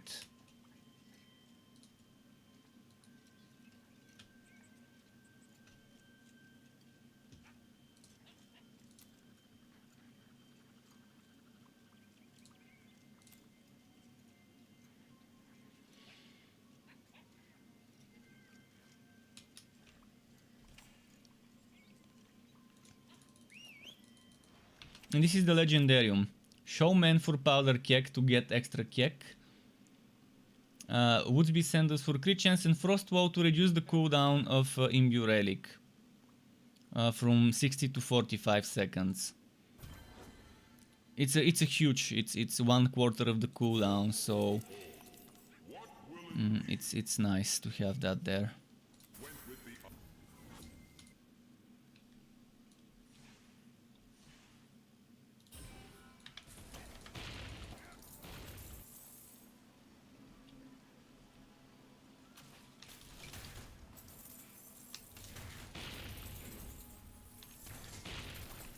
You can see the kick. I can make this as the second build video. So tomorrow I can make the one that I uploaded as a text Can't cast that here. yesterday. And then after that I can do this one as the next build that I upload. Because I'm sure many people want a basic attack setup that actually gets the job done. It may not be meta, but it's good enough. It's good enough. Definitely you can't compare it to a flaming destroyer, not flaming destroyer, to a Bane flamethrower car Realm Master, but it's good. It's fun.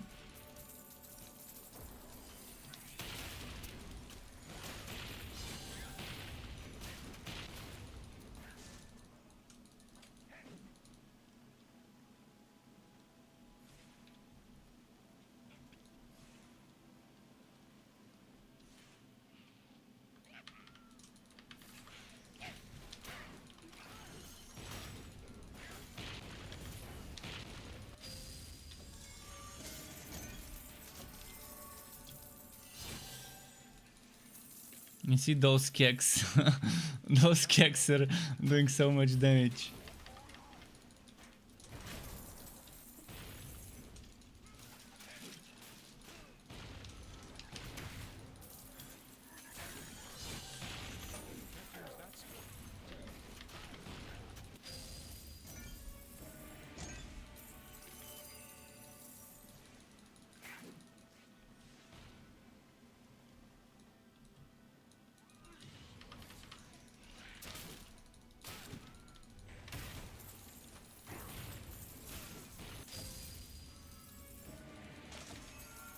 Okay.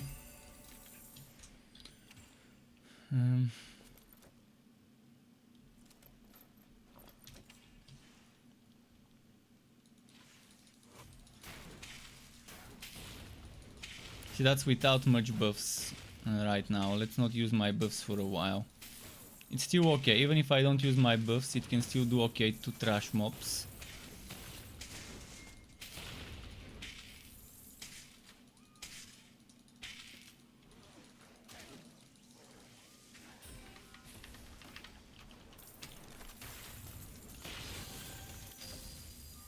And as you're noticing, I keep forgetting to use double cross. I'm just not used to using double cross.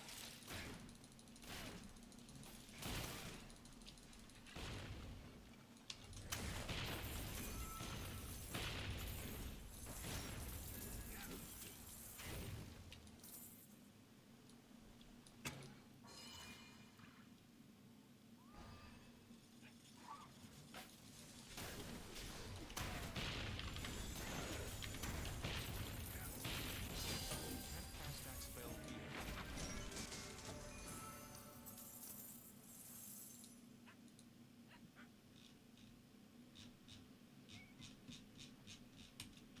Do I have the blonde fox?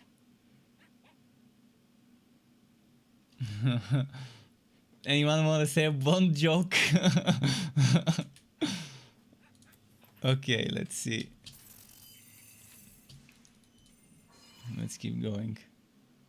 And by the way, it's getting warm. Just a moment.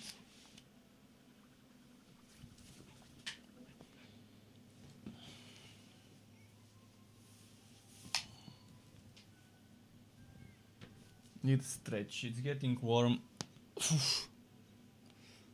Been stuck here for a while.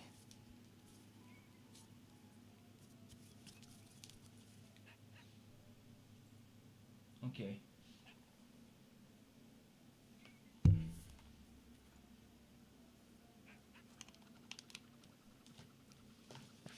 Let's go.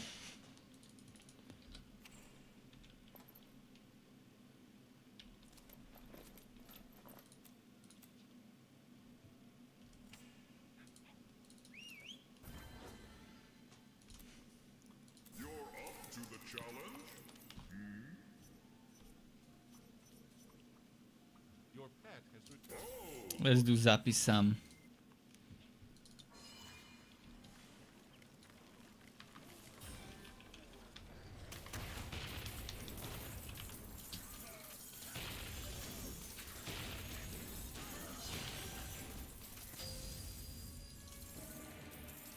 But yeah, you have to keep using double cross, so your basic attacks would be at maximum speed.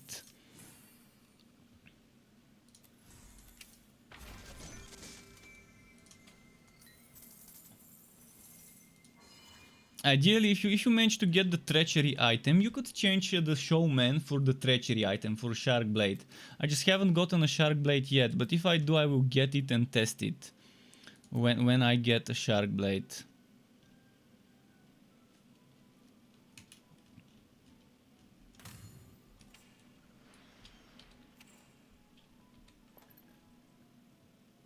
For a 52, that's a good, perfect, that's a perfect item. The only thing that could make it better is instead of electric to get fire. If it was a 60 item and you had fire, fire, fire, and then a socket where you can put more fire, then you can try and stack some fire damage on your boots as a percent. Honestly, I think you could do better. Savage. Let's. Oh no, I don't have bleeding.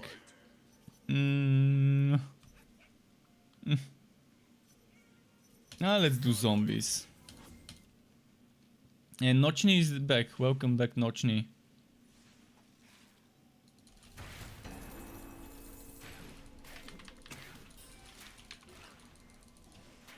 I want to group them up together.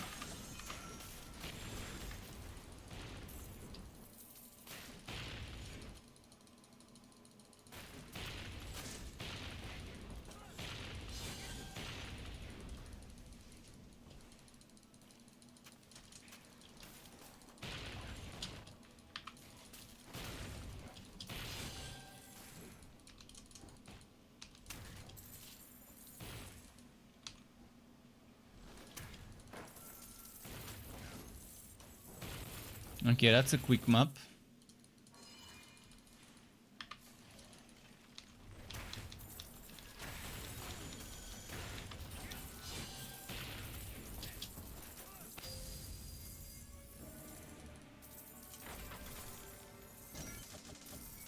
Fortune Spire. It's not gonna be level 60 though, it's gonna be level 53. Please don't enter the map. Don't fucking enter the portal. There we go. Not that I really needed the level 53 Fortune Spire. In fact, it's gonna get melted.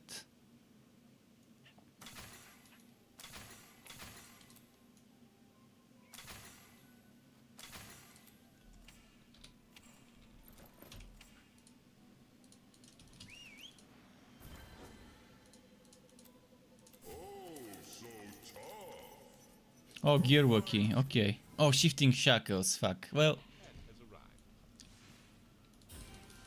what's shackled? My movement skill. That's actually not bad. I can try and finish it quickly without my movement skill. We've got 3 minutes before the shackles shift. Shifting shackles is one of the worst map affixes, and it can be a fun affix if they make it shift every 10 seconds or every 15, 20 seconds. Small duration. Then it can throw you. It can disable your most important skill in a boss fight when you don't expect it. And then you're just gonna have to kite for like 10, 15 seconds, but it's not the end of the world. But now for that disabled skill to remain disabled, and it's not actually disabling the skill, it's disabling the SWAT. I can still use Raid Walk if I, for example, put Raid Walk on a different skill. If I take this, I can put Raid Walk, and so just the SWAT is unusable. But Raid Walk can be used now, see? So three 3 minutes is just not the right time for shifting shackles. 10, 15, 20 seconds is good time, and then it could be fun because it would be constantly switching and silencing some of your skills.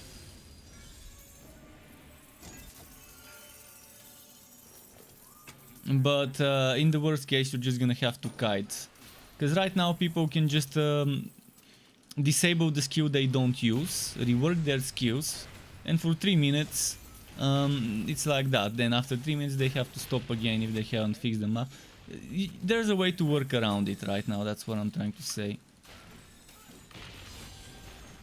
You just, if it's a very important skill, you're just gonna remove whatever is not important from the skill bar and rebind the important one there. You can't cast that spell here. But if it's like 10, 15, 20 seconds, people won't even be bothered, because by the time they're done reworking their skills, it would already have been half of the duration of the shackle. You can't use that skill. And I think I've written that as feedback somewhere. Can't remember where. See, right now I can't use my aura. Okay. You play without the aura.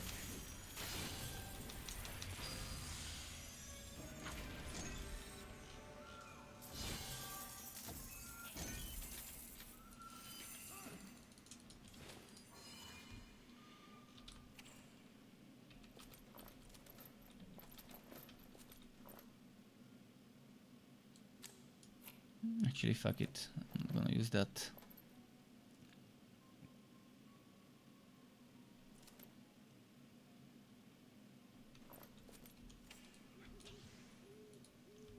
Anything that needs a socket, by the way? Nope.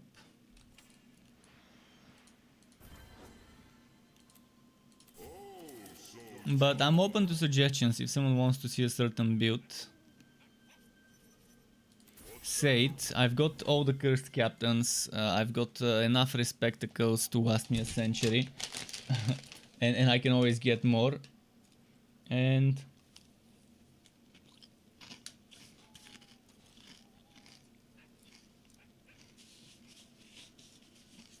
okay, now I finally got the important items. The important items for builds with Imbue Relic and Frost Wall. There are just a few Cursed Captain items that I don't have, like the Shark Blade or the one with the crab. The crab cover or whatever its name was.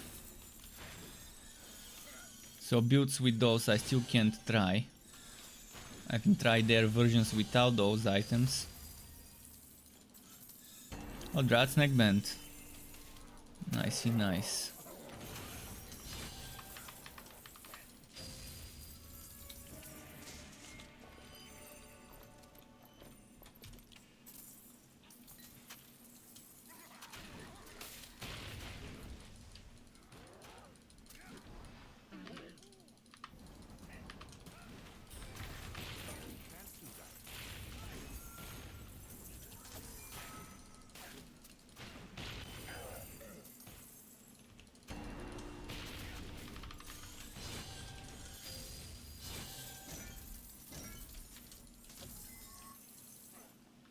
Yeah, I think the Cursed Captain is a little bit overpowered in certain ways.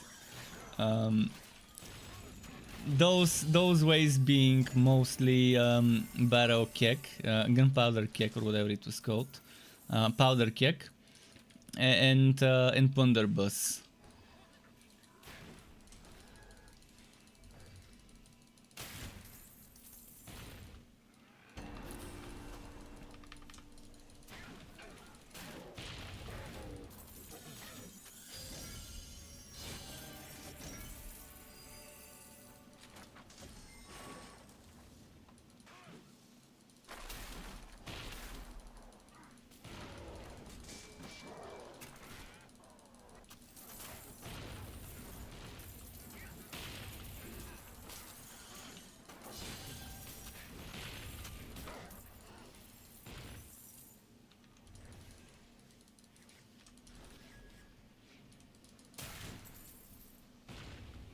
What's my quest? Just to kill spiders. Okay, we can do that. There's gotta be some spiders spawning here if I'm not mistaken.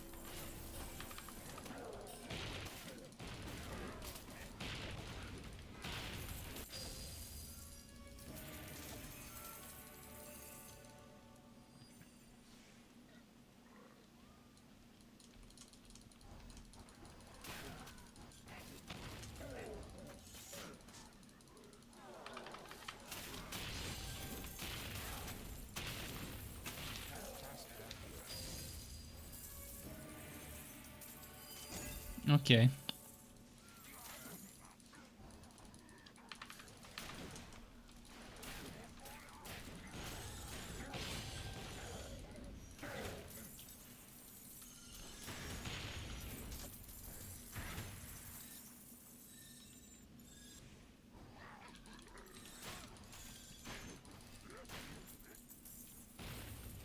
"64 spiders killed." Man, where are all the spiders?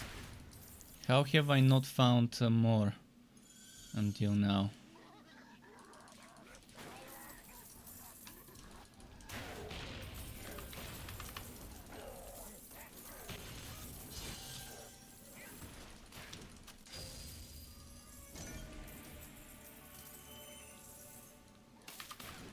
Okay, there we go. 67. 69.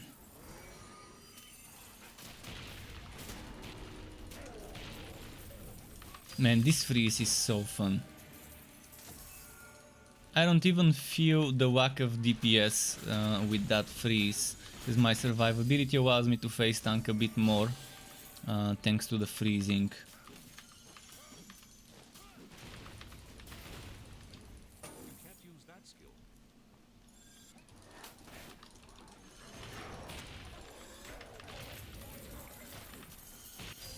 You can't do that here.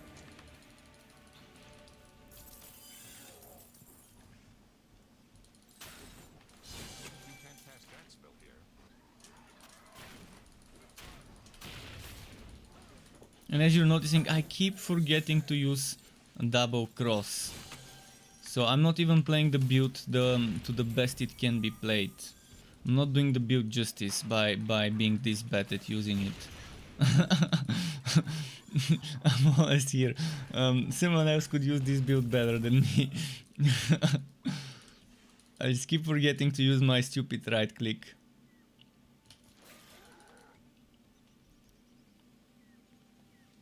Where did I miss spiders? I'm thinking over there in this side.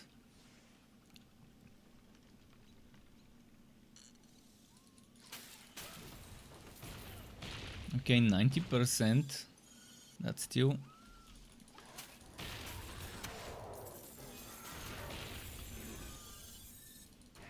$95. Come on, give me 3 more spiders. That's all we need. 3 more spiders. There's 2. Okay, there's 3.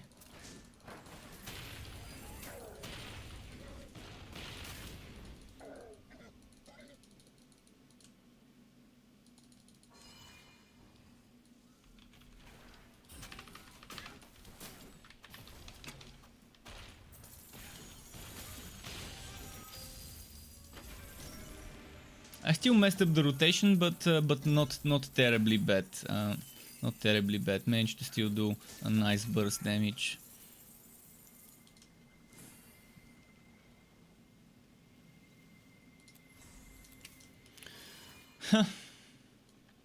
How far did we get on the Fuzzier so far? Was that like 56 or something?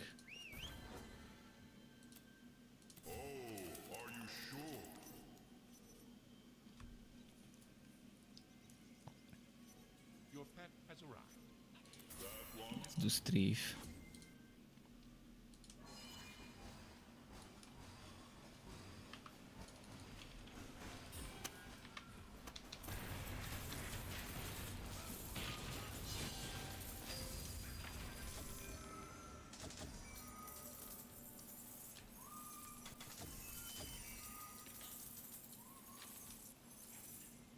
Ancient Ember boots, are they better?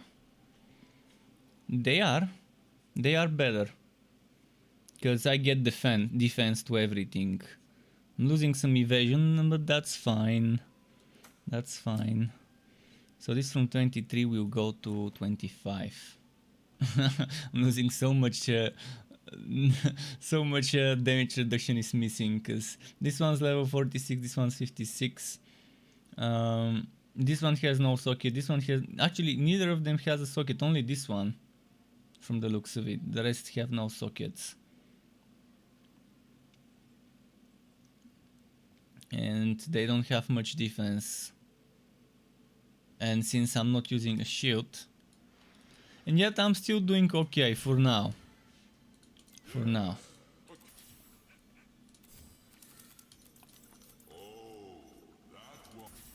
You're lucky.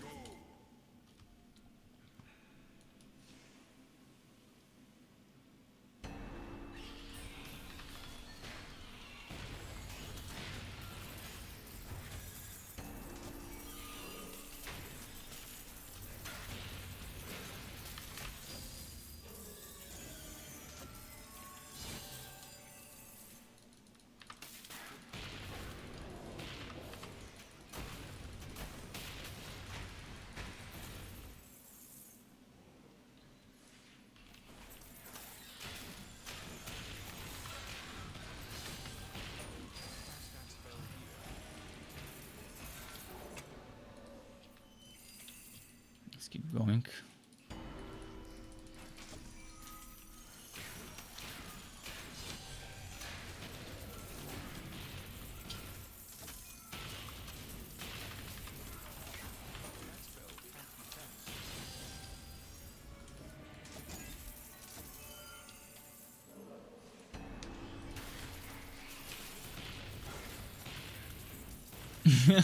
Dead before they even spawned. We're spawn killing them already. They didn't even finish their spawning animation.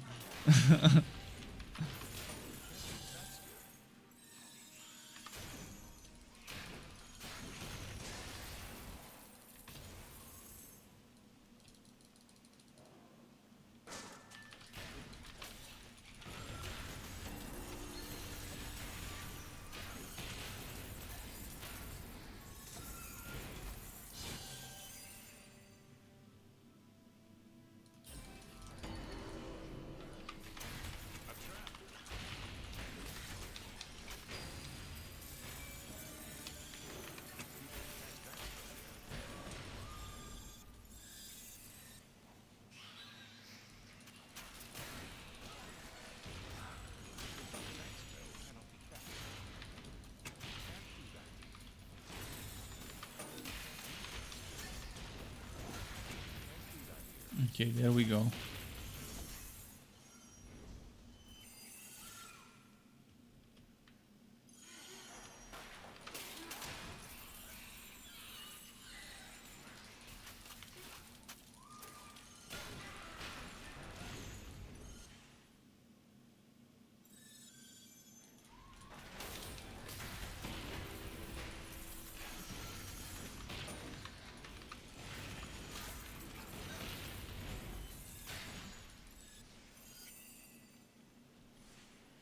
Netherrim 93%.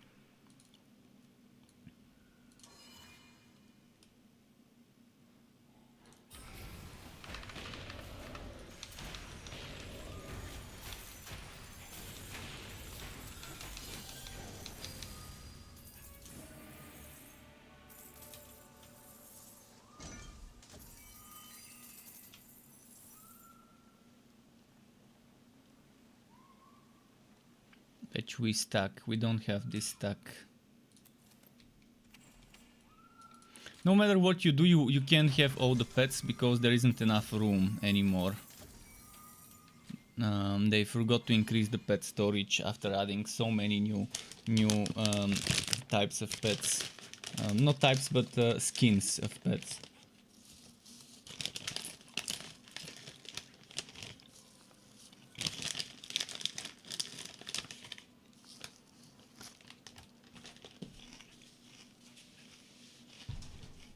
Okay, let's see what's next.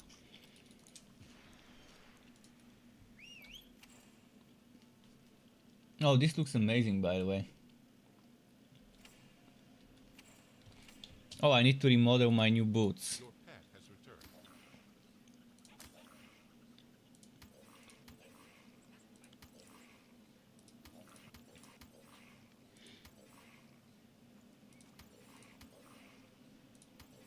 This looks nice, like a flame. Oh wait, I need to transmog first.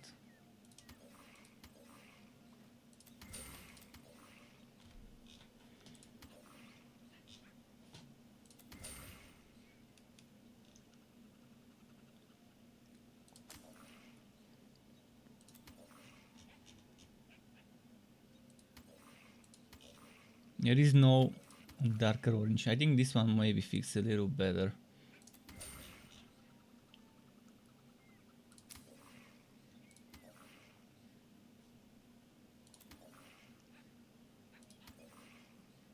This one looks like flames at the end.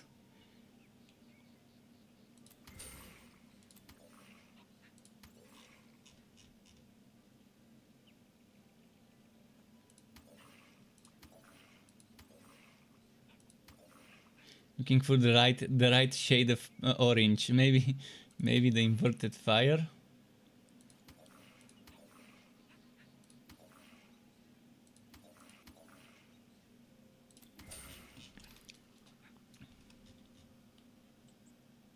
Yeah, it looks okay. Still, this boot is a little bit too orange, too dark orange, and the greatsword is a little bit red, but it's fine. It looks kind of semi-matching outfit. You can't do as much damage if you don't look cool. you gotta set out the transmogs properly to do max damage. Let's get this over with. This is one of those maps that I dread doing.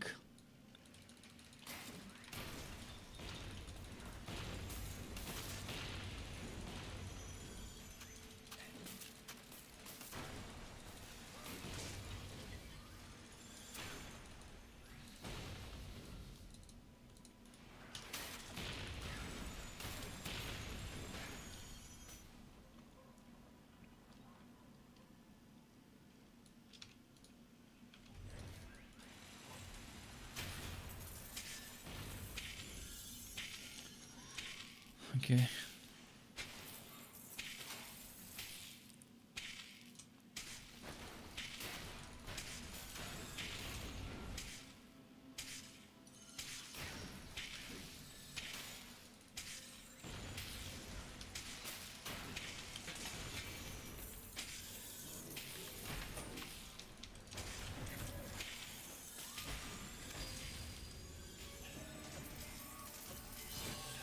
Yeah, this is one of the most fun melee builds. One of the most fun basic attacks, if not the most fun. I mean, I loved my sharpshooter basic attack mace setup, and it can be much stronger now than it was before.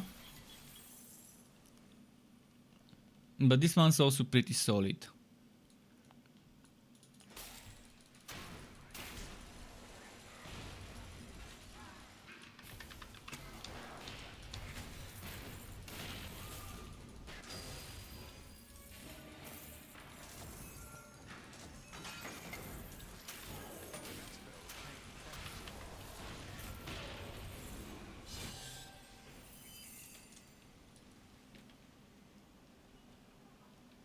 Wait, we are missing something down there.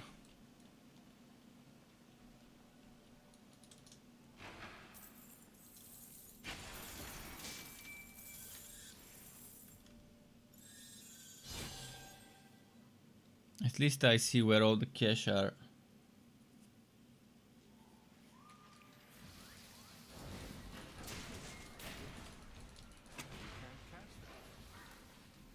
Let's wrap up this map and move on to the next.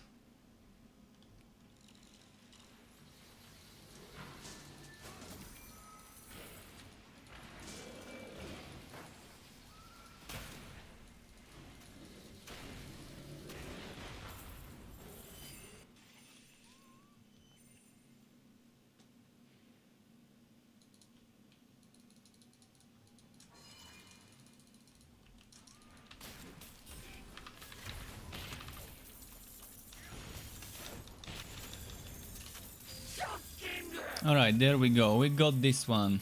And Ika or Ika 0815, thank you very much for the YouTube sub. Welcome to the Struck Web. Nice having you here. If that's if he's watching or she, if they're watching.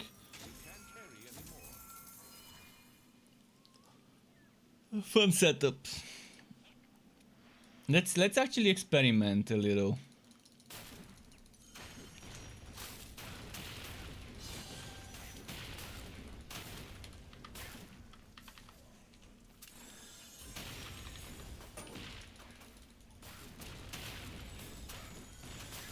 So I'm doing like 100 and something thousand with basic attacks.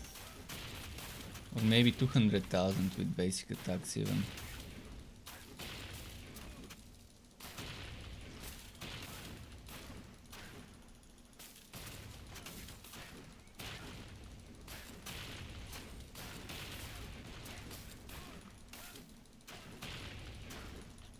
And that's with this great sword. So things can be better damage wise. Okay, I'm waiting for this to recharge and I want to do all my buffs again. So let's start with this 1, 2, ER. This 218,000. Wow. 218,000, yeah. It's great.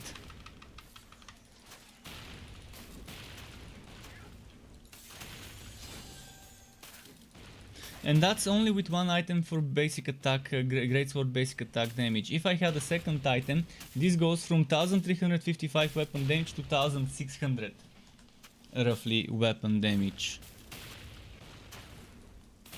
And that's actually, let me get all the buffs and see my weapon damage. Instead of seeing the damage here, I'm gonna see the weapon damage buff. So this was for 15 seconds. Let's do 2, 3 E. So now it's 1373, excluding this extra 40 damage to enemies affected by black spot.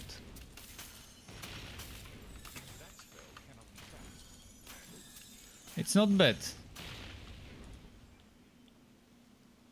Obviously the powder keg does a lot of damage as well. If I buff it up, it can probably do. Let's see. Let's test the powder keg damage now with the next test. Gotta wait for Imbue Relic, because without Imbue Relic there is no... Wait, where's the... Oh, I'm missing the Liu General. Okay, fuck the second powder keg, let's get Liu General. Because I don't want to lose my crit chance. Although I could probably lose the crit chance from the Woods Beast Sandals. I gotta be honest, maybe losing the crit chance from there is fine, because the Greatsword by itself gives crit chance. So I'm losing 25, but I have 9.8 and the pet gives me 15. And then you just need some crit chance on the legs and helmet, and that's like, if you get 5 and 5 here, that's 10, and if you get like 10 here, that's 20, and you get 15 from the pet, that's 35 out of 40.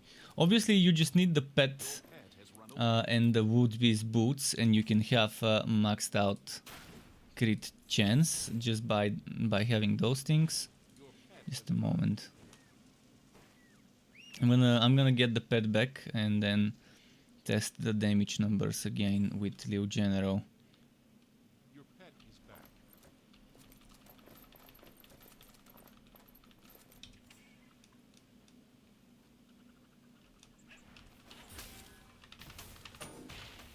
So that's 1400 and this is 3200.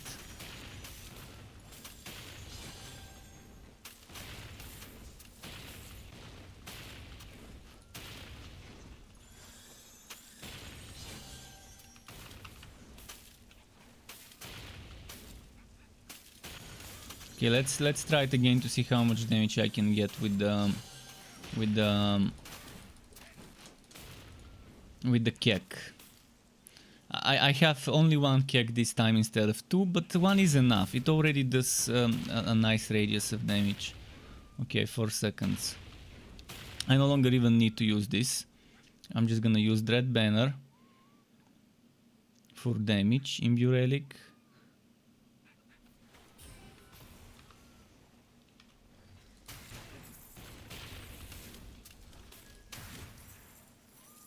$571,000. Not bad. Not bad at all. 571,000 damage. On ridiculous. Which means that's actually 30% of the actual damage. The actual damage would be over 1,500. It's gonna be 1,700, a million 700,000 if I go to on normal. And that's only with two things that give me damage to Powder Keg. See, this gives me damage to Powder Keg, this gives me damage to Plunderbuss. This is Powder Keg. If this was damage to Powder Keg and this gave me 3 levels to Powder Keg, we could get it to from 570,000 to 600, maybe even 700,000. When everything is in place.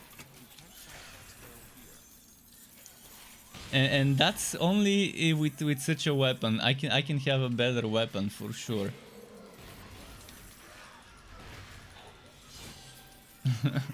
Big brain damage. Well, it's just synergies. There's a lot of things that you can stack.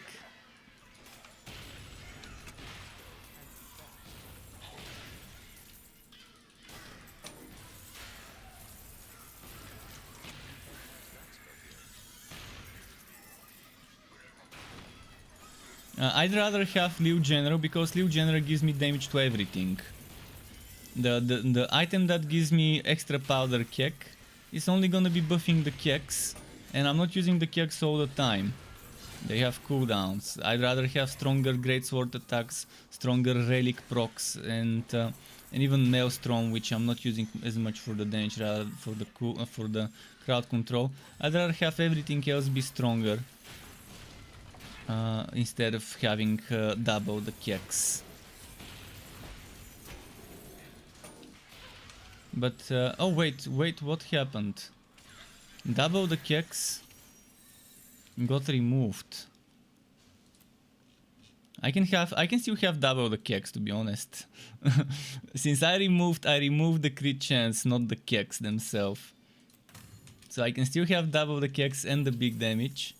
I'm just gonna need more crit chance in my gear.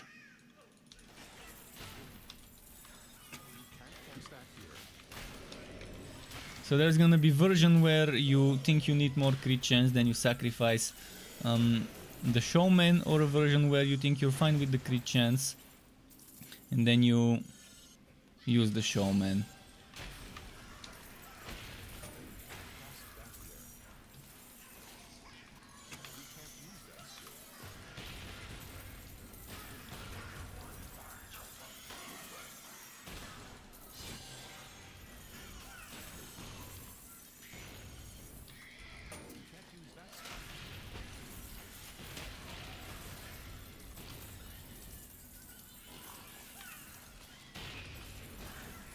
Oh, we're ready to go to the next map. Let's return to the portal.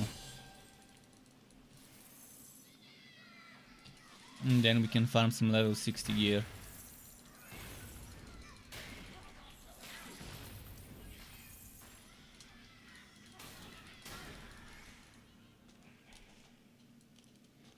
KG6 says, still haven't touched Torchlight 3 for the new quest. How does it feel? It feels super good and super strong.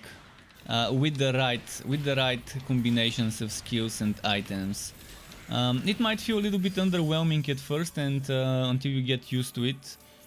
But I can tell you the two strongest skills. Powder Keg and Plunderbuss. So this skill and this skill. Those two skills are just fucking amazing.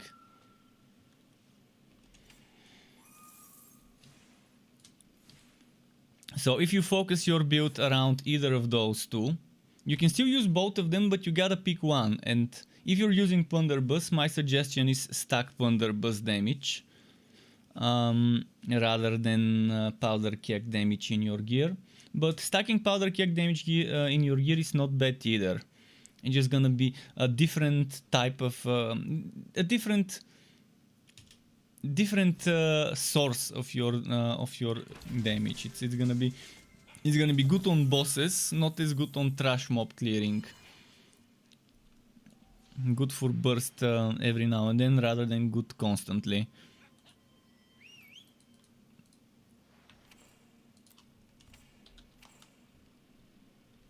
But this build is without Plunderbuss, because not every single build needs to be with Plunderbuss. I like how Maelstrom fits into this. It gives me damage to basic attacks, it groups up the enemies. I don't like the unique item for Maelstrom that removes the vacuum. I like the vacuum, it groups them up and I can follow up with a keg on the grouped up enemies. And I can group them up in front of me, so I can do basic attacks. So I can do this. You see how when I'm doing the greatsword there's this shockwave that's in front of me. So I can kind of control a little bit the location of my enemies with Maelstrom. And for a build like this it's nice. It fits nicely into the whole mix. Allowing you to have them be exactly where you want them to be.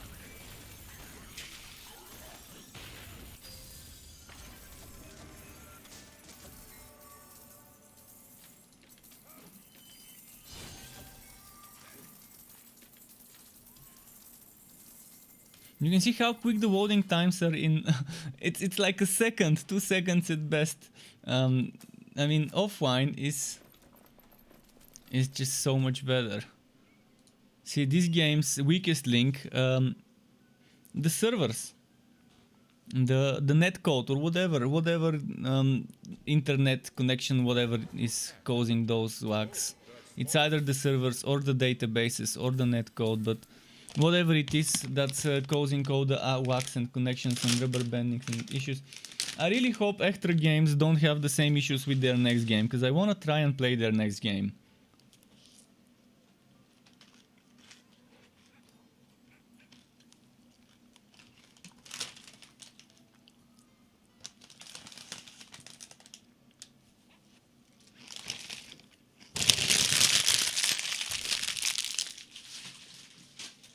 Shit, I missed my bin. Well, I'm gonna put it in the bin after. Okay, now, what do we do next? Something with drops. Something. Let's do this. What's the time? 30 minutes past 9 p.m.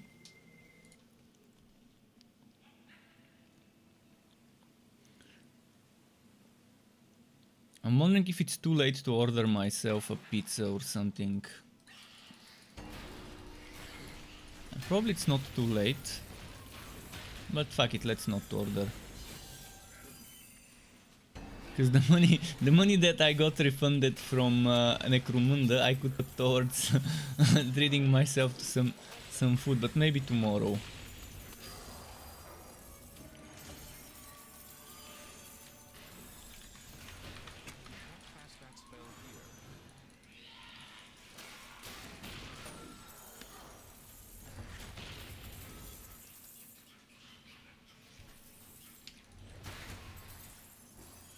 Oh, my pet just showed up from the wardrobe.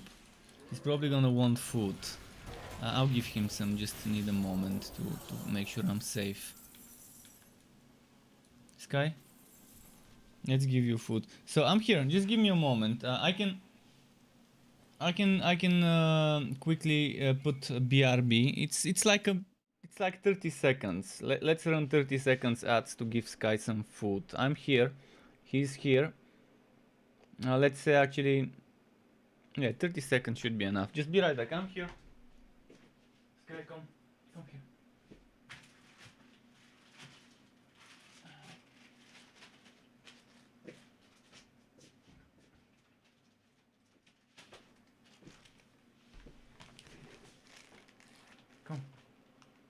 Come here.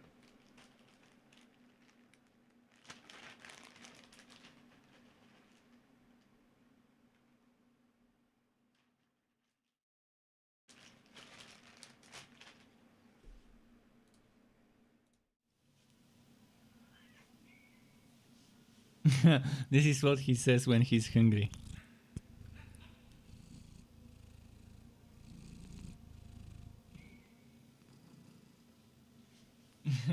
He smelled the food and wants to get away and start eating. Alright, here is him eating.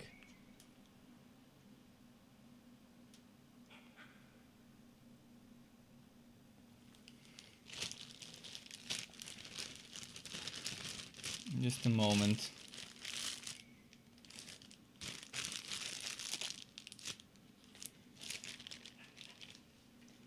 Okay, let's go. Fed the little piggy, he should be fine. Oh, you haven't seen it? I can show him again. Good evening, wasting time. Good evening. How are you today?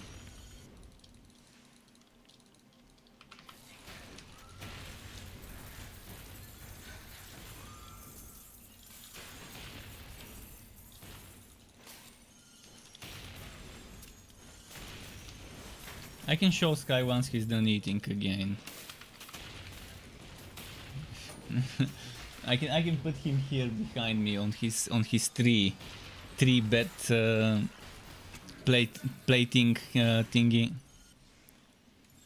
By the way, he's destroyed this thing behind me from playing. We need to buy him a new one. The scratching part. He scratched through the ropes. I'm gonna try and show you. Not sure if you can see it. I have to pick it up. But he scratched through the ropes. And yeah, through the paper underneath it, the carton.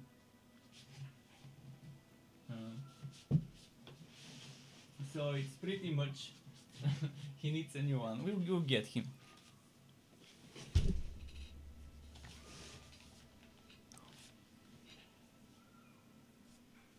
Keep eating. Come on. He stopped for a moment. He got distracted. Okay, let's go.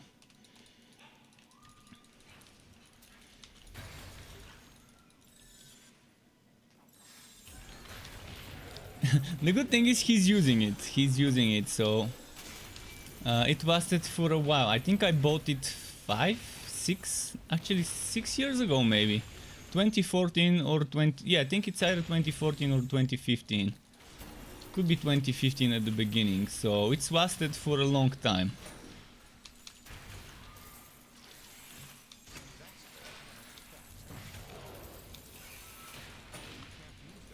And he still uses it. He loves sleeping at the very top. In the evening when I go to sleep, he goes up here and sleeps. Weirdly enough, he doesn't sleep on this one. Even though I've put more soft things here, he still loves staying on the higher surface. So the next one we get, I'm gonna try and get him something with a wider part at the top. Because I think he loves staying up high at the top.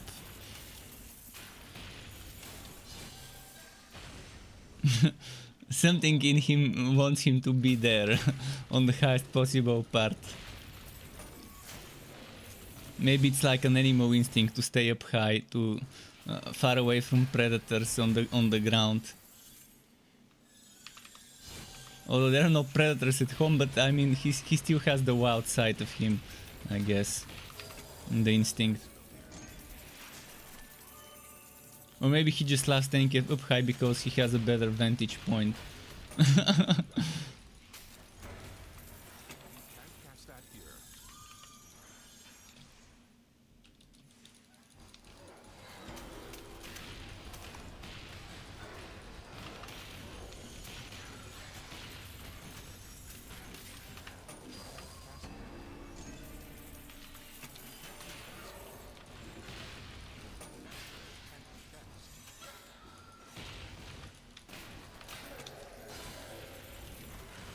Does anyone want to see me play a different relic and different build? Still Cursed Captain, but if you want a different relic, just name it. I've got them all at 60. I've got Respectacles. Now that I've got my my Ancient Ember boots and I can make full builds alongside the Commodore jacket, Commodore cape, and Powdrons. We can have some interesting setups.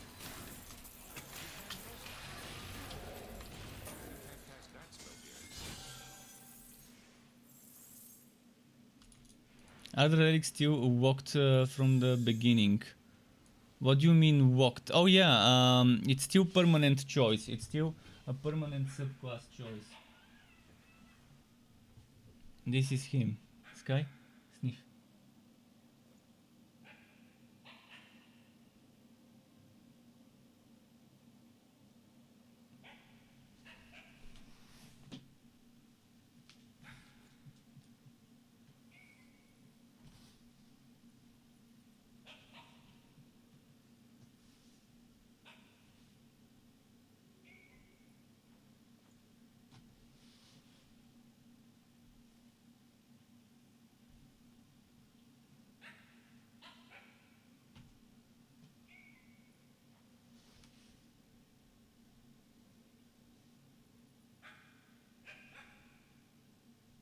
This is how he asked us to play. Although now after eating, he probably needs a little bit time. He's gonna get playful after a few minutes.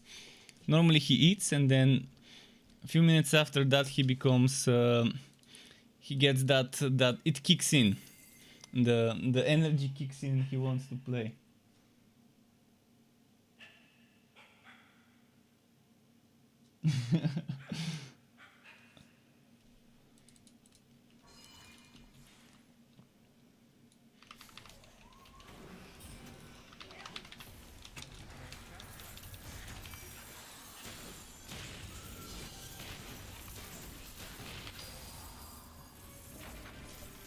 There we go.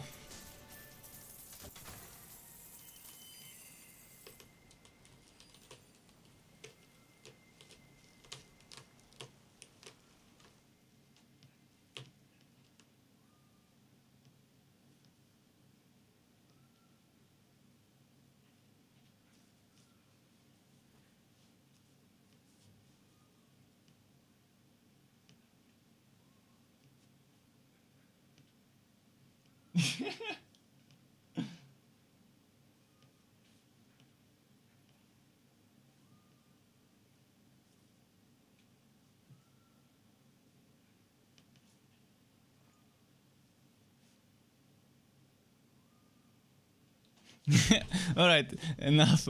Oh, Ferryman stuff. I don't think I've gotten this on this one, on this account. Ferryman stuff is fun.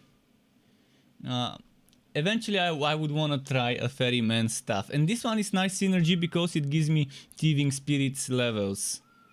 And some flat damage. Ideally I would want the chill to be extra damage or a socket, but... not perfect throw, but still fun to try. I might try a Ferryman build. Let's see what it looks like, by the way. Let's check it in the fort.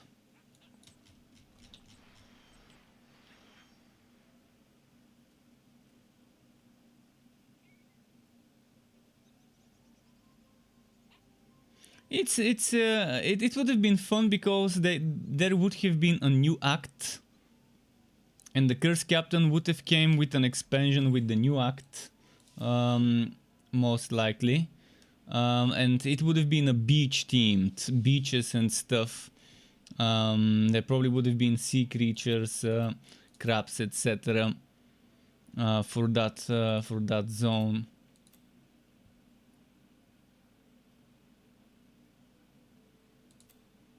So that's why they have a lot of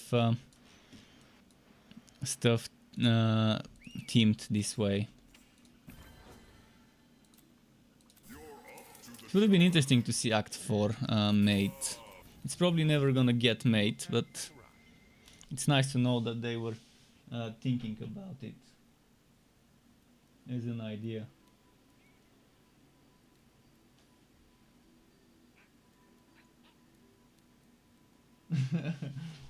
He's loving this.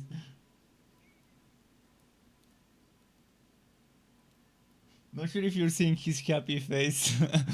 Let me see if the camera catches it. Oh, it catches it.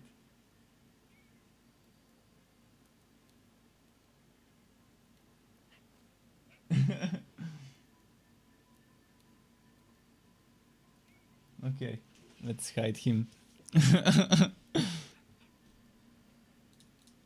Enough of that.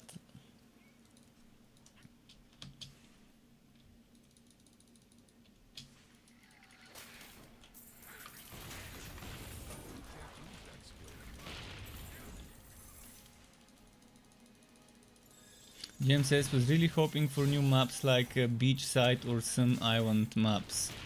Well, for now, I don't think we're gonna be getting any content. At best, maybe some fixes. But it's not much that can be done about it. KG6 says if they plan on continuing the franchise story with Torchlight 3, then yeah, I can see a new chapter, if not a Torchlight 3 probably. Well, I mean, for Perfect World right now, probably it would be better to start to hire someone to work on Torchlight 4. Rather than keep Torchlight 3 developed. But even then,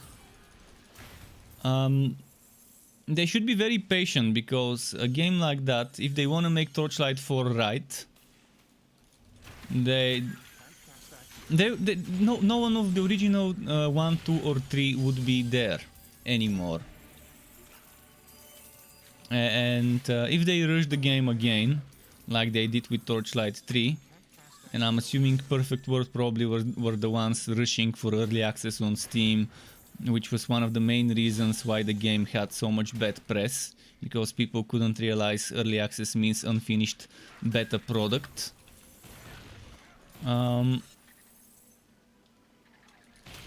And yeah, if they weren't this impatient and just gave the devs enough time to work on another act before the game launched, and maybe another hero, it would have been much better for it, and more endgame. I mean, I know that gamers of this genre want endgame. They want variety of different things to do after they beat the story. They can overlook bad story and boring story, but it's hard to overlook whack of stuff to do after the story, especially when the story is nothing too fancy, nothing too compelling, to make you wanna do many characters over and over. The build diversity and itemization item diversity is the things that are keeping some of the people playing this game. And the simplicity with a lot of depth in the skill system. Simple but easy to understand system with a lot of depth when you start combining items with legendarium stuff, with certain skills.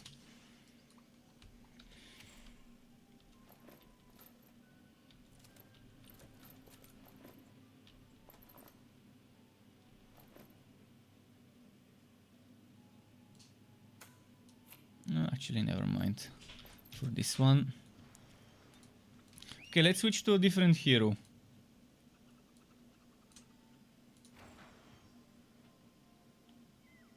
Well, the thing is, before early access, the game had 3 acts. In alpha, we had I mean, not on launch. In early access, before the launch, we had 3 acts. I don't understand why they removed Act 3 to try and improve it before launching, and then they decided to include it later with a patch. That was super bad move. One of the worst moves was that. To launch with 2 acts when you already had 3. It made no sense.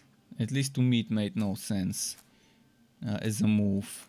Yeah, Act 3 needed some improvements, but they could have at least given them whatever was there as Act 3 and mentioned, hey, it's not complete, but in general they should have just waited.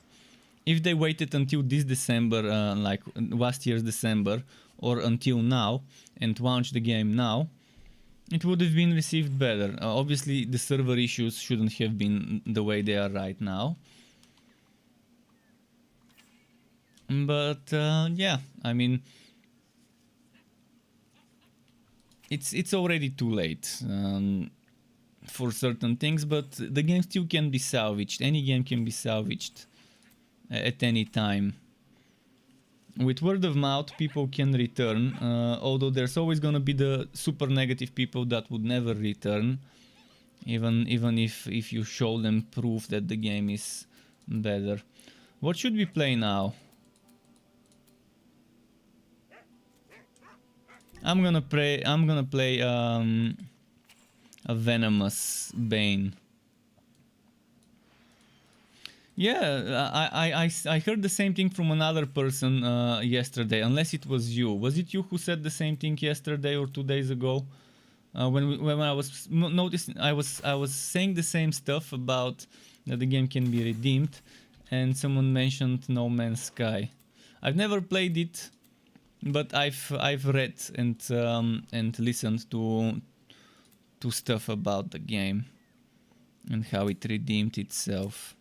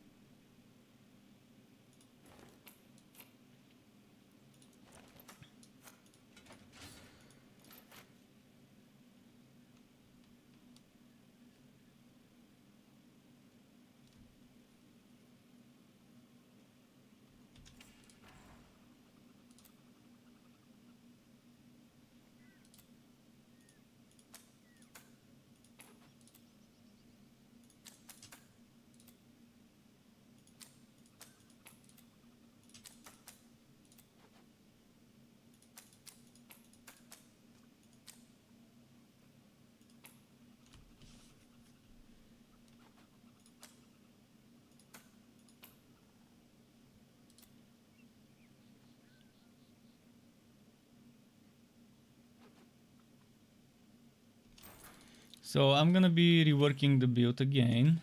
How many? 33 respectacles. Now we are moving away from the minions. And we are doing Venomous Maw.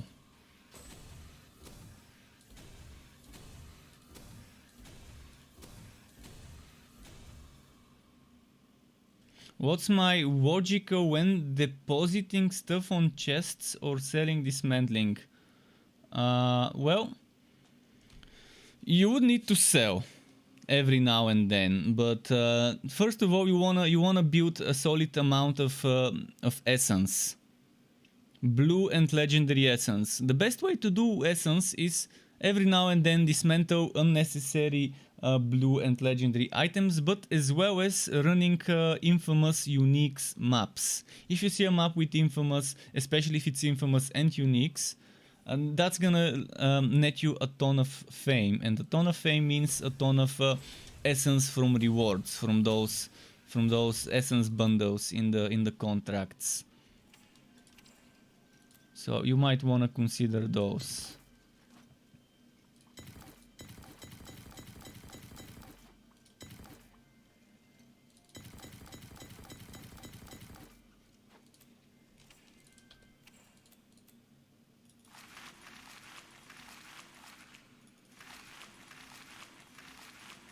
So once you build a solid amount of orange and blue essence, you should be fine. Green as well is nice to have, but as you're building orange and blue, you'll be getting green as well. So there's that as well. In the meantime, here I want this and this. I don't think I need any others. Maybe let's remove 1 point. Let's remove 1 point. So, am I gonna use Plunderbuss? It might be too easy if I'm using Plunderbuss.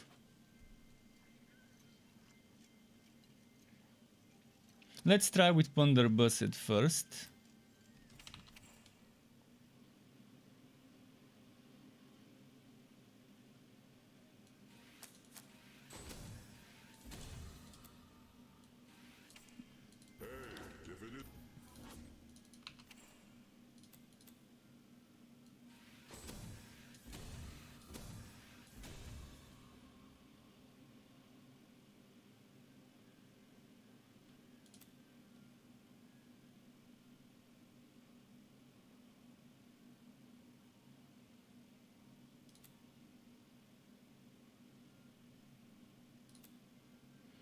Not sure what else.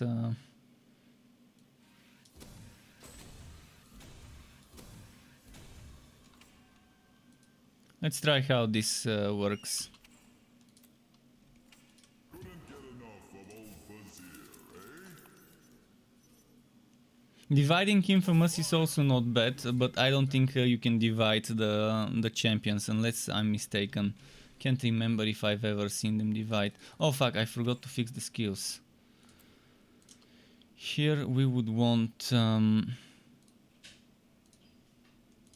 I would put this one here, I would put this one here, I would put... fuck.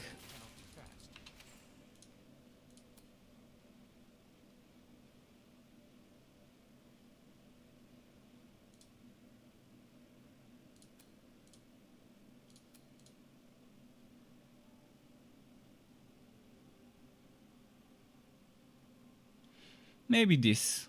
Maybe. Just in case.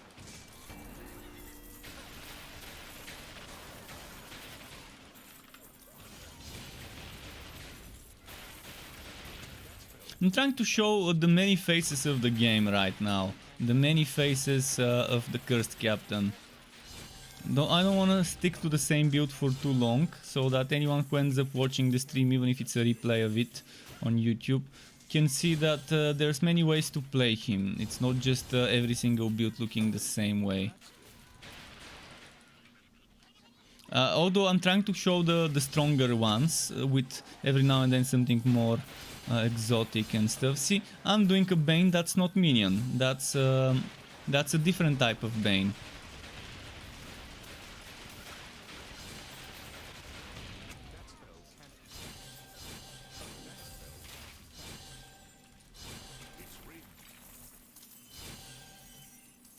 Because yeah, most people would be, hey, Bane, let's go minions. He has summons. Well, you don't have to. Bane has a different side to it. And it can complement the captain nicely. In fact, instead of Plunderbuss, I could use Maelstrom, but I've already used Maelstrom in the previous hero. I'll switch to Maelstrom. I'm gonna do a few maps with Plunderbuss, then switch to Maelstrom so you can see the difference when I'm doing a Negative Mayhem build on Bane with the captain.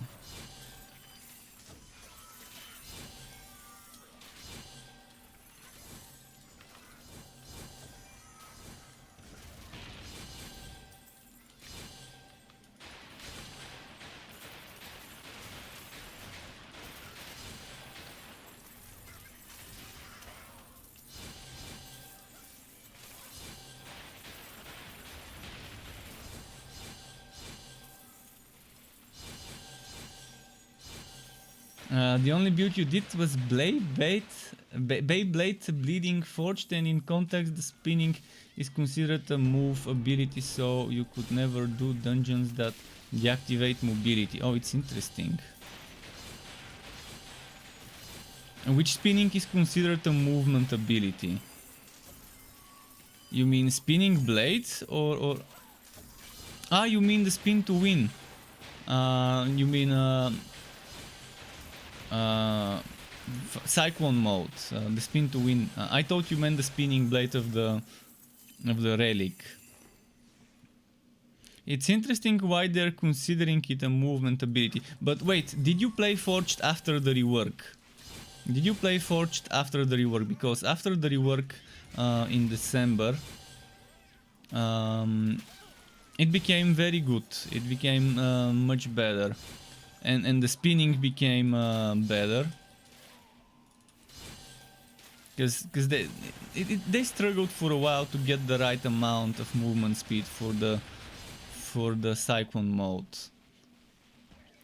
At first it was nice, then they nerfed it and made it not benefit and made it move slow regardless of any movement speed bonuses. Now not only does it move at your base speed by default, but it also benefits from movement speed bonuses. So if you stack spin to win with the arc powered shoulders that give you a skew which increases your movement speed, it works very nicely.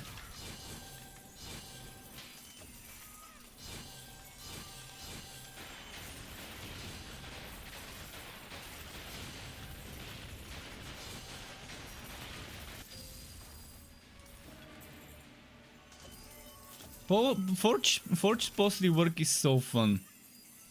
They finally nailed it with the Forged after that rework. It takes a while to get used to it, to having to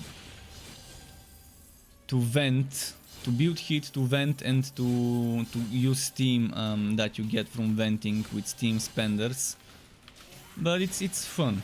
It's definitely a cool hero, cool build.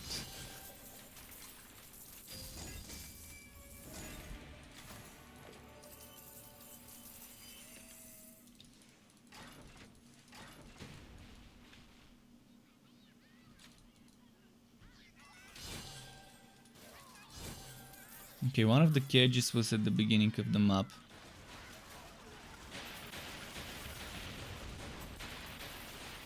Let's go grab that one cage. You don't think your build uses steam spenders since it was a pre-rework? Oh, steam spenders are so good.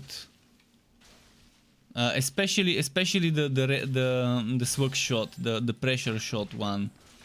Pressure shot is amazing. I mean,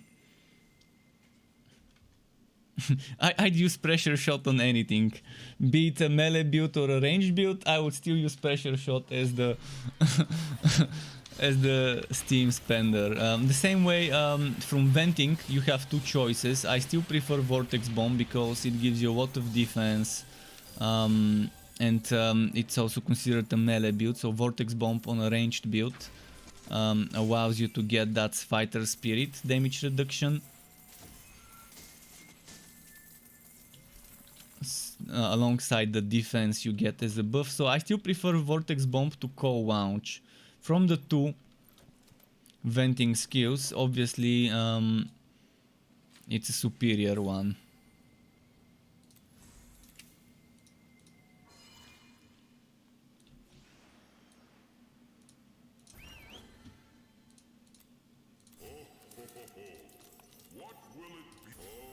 Oh, dividing hierarchy now. This is a good map. Yeah, Vortex Bomb is the one that pulls them. It also gives you 50% armor, 50% defense buff. And it also counts as a melee skill, which means you can trigger Fighter Spirit, which gives you by default 50% melee 50% damage reduction. And with the upgrade from tier 2 Vortex Bomb, it actually becomes 70% damage reduction, that Fighter Spirit. And it works very well on any type of build. I mean, Cold Launch is not terrible. It's just it can't compare. It can't compete with Vortex Bomb.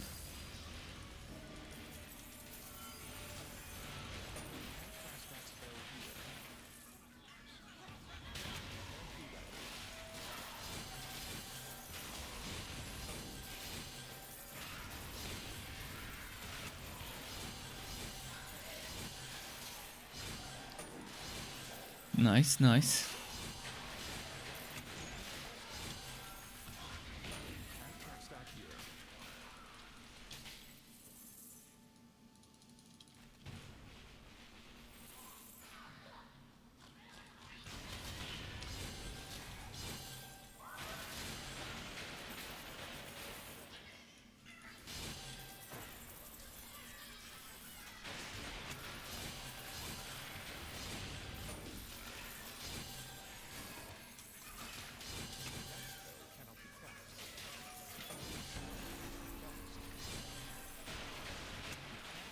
Oh, come on.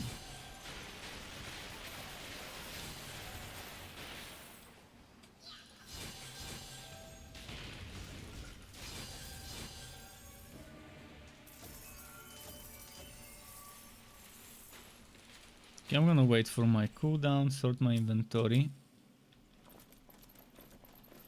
This looks nice. I wanted to unlock this as a... You can't cast that.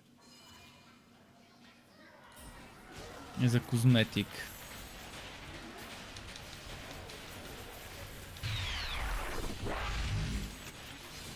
And Vir, thank you very much for the follow. Vir, welcome to the Struck Club. Really appreciate the Twitch follow. And KGSEX said Vortex. Oh yeah, I actually read that one. But yeah, Vortex Bomb is super fun. It's one of my favorite forged skills. It always has been. I always loved Vortex Bomb alongside Cyclone Mode, the Spin to Win, and then if you add Pressure Shot now, it's amazing. Although I love Fracking Strike, it just works in a very weird way where an enemy might be right next to you and you won't hit it with Fracking Strike, because it splits. It's like a star-shaped travel trajectory, and unless you're positioned, unless the enemy is in the right angle, Fracking Strike won't hit it. They should have just made Fracking Strike a full 360 shockwave. Would have been so much better if it was like a bunch of seismic shockwaves that just keep cascading in a 360 radius, instead of giving you 1 cone, 2 cone, 3 cone, 4, 5 cones or whatever in different directions. And if it's in between the 2 cones, if it's like this and the enemy is here and this is cone 1 and this is cone 2 and the enemy is in this part here right next to you, it doesn't get hit. And for a melee skill where you want to be right next to the enemy and there's no way to figure out exactly which the right direction is, unless you remember it by heart, it's very different. No, I'm not from the UK. I did study, I went to university there, but I'm not from there. Why do you ask? And welcome back, Chosbit. Welcome back.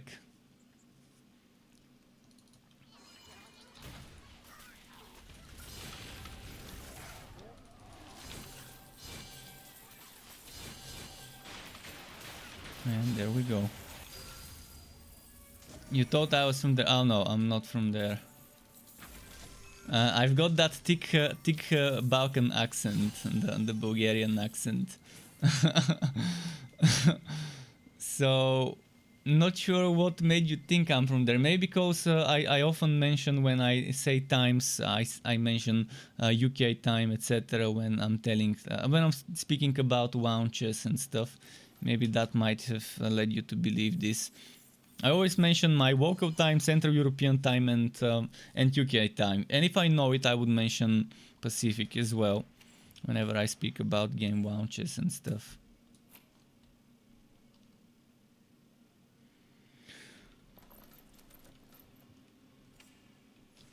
Let's make a Bane looking setup. What screams Bane? This screams Bane. A green mace.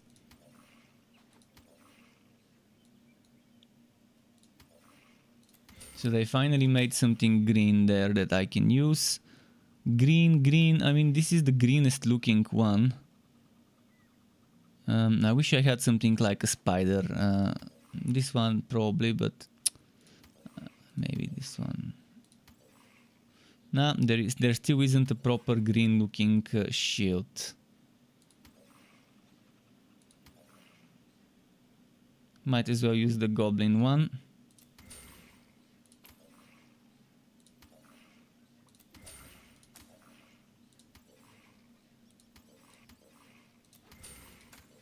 Let's go full insected.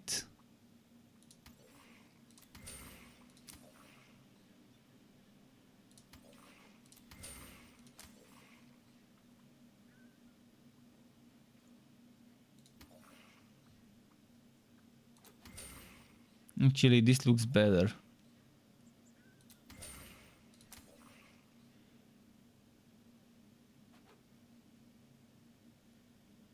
And let's die. Let's get green stuff going. Something green, yellow, kind of Bane vibe. We want that Bane vibe. We want to get that Bane vibe going. Why is there no green green plating?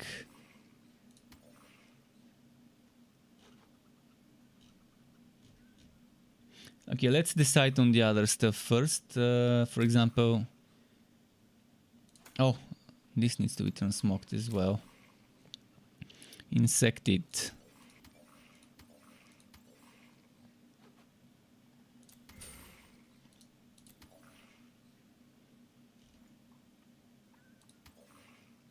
Scarab? No, maybe. There isn't much that really fits, but let's go Scarab. It looks too blue.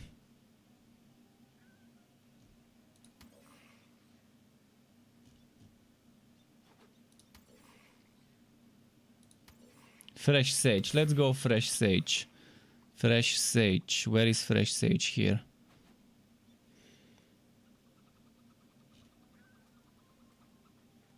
There doesn't seem to be fresh sage in this one. Okay, let's check that one later. Fresh sage here.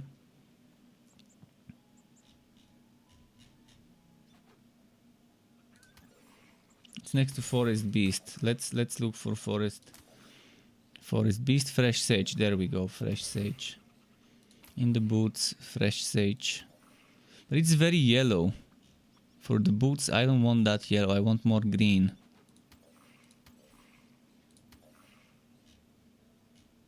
In fact, that's not gonna be the boots, because I don't like that color.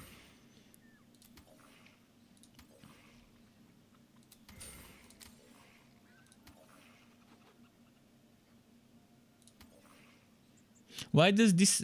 I think this one is just not gonna be the one I take.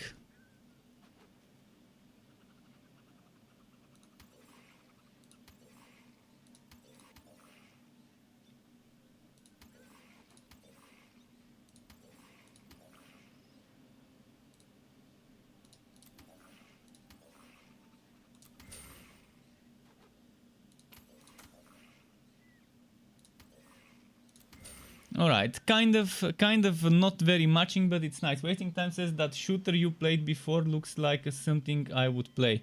The shooter? What do you mean the shooter? Ah, the Necromunda. The Necromunda stream. Well, enjoyed the Necromunda hired gun. I already refunded it, because I definitely don't like it, but that doesn't mean it's a bad game, it's just not the right game for me.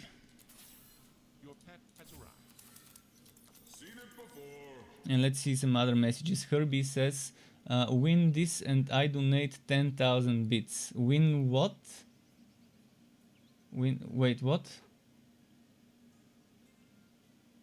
And Chosbit said, I saw that offline mode is pretty better than online.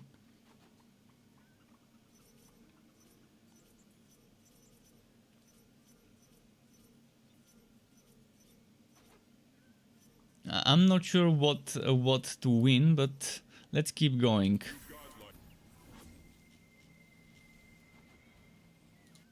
Let's keep going.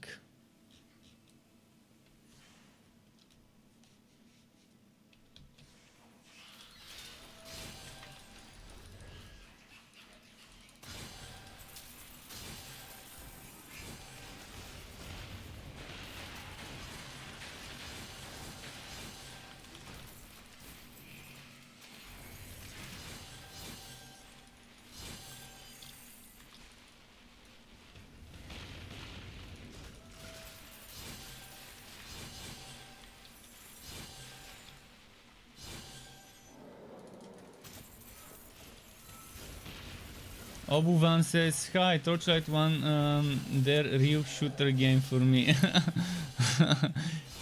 You mean Wooter?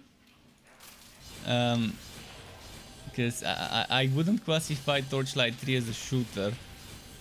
I mean, yeah, you do some shooting with some classes and some items and builds, but it's not like a FPS. It's not third-person or first-person shooter.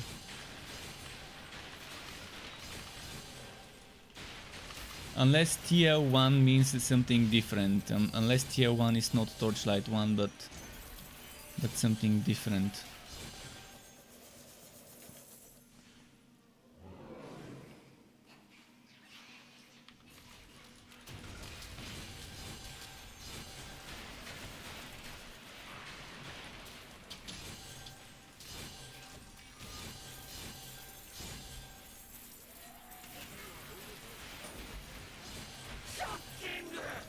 And someone just subscribed to my YouTube channel, Sura Mahu. Thank you very much for the YouTube sub. Welcome to my channel. Welcome to the Struck Club. Hope you enjoy your stay. And also, guys, anyone who's watching, you still have time to tell me if you want to see a certain build on Cursed Captain, on any relic, with whatever skill. I finally have some items that I can use to make you some builds. You just need to tell me generally what type of a build is it. Is it like gonna be a basic attack, or is it gonna be using the relic skill, one relic skill you're choosing, or is it gonna be leaning more onto piracy or cursed? I mean, I've said it already many times. Powder Keg and Plunderbuss are the best Cursed Captain skills. But that doesn't mean the other ones are not worth using. And they work on any subclass. Dasher's Edge, but low level.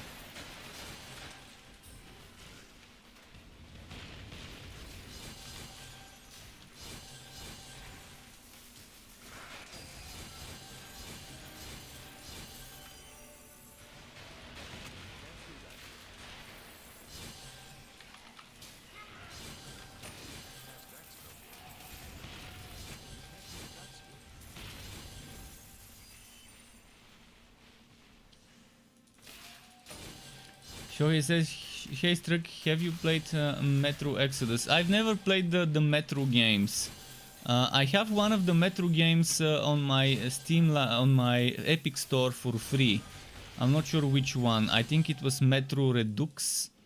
Let me launch my Epic Store to see which one it is, because they were giving it away around Christmas for free, and I grabbed it. I still haven't installed or played it, but let me see which one it is. I think it's the old one, not the one that was from 2 years ago or so, but Metro. Well, when did I get so many games on my library?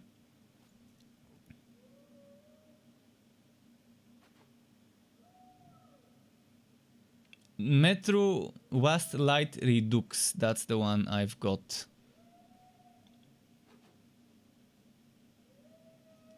By the way, what's the free game this week in Epic? Well, Among Us, and next week is a mystery game. Okay. Let me switch it off now.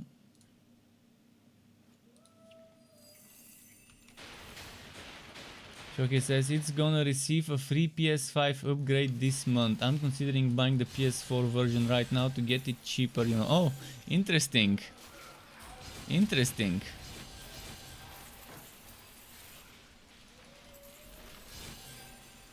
I've never played it, so I don't know. I mean, I'm not much of a shooter guy. I only play shooters if they're water shooters, similar to Borderlands and Outriders. I'm not much of a single player Doom, Quake type of a shooter person. Because I'm not a big fan of story. That's it. I like my story in plays and books and movies, not much in games.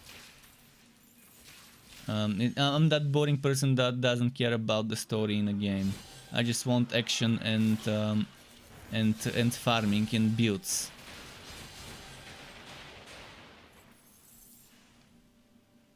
I like cinematics though.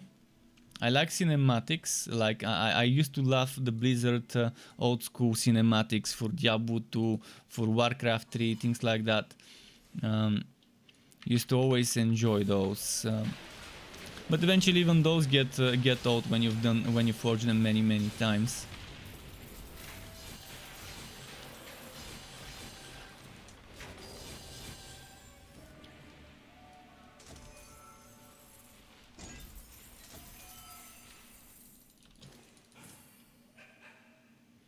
Arctic Fox. Oh, I've never seen this one. So many pet skins.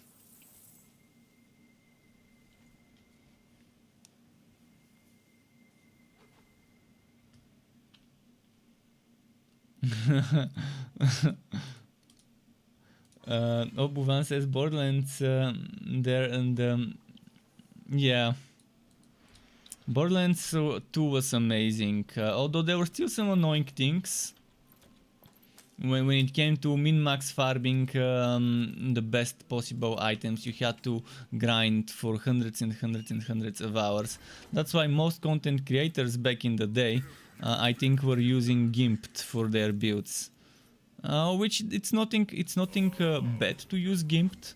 I don't mind people using things like Gimped, like Grimstash, and stuff like that, as long as they're using those for offline only, and they don't go with the cheated characters online. I don't think there's a problem about that. But I know some of Grim Dawn's community don't like when content creators use Grimstash. I've read in forums how some people get tilted about that, and I don't see a reason why they should be getting tilted. Unless people are using those heroes to play co-op, there's no problem in my opinion. I mean co-op with others, with randoms. Some people get very tilted when they see a character with all the monster infrequent, super hard to get items. And they immediately start getting suspicious that it's a Grimstash hero, not a legit one. And I understand that they would get tilted in co-op. But yeah, a lot of the builds, a lot of the things for some of those old water games, especially Borderlands 2, came thanks to tools like Gimped, I think was the name for the Borderlands one.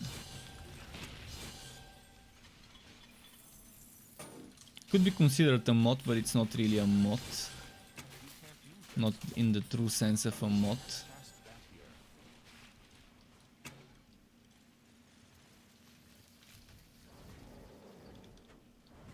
I don't know why I keep getting constantly spammed by some random bots from the Outriders server.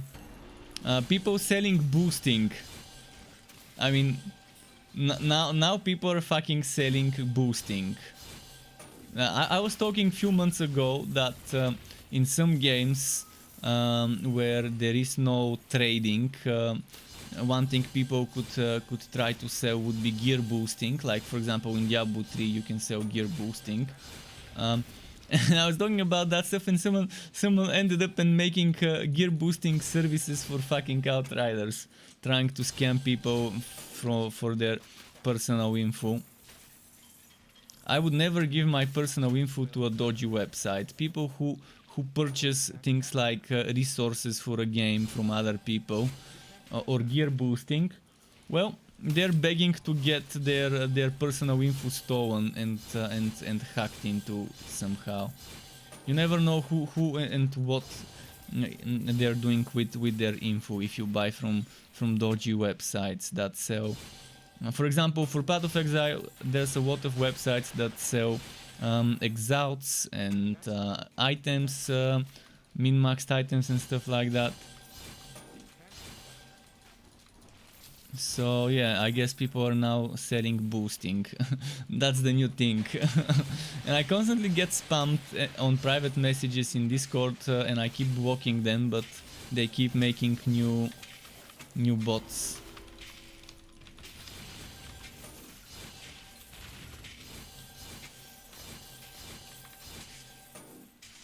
Trading is a very tricky thing in a game. Doing trading is very tricky. And again, even if there is no trading, there's still a way to just use a super OP meta build, glitched build, and just boost others.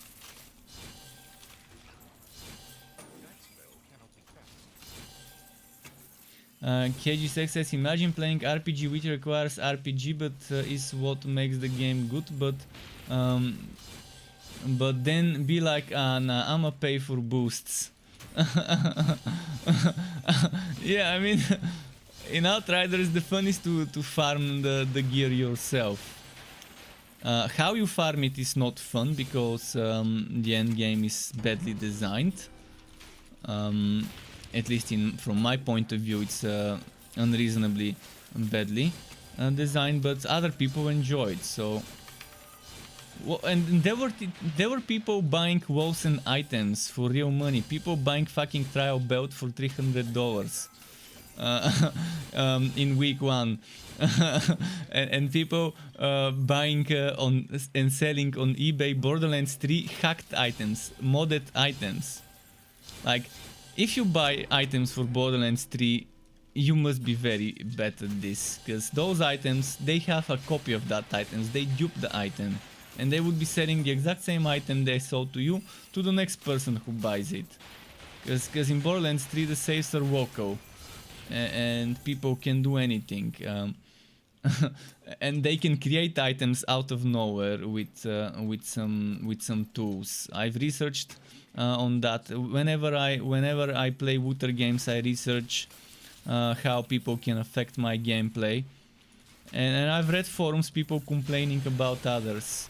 And there were those modded items in Borderlands 3 which have super high damage that someone custom made, that pretty much one-shot everything. I haven't seen people selling those, but I wouldn't be surprised if they were selling those as well.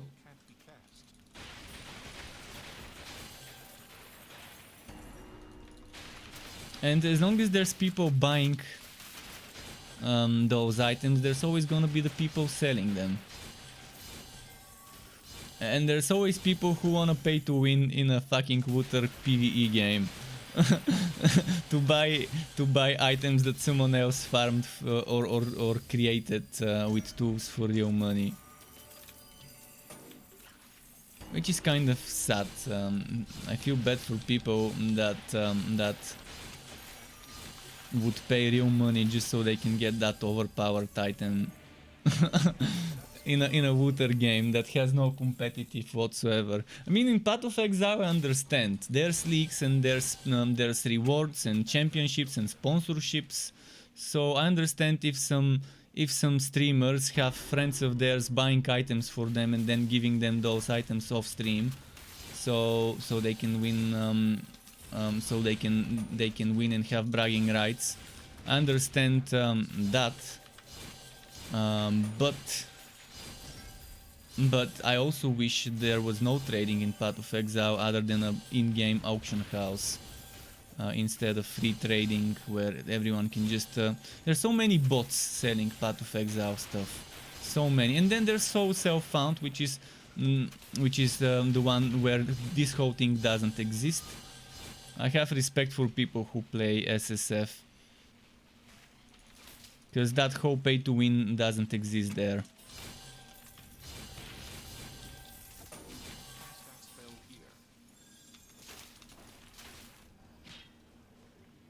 Where is the damn quest? Still haven't found that NPC. You can't cast that here. I bet it's gonna be at the very bottom. Let's keep going. You can't cast that.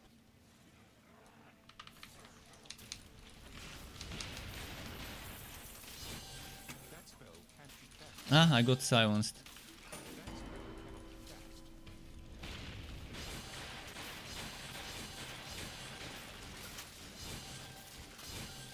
You can't do that here.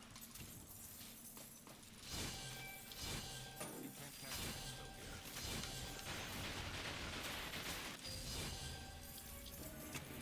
Cast that here. But yeah, tomorrow I will be making my first build video for the Curse Captain now that I farmed the items I need.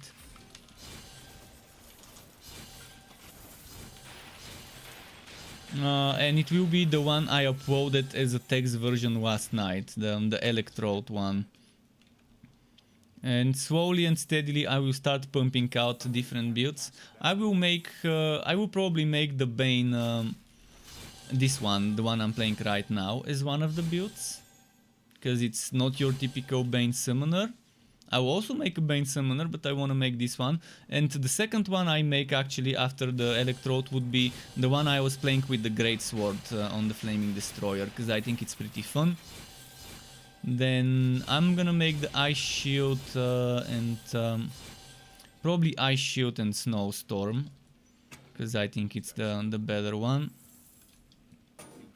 Didn't like the Golem, didn't like much Frost Blast as a Mayhem skill. Still not as good as it could be. For Bot Drinker, the one I was playing earlier is super strong, but I'm probably gonna try a Drain build, because I just love Drain. I just need, for a Drain build, I would need Ancient Ember pants and in shoulders. Or gloves. I'd rather have the Ancient Ember shoulders, pants and boots, and then I can equip Commodore gloves instead of shoulders, and then I can put the Commodore shoulders in the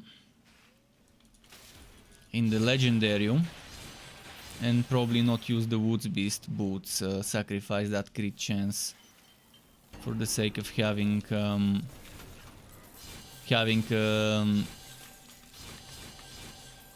Drain build with the spinning blades around me from what was the name of that? I forgot the ultimate of Blood Drinker's name.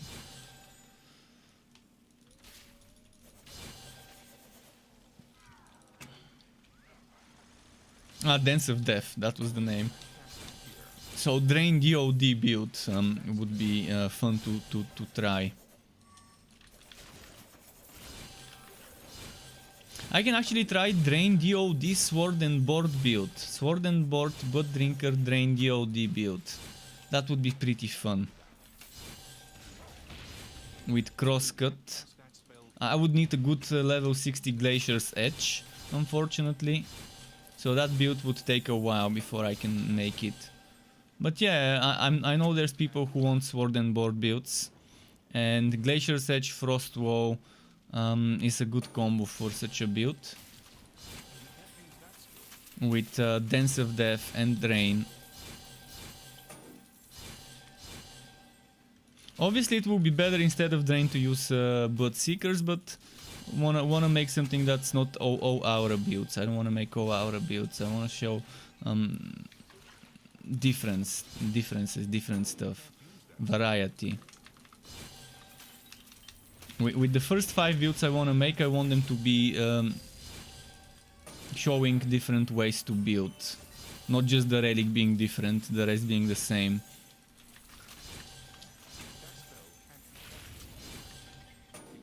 You have any guide video for item farming in Torchlight? Since I'm coming back soon would help. Well, I mean, there isn't any specific rule of thumbs here. There are two ways to farm items. One is go to a Wobby zone where the drop chances seem to be better, but you're gonna be getting Wobby items, but you can fill your legendarium quicker. But I think it's still better to go and do Fuzzier. Take a dividing gear waki, or uniques gear waki, or dividing uniques and gear waki in the same map eventually when you reach the higher stages. Seems to be better. And where the hell is this NPC? Am I blind or something? I don't seem to find this NPC. I cleared the whole map and I can't find him.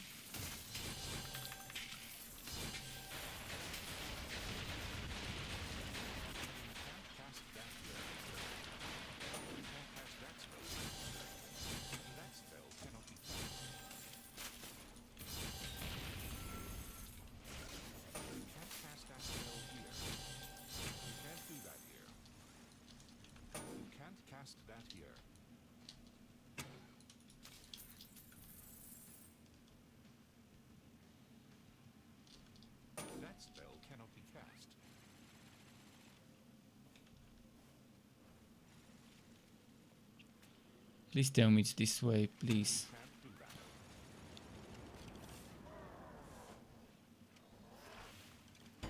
Okay, it's somewhere there. I see it.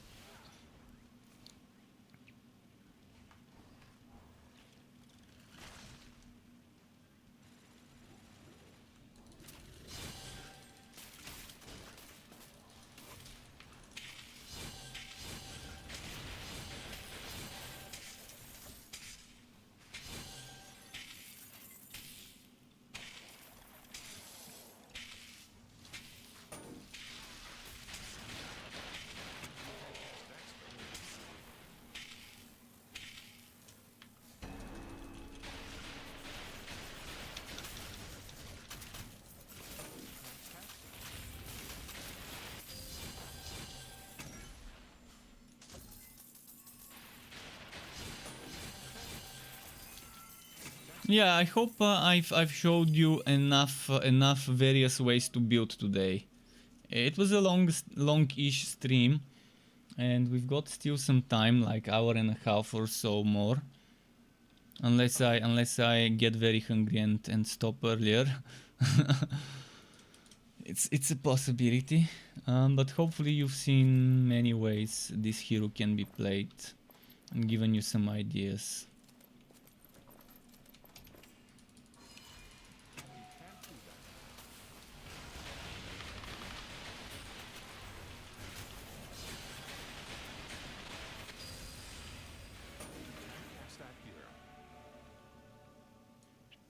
Especially now that Imbu Relic is something I have in my possession. I think one thing that's, in my opinion, a must-have for many builds is Imbu Relic. Unless you really don't want to use a Relic skill, which I don't see a reason why you wouldn't want to use a Relic skill, but just for variety, I guess, if you're bored of using Relic skills. Because they're just a little bit of extra DPS. And in some cases, like this build right now, they can be the main DPS that you spam on bosses. Although it's still better to spam Plunderburst, if I have to be honest, Plunderburst spamming is better than Venomous Maw spamming. But it's fun, spamming Venomous Maw. Now, as I promised, I'll do Maelstrom. So we're losing Plunderburst, we're getting Maelstrom. Just so we can see the weaker version of this setup. The weaker version would be Maelstrom instead of Plunderburst. But with Maelstrom we get crowd control. And we can group up the enemies so they are easily hit with Venomous Maw.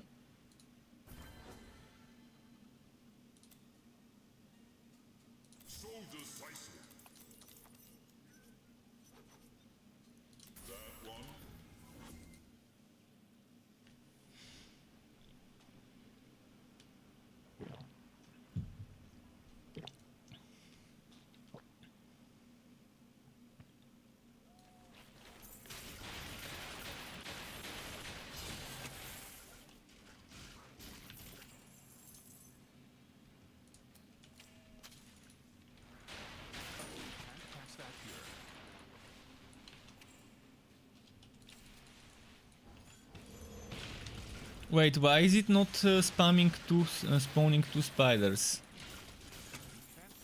Is something broken? It should fire a second spider missile. I think it broke. I think we somehow broke it. Oh no, it's spawning them in the same place. Normally it spawns them one next to the other. But it's still broken. It shouldn't work that way. It shouldn't spawn them in the exact same spot. They should be one on the left side, one on the right side. You were seeing it earlier, it was working that way, now it isn't.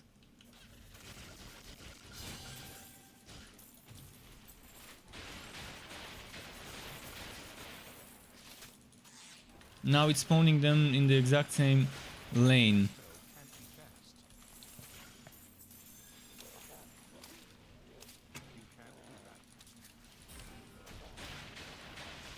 So is that one or is it two that we are seeing? Maybe it's just spawning one.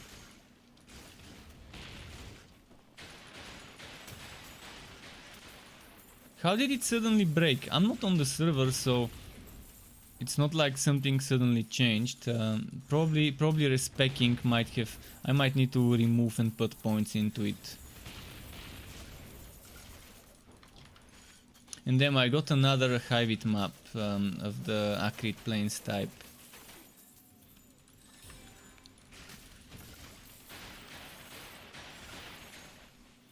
Alright, I'm gonna try and run to the same spot at the end. Those maps are very good, by the way, for farming. If you get a dividing gearwalkie map in this map.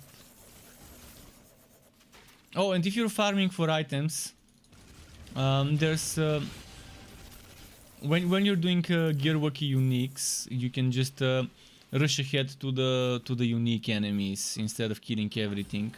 Although I still prefer killing everything, because the more enemies you hit, the more times the dice will roll. And I've gotten a lot of legendary items from trash mobs.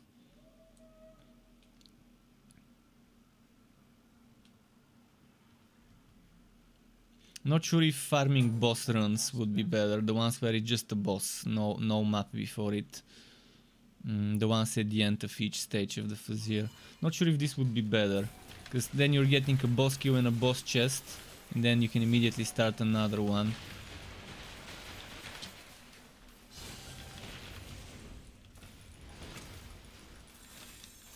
Oh, I forgot about my keks. Well, yeah, as I mentioned, I'm not the best at using all of the skills at my disposal, all of the skills on my skill bar. 9 skills is a bit too much for me on the skill bar. 7 maybe is good enough for me. 9 is already, I'm struggling to use every single skill on the skill bar.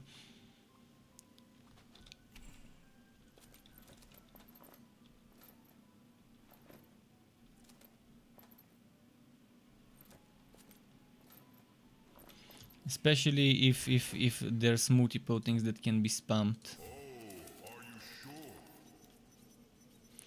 Let's do Om.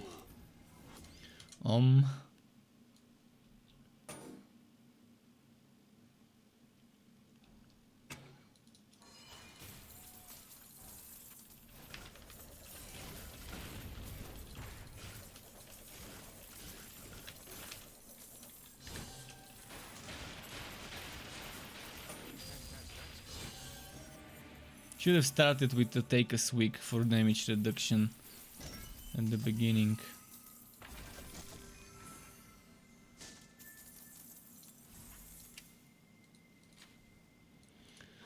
Okay.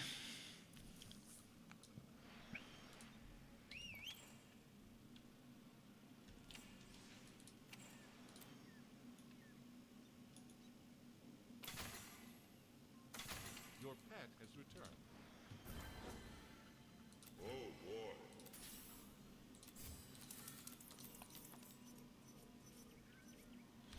Nicely.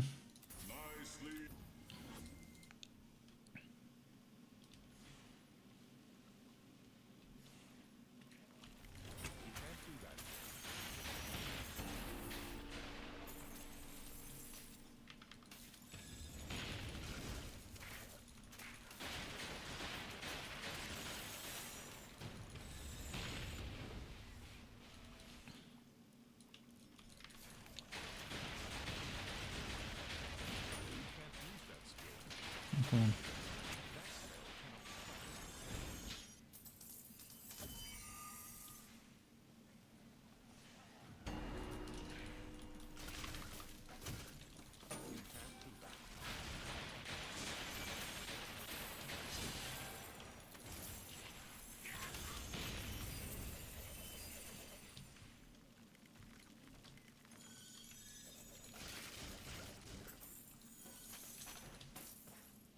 Well, it's not so bad without Punderbuss and using Maelstrom.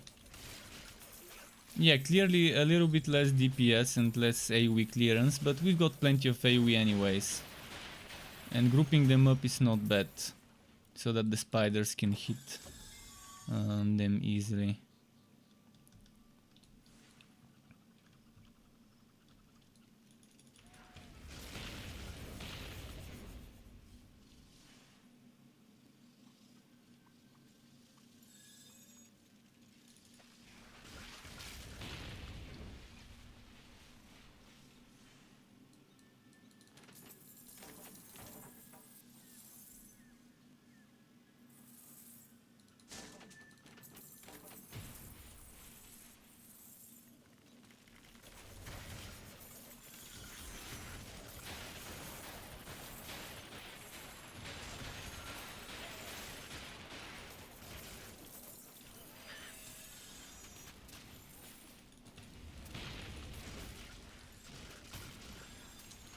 Okay, next. We need that tablet to drop.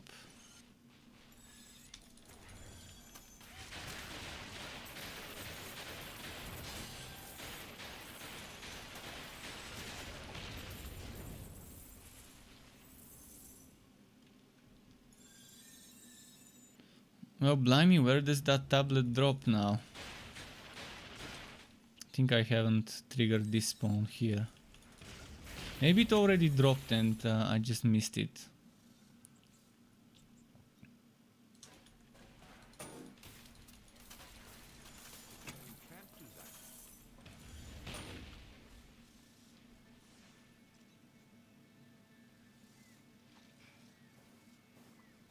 Yeah, I've triggered every single spawn I can think of. There's gotta be something I've missed somewhere.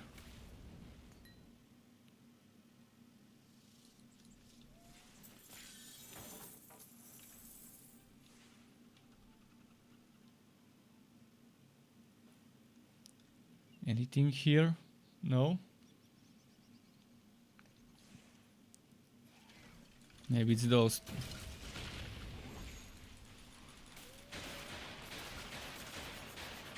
No, well then, where would that tablet be? Might be a map where the tablet just didn't get added to the drop tables of the monsters.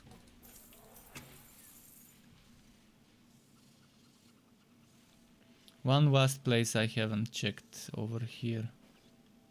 No new spawns to trigger. This is alarming.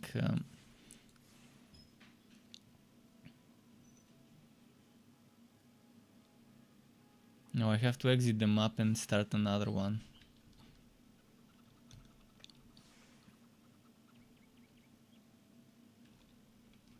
You can't cast that spell here. Right, off we go back to the beginning. It's the only way to return. Oh, maybe this guy would drop it. No.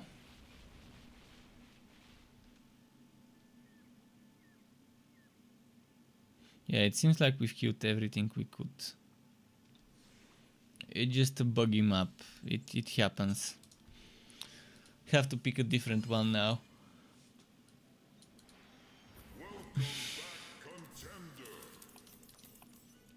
It was this one, so let's do this one.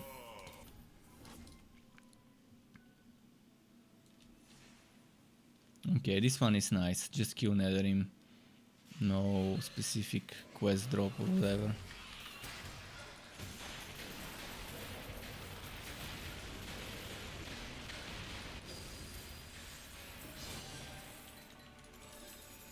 Can't cast that here.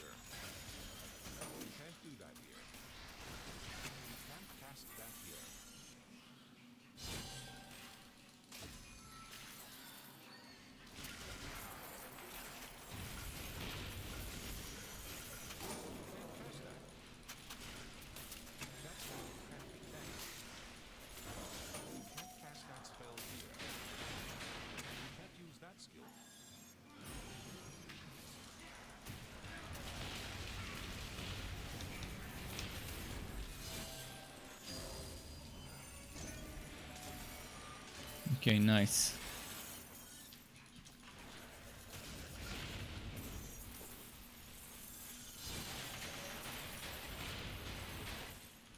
You can't use that skill.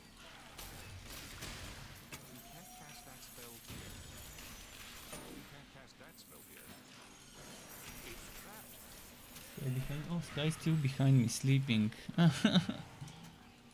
I just realized he's sleeping facing the camera.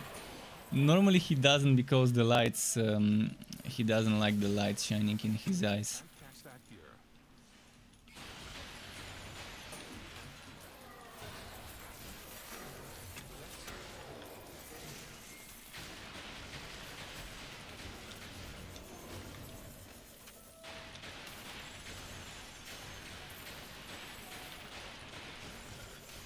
can't do that here.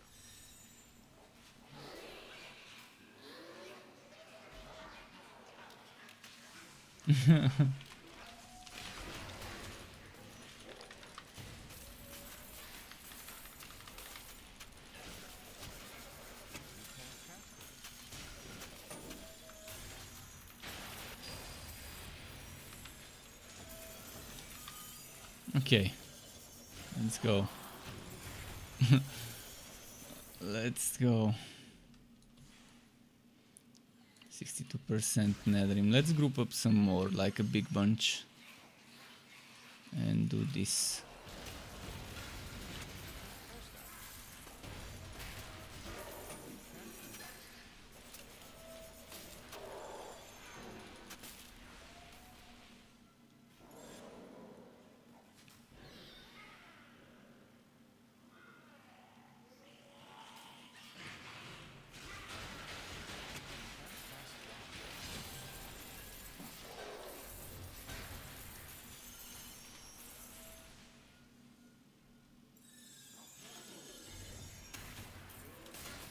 That spell can't do that. You can't cast that spell here. Okay, let's debuff.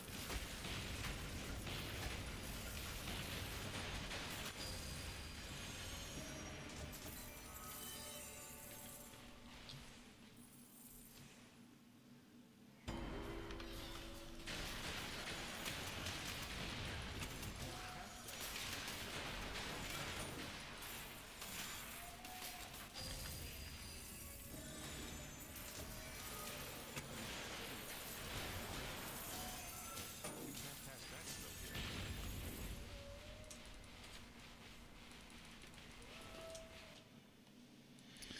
here. Oh, and this is ready. Perfect. You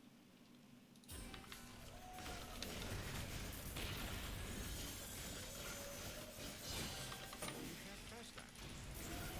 You can't do that. That spell. No, no! I was just trying to move away from the stupid chest. Why? Why is that stupid portal so close to the chest? I wanted to just move away to see the wood. I didn't even know what dropped. It could have been a nice legendary there, but in any case it won't have been a level 60 legendary. Does this seem fun, by the way, as a Mayhem build? To those who have never played Tag of Mayhem builds, new players, I'm wondering if this looks like a fun setup. Spamming those spider missiles, and while doing so, spamming the other relic skills, like the sword smash or the chaotic strikes.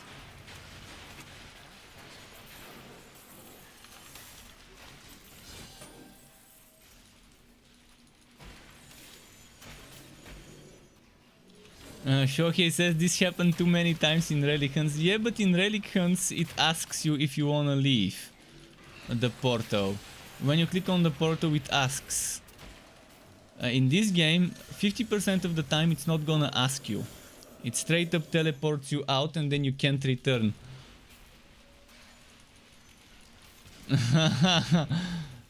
So yeah, this is how bad it is here. You straight up get ported out, no way to return.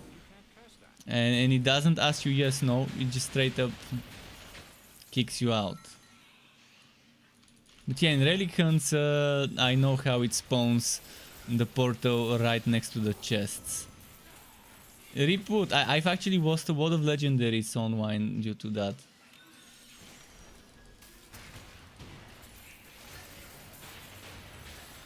James Lynn said he started using force move.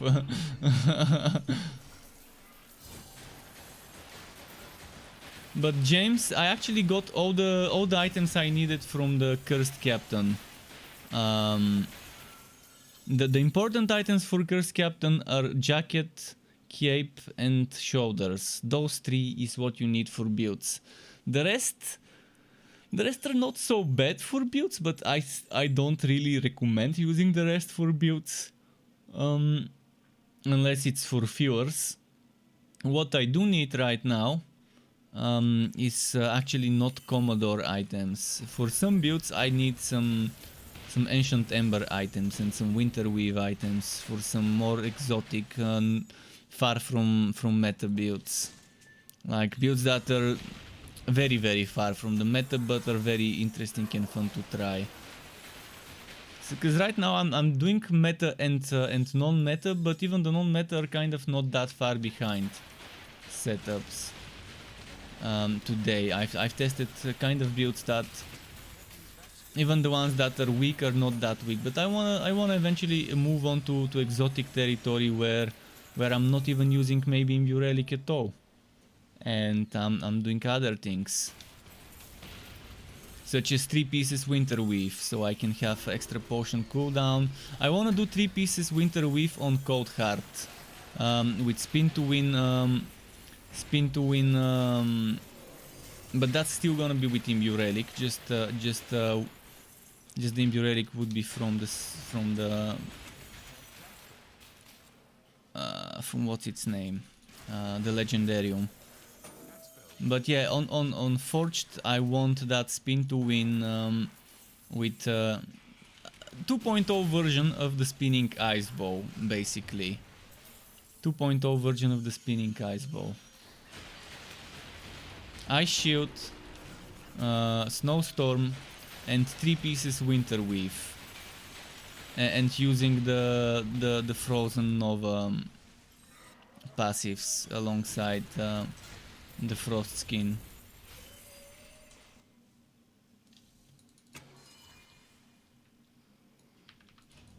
So 3 pieces Winterweave and 3 pieces Mountain King equipped.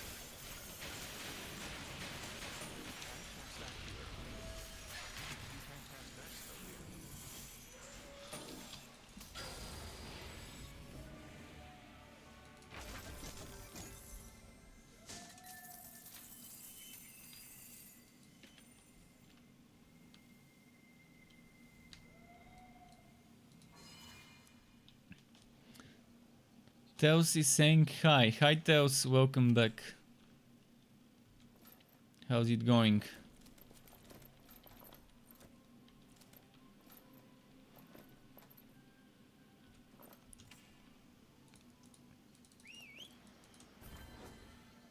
Okay, we're reaching soon the level 60 on the Bane. Level 60 monsters, I mean.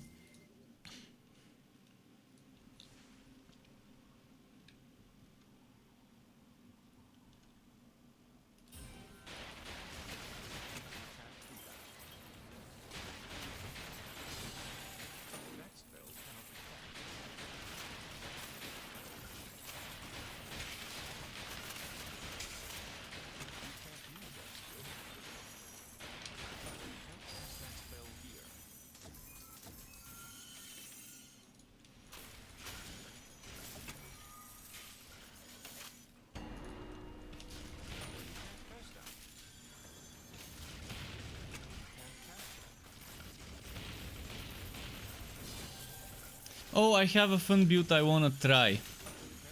I wanna try a Zealot. The Plunderbuster Zealot build. That would be such a fun build. Plunderbuster with casting speed and stacking maximum casting speed and spamming Plunderbuster. That would be like the Absolver Zealot, but But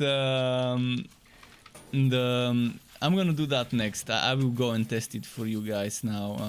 Conjure electrode on the electrode with Plunderbuss spamming, and this is gonna be probably melting maps to see if my Duboon generation can handle this. Because right now I never run out of Duboons when I'm using Plunderbuss maxed out on most builds, unless there's no monsters eventually.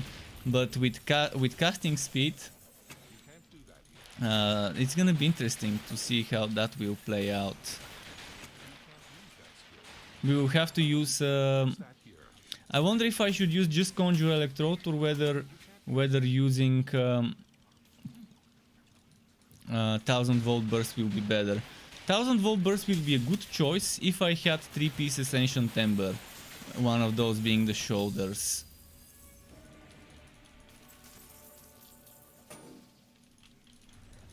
So I can get 1000-volt burst every 30 seconds, and that's the 50% casting speed. But yeah, with Conjure Electrode it will be fun. It's not gonna be yet another build that gets carried by the lightning aura. Have you, yeah, I played Hired Gun, I didn't like it and I refunded it. It's just not the right game for me. It's not a bad game, it's not a good fit for me. There are a lot of things that piss me off, and it's a very difficult game. It's yet another game for tryhards. Even on easy, I played on normal, then I switched to easy and it was still too difficult, and I was like, fuck this. If they're gonna call it easy, they have to make it feel easy. If you're gonna call the difficulty easy, it has to actually be easy. Thankfully Steam allowed me to refund it even though I played more than 2 hours.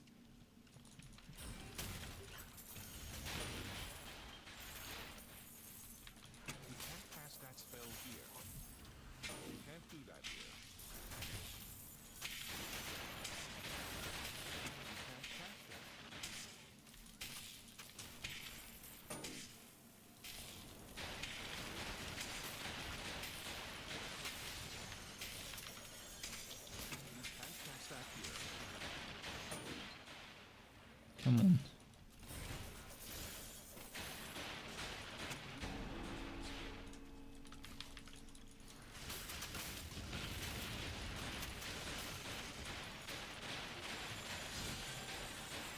And it's weird because in Necromunda you loot items, but you can't access those items you've looted until you return, until the mission is over. And when the mission is over, you have a limited amount of items you can take with you to your base. The rest have to get sold for credits. And when you're in your base, you can only access the items right before a mission. When you select the mission, then it opens your loadout, which is terrible for a shooter-wooter game. You should have an inventory like this that you can open, that you can constantly open and constantly what do I mean? Constantly switch items if you want to. Like you play, you get a good shotgun dropped, and then you open your inventory and switch it. Switch your current one for the new one, things like that. But no, the game doesn't allow you this, cause fuck logic. Why does a looter game need an inventory management option during a mission? I mean, you're still carrying the item in your backpack or whatever, so why can't you actually use it? Why can't you actually equip it? If you're holding it somewhere, why not equip it as well? It makes no sense. It's probably the worst shooter-wooter game I've seen ever in terms of how certain systems are designed. Especially the fact that to upgrade your skills you need fucking credits. Really? Why not a leveling system where I can just gain skill points or trades points or whatever? Why do I have to use credits for everything? For items, for upgrading my passives and actives? Everything credits.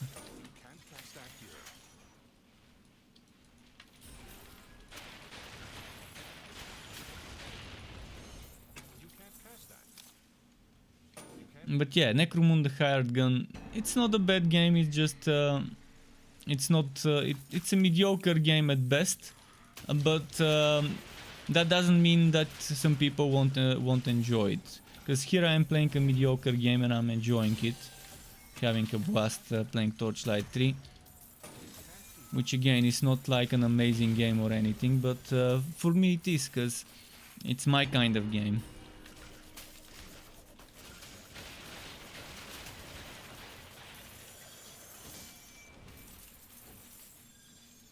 You can't cast that here.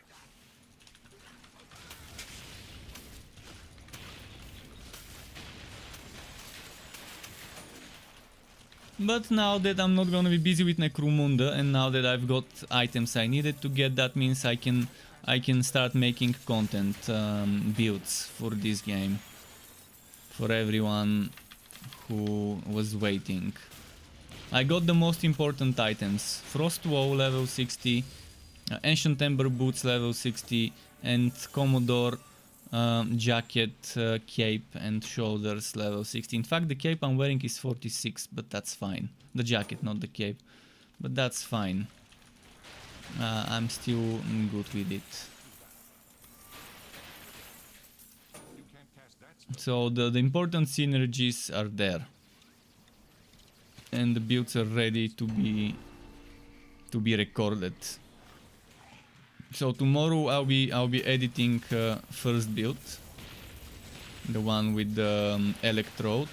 That it's already on my website. I stayed up until 5:30 in the morning last night. Actually, I stayed until 2:30, adding the text version of the skill showcase, and then at 2:30 I see, oh, Necromunda is already playable. Fuck, let's do my build version for tomorrow tonight, and then from 2:30 I spent 3 more hours making that blog post for the Pirate Zapton. The Pirate Zapton, if you haven't seen it, I'm gonna give you the link. Pirate Zapton, where did it go? Pirate Zapton. This is the Pirate Zapton, and that's the build I'm making tomorrow as a build video. But you already can read the stuff, the important stuff on the website. I mean, I didn't spend enough. It was getting too late, and I couldn't get all the colors. Normally, as you see, I use different color coding for poison, green, and stuff like that. So I didn't do all the color coding. Tomorrow I'm gonna fix it. In certain places I use orange to emphasize that it's an important message and stuff like that. But the important thing is there. The rest is just eye candy. So I didn't do the eye candy properly, because it was 5:30 in the morning, as I mentioned, 3 hours already writing this one and editing, photoshopping and stuff, and the screenshots. I'm even gonna update the screenshots now. I'm probably gonna update the screenshot and replace it, since I managed to unlock certain things, so they're not grayed out and they're easier to read. You can't cast that. But yeah, tomorrow. For now, the important information is there. Where is that stupid tower sentry? I must have missed it. Maybe it was somewhere here. It's probably here somewhere. Because if it says kill the tower sentry, then I've passed by next to it. I don't know where it could have been. That spell can't be cast. Could it be here somewhere?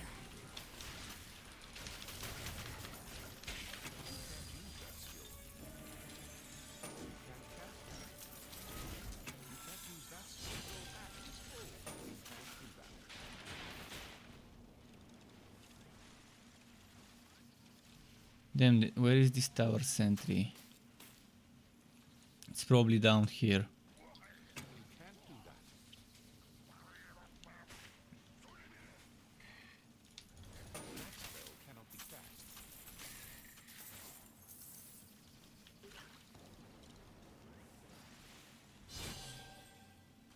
Doesn't seem to be here. You can't cast that spell here. You can't cast that here. You can't cast that here. You can't do that here. So the Pirate Zapton is not the best I can do with Electrode. The Plunder Buster version is the better one, obviously. And maybe eventually I can do the Plunder Buster either as a separate video or just Photoshop some skill point evocations and include them in the video. Because you know, in my videos normally I include multiple skill point evocations. I will definitely have 3 skill point evocations, one for Plunderbuss, one for Maelstrom, one for fire if someone prefers to use fire, and then probably gonna make 2 more versions of Plunderbuss.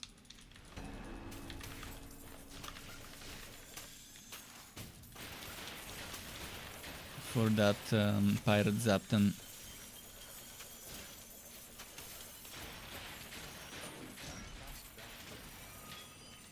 You can't do that.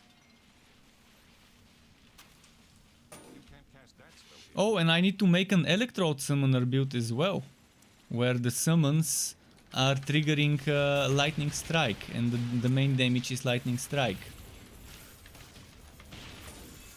And you're stacking as many crew members as you can, so you can get as many triggers of Lightning Strikes per second.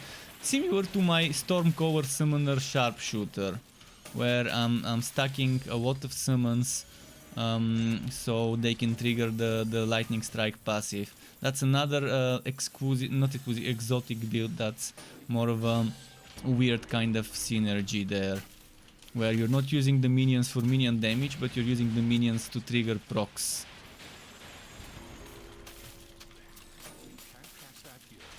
But that's gonna be... First I wanna do one for every relic at least. That's gonna be different ones. And then eventually I'm gonna go into variety of ways for each relic to be played. And then I'm gonna go back to some of the old builds. I mean, there isn't much time. There's 22 days, 21 days until the 22nd. So 3 weeks. In 3 weeks I'll see how many builds I can make. Across Curse Captain and some of the other heroes. Because I want to make new Cold Heart builds for the other heroes. People would wanna... And, oh, I need to make the Electrode, the Cold Heart showcase. So after I make this build video, I will make the Cold Heart showcase. And then start making the Flaming Destroyer Greatsword build. After that, probably this one as a Bane suggestion before a Summoner build. And then maybe the Minion Summoner build with Bane. I mean, I've got plans, and I can make a video a day normally.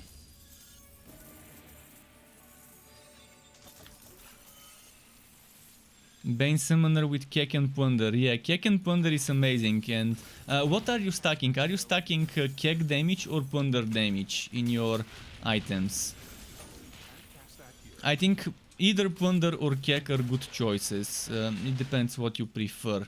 I wouldn't stack damage to the minions, to be honest.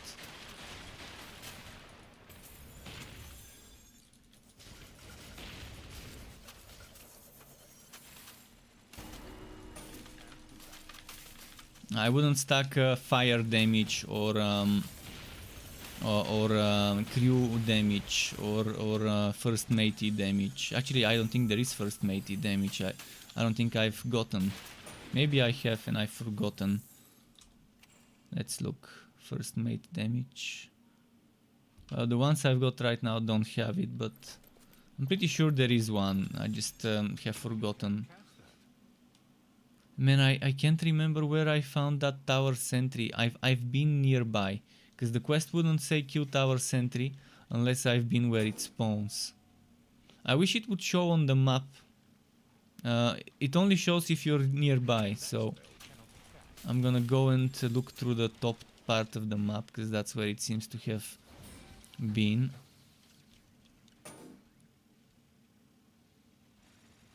It's probably gonna be this thing.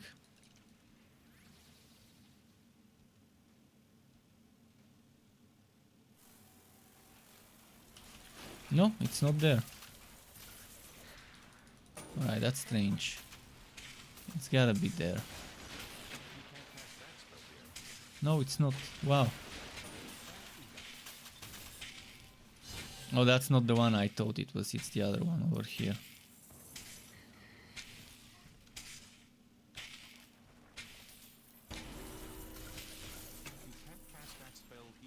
Is it here?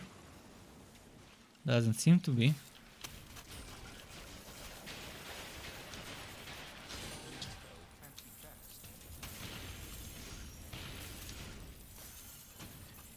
Oh, Teos is Terry. Okay, Terry. I never knew. Honestly, I never knew that's Terry on YouTube. Well, good to know. Good to know. You can't cast that spell here. Let's see.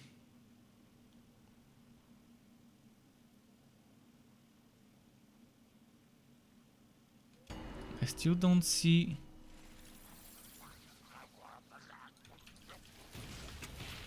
Still don't see this this stupid sentry. Did it spawn? Did I miss it? Is it glitched?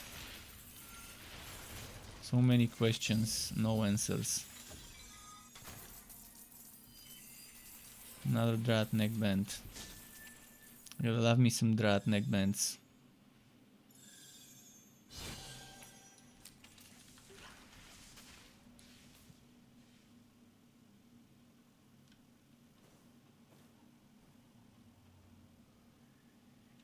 Should have been somewhere in here in the top part if I've seen it nearby.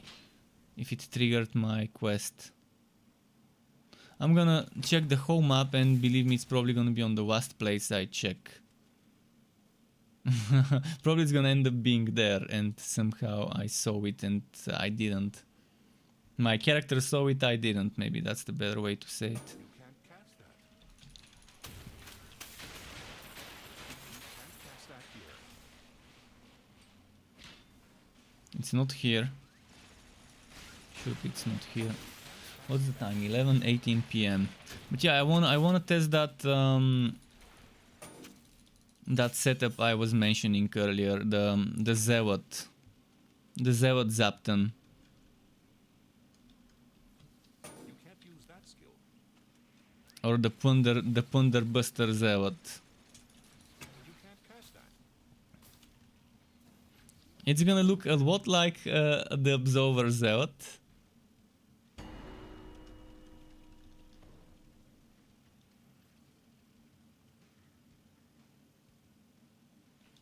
It's not here, obviously. Okay. You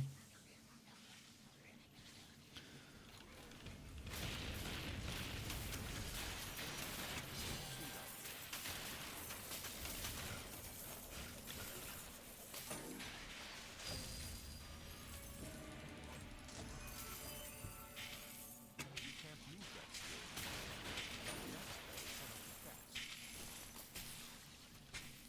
You can't cast that here. You can't use that skill. Any other builds anyone is interested in, by the way? Because I'm gonna switch after this map to the Punderbuster Zealot to make it, to test it, to see how it works. And after that, everything's fair game in terms of testing stuff.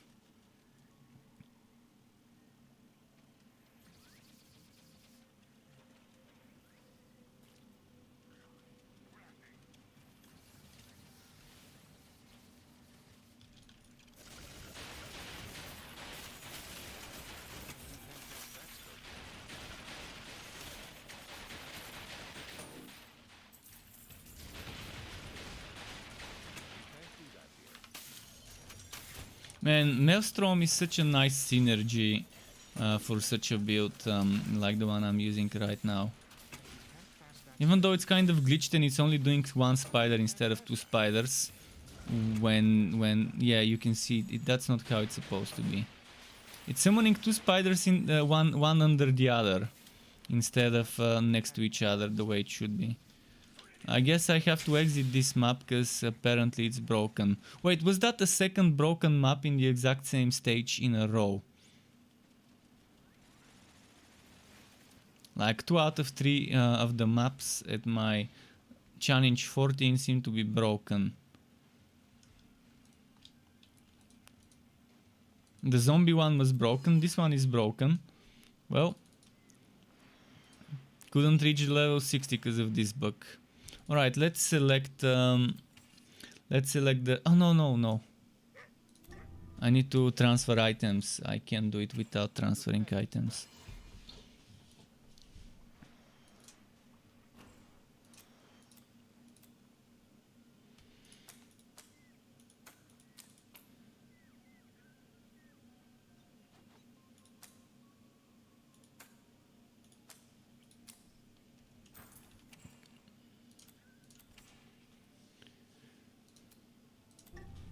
Curse Zapton, here we come with the Curse Zapton. So now first is respect time. First though, how are my respectacles? 23. 23 should do the trick. Let me get rid of this. Let me take this. I don't have items. I don't have the best items for a build like that one. The legs and shoulders. And I would need the legs and shoulders and the boots of the Ancient Ember set.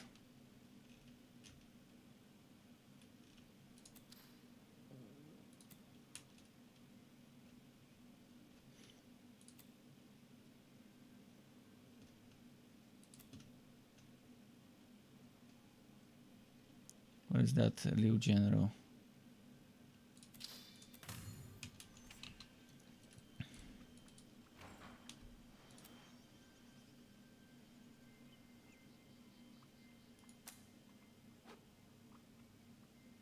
Need to put a chance to shock. Shouldn't forget about chance to shock.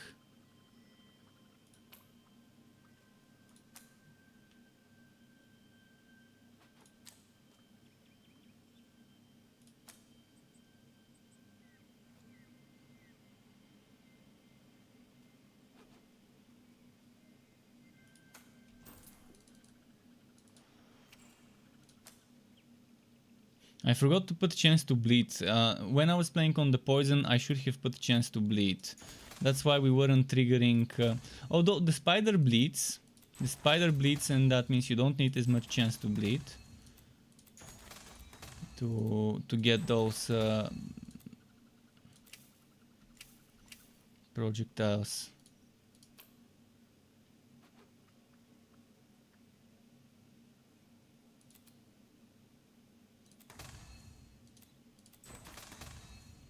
Okay. Although I don't need the pet recovery time, but sure. Probably gonna keep this. Actually, fuck it. But it's not a bad cannon. It's not that terrible of a cannon. 2 flats and some 10% crit chance. If only it had a socket. Oh, and I need a pet now.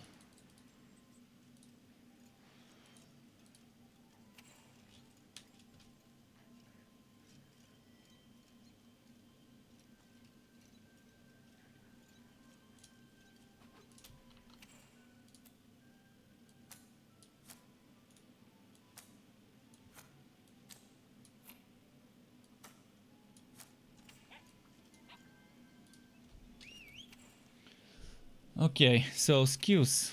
Skills. Which ones? This is probably gonna remain the way it is. Your pet has arrived. I was thinking of adding 1000 volt burst for the casting speed. First we want this here. This is gonna remain. Oh, we need to remove some skill points.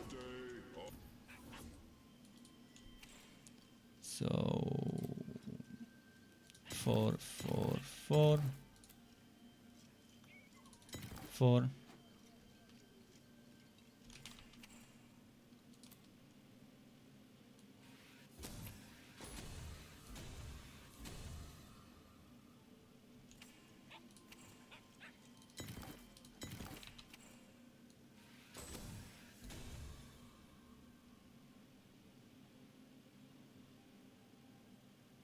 What are we missing? 1, 2.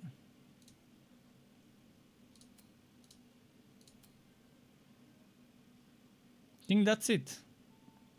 I don't think there's anything missing. Let's test it on the dummies first.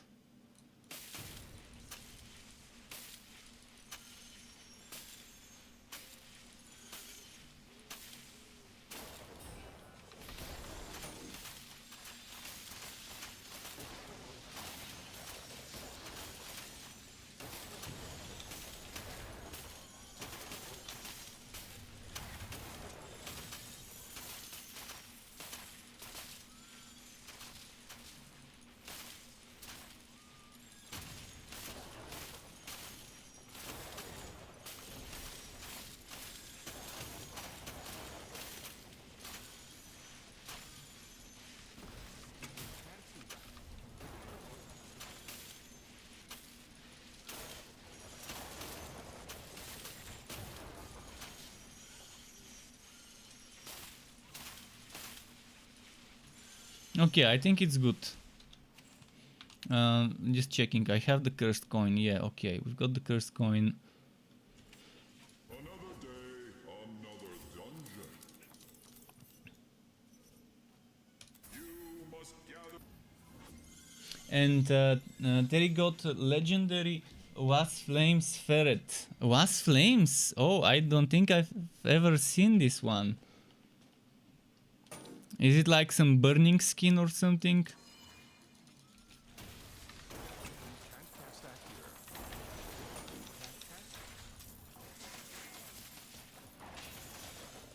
Look at how much my casting speed stacking is. Like you cannot get more than 60% casting speed. So 50 is already good enough. It's pointless to waste Conjure Electrode 2 times alongside 1000 volt burst. At best, if you want 75 speed, which will still get lowered to 60, you can do one of those for 25 and this one for 50. But the thing is, the banner gives you attack speed, not casting speed. So the only things that give you casting speed are those two. Unless, how was the Liu General?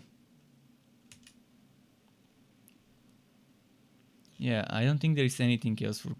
Oh no, there we go. There we go. Casting speed, Liu General. So with the Liu General and 2 Conjure Electrodes, I can get the casting speed. And with the Liu General and 1000 volt burst, I would also get it. And if I get the Conjure Electrode, the Ancient Ember Legs, which I do have somewhere, I'm gonna go and grab them. I had Ancient Ember Legs, and if I get Ancient Ember Shoulders, it's gonna be amazing because I would be getting 1000 volt burst every 30 seconds, the same way I fill up my energy. It's gonna be. It's that setup that's needed, and it would mean I need to lose this. I either lose this or lose this, and if you're going for spamming Blunderbuss, might as well keep that one and just lose this extra crit chance and try and get crit chance from items.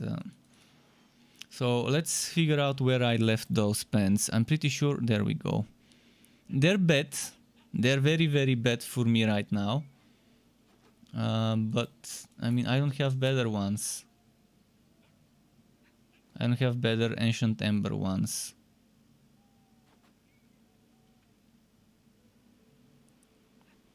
And are there Ancient Ember Shoulders somewhere? It's easy to figure out if I have them. First, if I don't have them here, then I'm not gonna have them in the inventory. Ancient Ember, shoulders. I could go Ancient Ember gloves.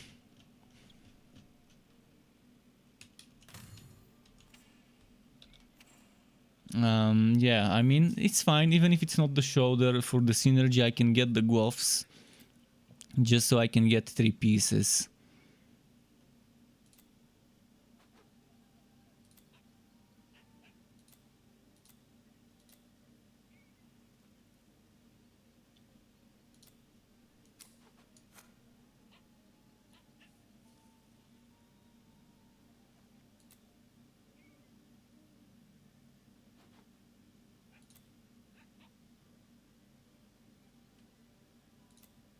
It's not the best ones. Honestly, it's very bad one because no defense.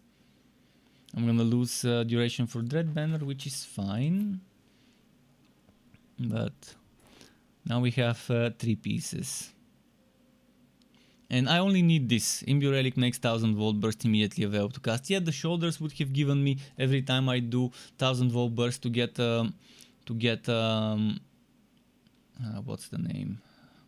To get a shrine effect, but this is what I need. I need 20% chance to get 25 relic energy when I cast this.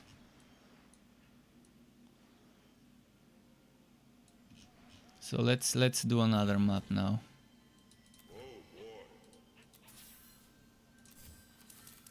Oh, did I have any sockets that are empty? Let me quickly check. I might have some empty sockets. No. No empty sockets. So my defense right now is terrible. 27% damage prevented. But I'm used to doing builds with these bad stats. As long as I have the item that's needed. Even if it's with the worst possible stats. That's fine. For build videos, I don't need that much to try and show it.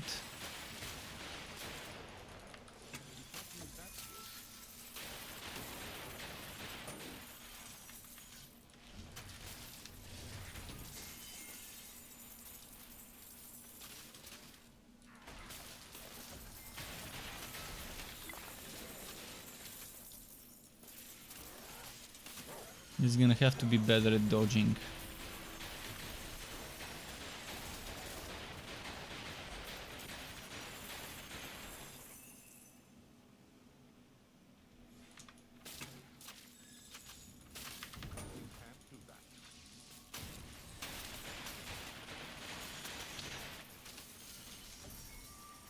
Yeah, that casting speed. This build works better when you've grouped up a lot of enemies together, so you can get a lot of the wounds. The Kek also gives you the wounds, which is nice.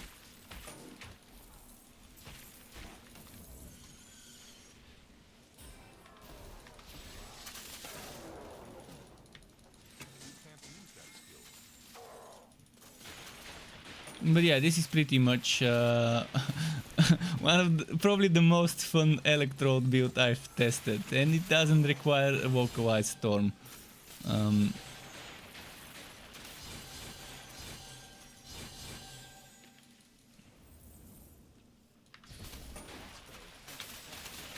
I'm just gonna need better armor, better defense.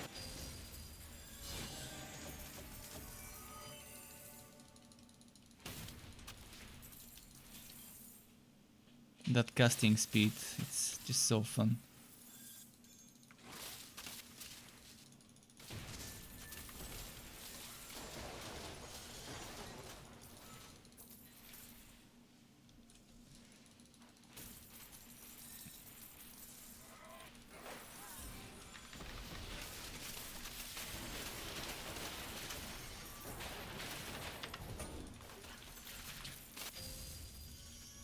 That blazing sure doesn't help.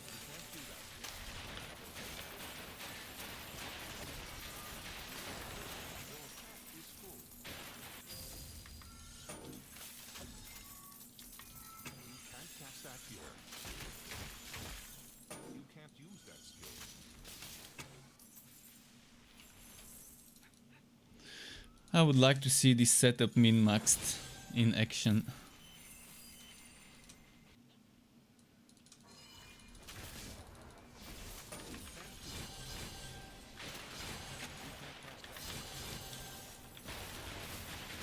The Zealot Punderbuster or Punderbuster Zealot. I wonder what sounds better, Zealot Punderbuster or Punderbuster Zealot. The Absolver Zealot was Absolver first and Zealot after, so maybe this one would also be that way.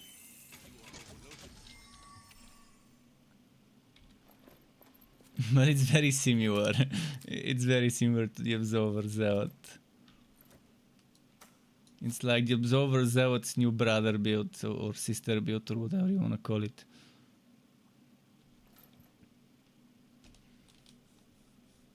This is a great one. A very nice focus.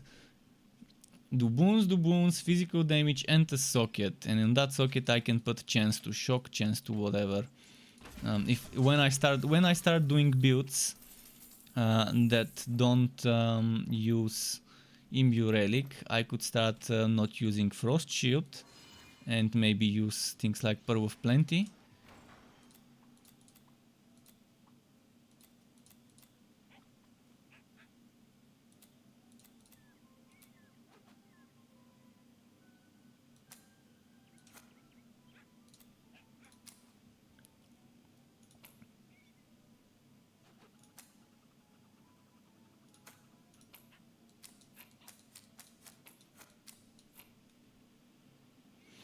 I wish I didn't lose this powder keg damage, but I still have this powder keg. This is such a good rolled shoulder.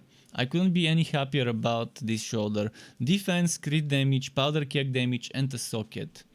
The only thing that could make it better is another stat in the middle, but I think when there's a socket in the middle, there's always gonna be two. Either one or two in the middle. I'm happy that I got two in the middle alongside a socket on a shoulder.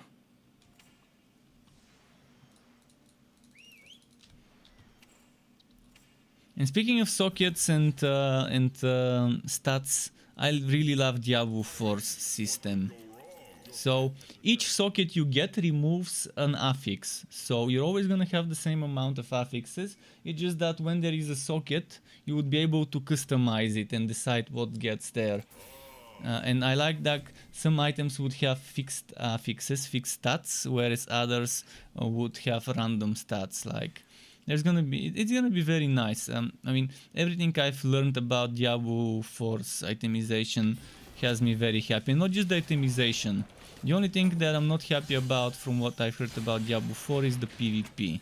It seems like it's gonna be a Zerg fest, but the rest of the game will be very, very fun from what we've seen so far. Hopefully, what we've seen remains the way they've shown it. And hopefully they get the difficulty and drop rates right. Diablo 4, not Immortal. 4. Immortal is your typical pay-to-win mobile game. That's what it is. People can call it pay for convenience, but pay for convenience is just pay to win. It's pay to win. That's what it is. Time is the most precious thing, and the faster you progress, and the faster you get stronger, the faster you will be able to compete with others. And they're gonna be doing weekly competitions for rifts, and you're gonna be able to buy things that let you do those special rifts that reward you extra gems, which are needed to upgrade your gems. So you would be able to get your gems upgraded quicker if you're paying, if you're doing those special things. I mean, Diablo Immortal, I'll probably test it and play it on my PC from an emulator if I can, but only just so I can give it a proper review, so people know what to be wary of, what to be careful with if they are planning on playing the game. But Diablo Immortal already looks better than a lot of other games I've played both on PC and it looks better than any other mobile pay-to-win game. So if it's gonna be a mobile pay-to-win, might as well be Diablo Immortal. Because the other ones are much more predatory in terms of pay-to-win. The ones that are in the same genre in mobile.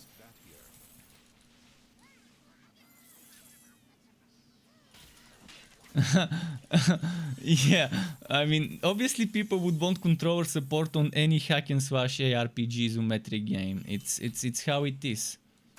People want controller support on shooter mobile games, so why wouldn't they want it on a hack and slash? If people can get controller support for PUBG and Fortnite, or at least I'm not sure if they have it because I have no idea about those games in mobile. But I'm assuming they have controller support because they're big titles. They can pay people to give them controller support. They never thought of it. Well, yeah, right. I'm sure they thought of it and they said fuck it until they say they want it. We won't give them the controller support. Let's not waste time on it. That's probably what happened.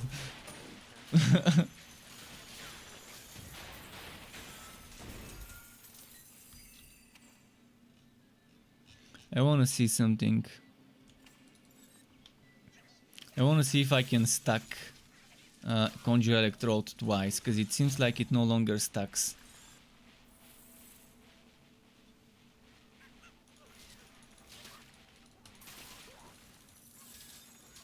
I'm gonna get enough energy. Oh, is that extreme close-up? Yeah, we're doing extreme close-up.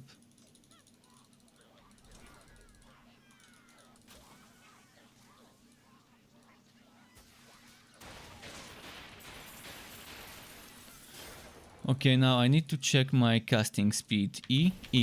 I. Casting speed. Oh, it's okay. It still stacks. It still stacks. It's just weird. It stays in that one buff. You can't do that here. You can't do that. That spell cannot be cast.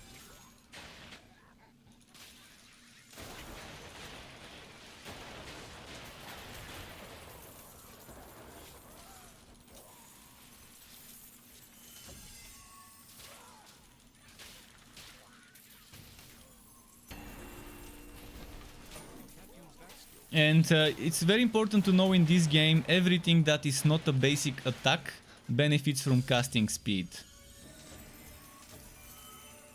It's important to know what is affected by casting speed in this game.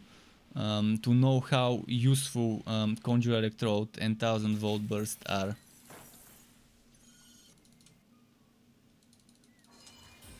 Ah shit, I wasted the energy. Can't cast that here.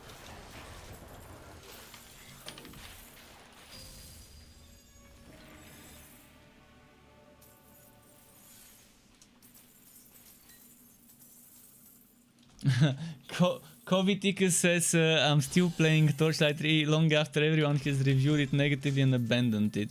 Well, because it's my favorite game. I'm honestly admitting, and I've always admitted it, that it is my favorite game. Because it may have its bad sides, it may have a lot of bad things about it, but it has a lot of potential. It always had a lot of potential, and it can still give me fun even with the bad things considered. It still gives me a lot of fun and I can enjoy it. And I've played this game since April 2019, so it's already been over 2 years. And yeah, for those 2 years I've gotten over 2,500 hours combined in alpha, closed beta, open beta, early access, and after the game launched. And it's fun. It's been fun. Yeah, I've had bad times where there were annoying bugs and glitches that made the fun times harder to be had. Like the several days ago when I was still playing online, it was a bit hard to have fun. Yeah, this is such a fun setup. I just need more defense. That's all I need on this setup.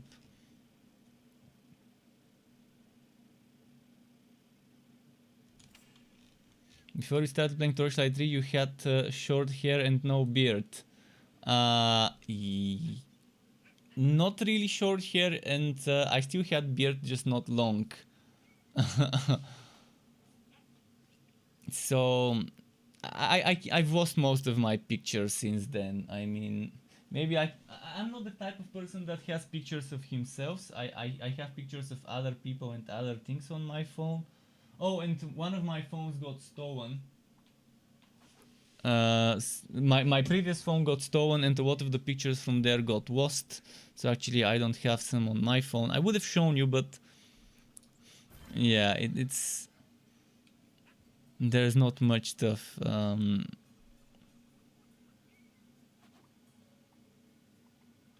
You're making a joke, but it was actually true. I didn't have this long of a hair, and I didn't have this long of a beard.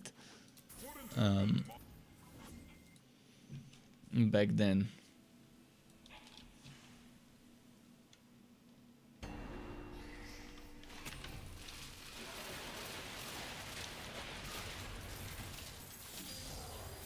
So how are people finding this setup? Does it look like something that they would enjoy? Casting speed Zealot with Plunderbuss. It's like the Absolver Zealot, but different. Because with more explosions.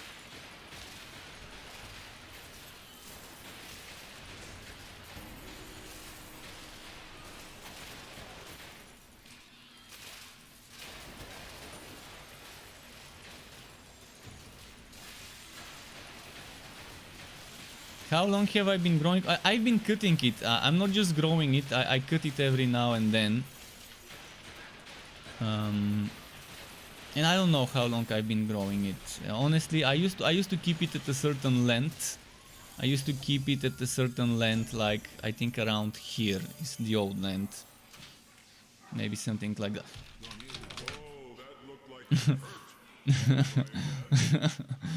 Wasn't quick enough with the healing. I'm squishy. I have 27% damage reduction. Obviously I'm squishy. Wrecked. Rip. See, 27% physical damage reduction is very bad. This needs to be 60%. But as I said, this doesn't give defense, it gives HP at the top. This needs to give me 6,000 defense or 5,000 at the top, and it needs to have a socket for more. This one again, it gives HP and not defense. So it's not perfect. Obviously it's bad stats, but I have the right items. The right items with the worst possible stats on them. And I just need the right items to make a build. I don't care if I have the right stats. I can just play more.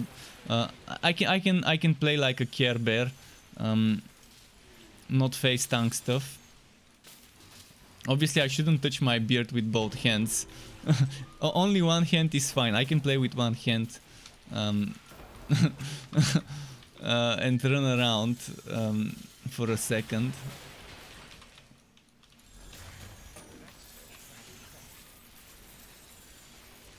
But yeah, right now I'm as glass cannon as it gets in terms of squishiness.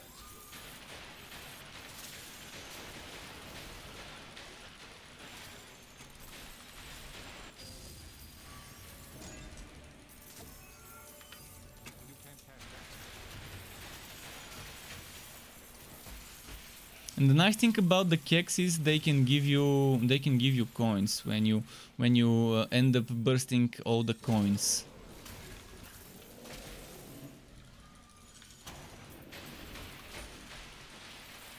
Chance to get coins might not be bad for this build. To put 5 points into that skill. What was the name? That skill. 5 points into Thieving Spirits is just the passive. 4 points actually. 4 points just to make it a passive. I can remove 1 point from here. But from where can I remove points? Yeah, there isn't any place I would remove the points from. I want that duration for 1000 volt burst.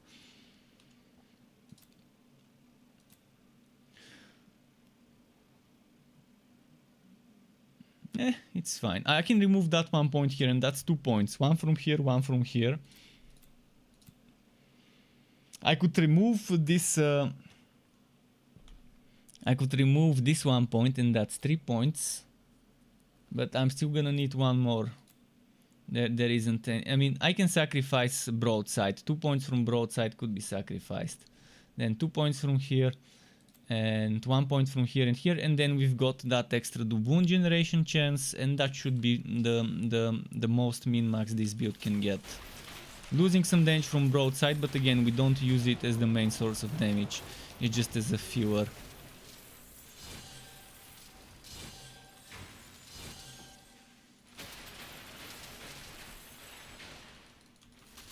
Just to help, because I knew that there would be trouble with the doubloons if I'm using casting speed.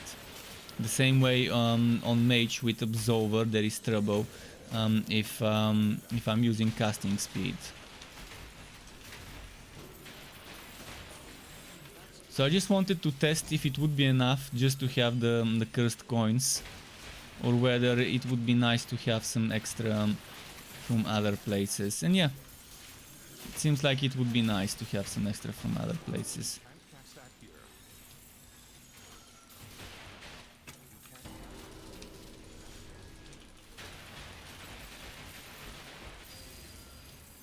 Is Ponderbus any good? Ponderbus is the best skill of the whole fucking class. Is it any good? It's overpowered. They forgot to nerf it before they released the hero.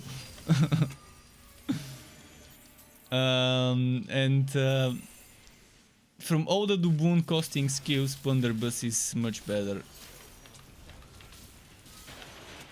But that doesn't mean the summons are bad, it's just that Ponderbus is strong. The summons are okay, they're not OP strong, but they're still strong. The other second best skill is Powder Keg. So if you use Powder Keg and Ponderbus, you can use them with summons. I made a build for who did I make it for? Was it for Terry? I'm not sure for who I made it, but last night someone asked me, and I made them a setup. And I tested it and I played it earlier with summons and with Ponderbus. And actually I played it, but I switched out of it. But I can try and open the screenshot. It's not gonna be the exact screenshot, but on this screenshot, you remove those 10 points and you put them into Ponderbus. Then you remove 4 points from this, and you put them into fire. So you have 4 points fire, 10 points Ponderbus, 4 points here. And then from this one you can either remove all 3 points, because you would get it unlocked from the set, and maybe put 1 point here and 1 point wherever, or you could just leave it as it is, or maybe just leave 1 point removed from here and put it here.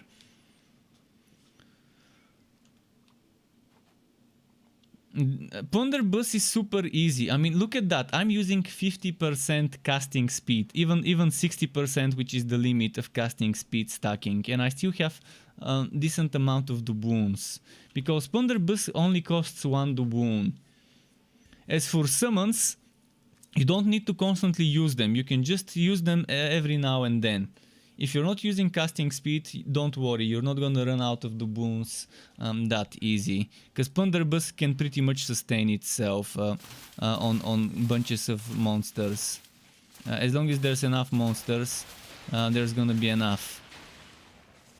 Here with just 3 of them, it's kind of difficult to show you, but you're gonna see, if I don't use my casting speed, I'm not gonna have problem with the doubloons. The casting speed is what kind of gets it busted. It gets it to use up much more than I can handle. Oh, I was gonna rework it. Just a moment. Let me exit and quickly do that change I wanted.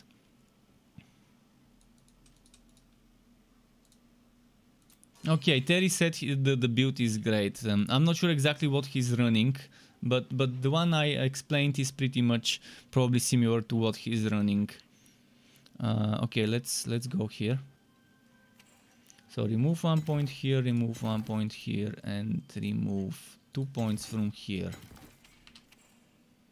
Then put them 1, 2, 3, 4. Welcome back, contender.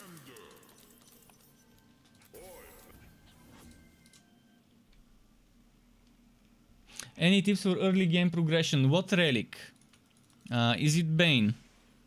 If it's Bane, early progression, get Powder Keg level 1 as soon as you can, get Plunderbuss maxed out as soon as you can. Basically, I'm gonna give you a link, and on this link you can check my electrode leveling up tips. And from those tips you can try and follow them, but replacing the electrode side of things with the Bane side of things. But it's for a non-summoner build, it's for a pirate build. But at the very bottom of the link I'm gonna post, you can read the leveling up tips, how to level up the build. And you can see what skills I'm prioritizing. Basically you can prioritize the same skills on Bane. The same cursed captain skills should be your priority on Bane. And where it says what's its name, where it says Walkaway Storm, you can replace it with Miasma. I can actually open the post myself. Just a moment.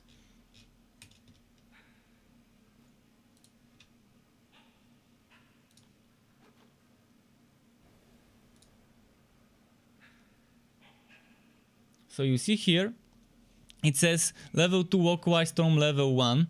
Well, you won't be able to get the Miasma early, so at level 2 you'll probably want to get... I would get Black Spot, honestly. And at level 3 I would probably save the point. Because on Bane... what was Bane? What did Bane look like? Let me just quickly check. Oh no, actually at level 2 I would get the big spider. The big spider of Bane. You see this spider here, that's what I would get. Not sure if you can see it right now. So at level 2 I would get this spider, and at level 3 I would probably put another point there. And at level 4 I would get this. No, actually at level 4 you save the point, so you can get 3 levels of this at level 5. Then at level 6 and 7, I would say at level 6 you would want to get the big spider again. You would later on remove that big spider, but it's not bad early on. And then eventually at 7, 8, 9, I would save the points. At 7, 8 and 9 I would save the points, and then at level 10 you could probably get 1 point into the banner. And unspec the points from the spider and put them into the other one, because it's better for leveling. And you would want to try and let me check how many points there are. 7, 8, 9, 10, 10. We remove 1 point for banner, we have 4 points left. You can probably remove the points from this spider, that's 3 points. And that gives you 7 points. 7 points for Plunderbuss. You can probably put 6 points into Plunderbuss and maybe 1 point into this spider that's there, the Venomous Maw, at level 10. And then keep pumping Plunderbuss until it's maxed out.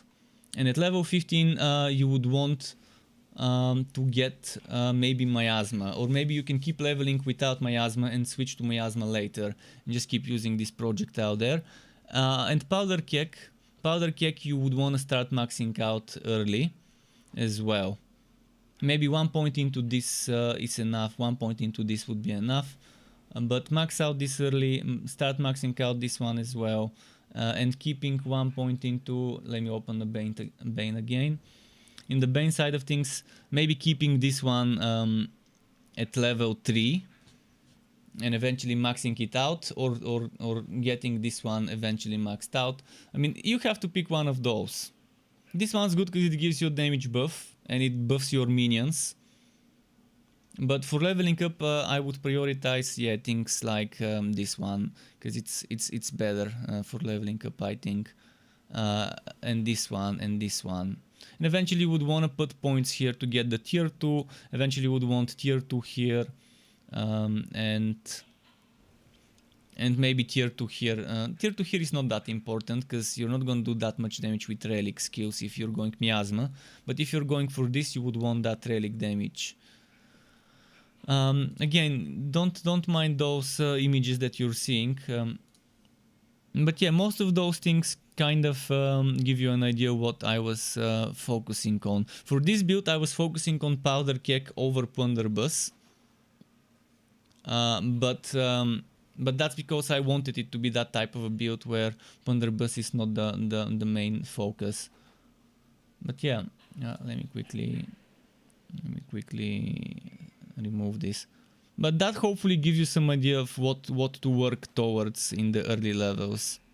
Eventually with Respectacles you can rework the build to be a different one. Alright, it's midnight. I'm probably gonna do 1-2 more maps.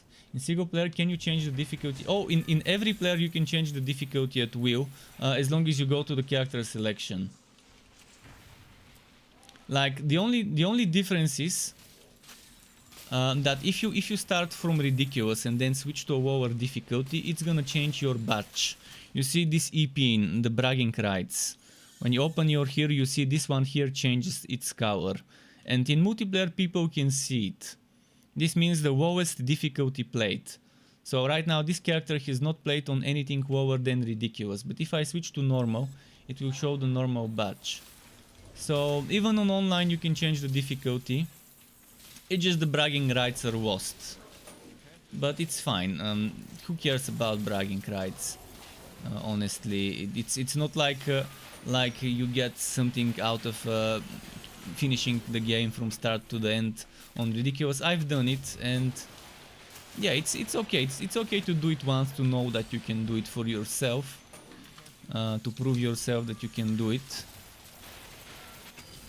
But eventually it doesn't really matter much.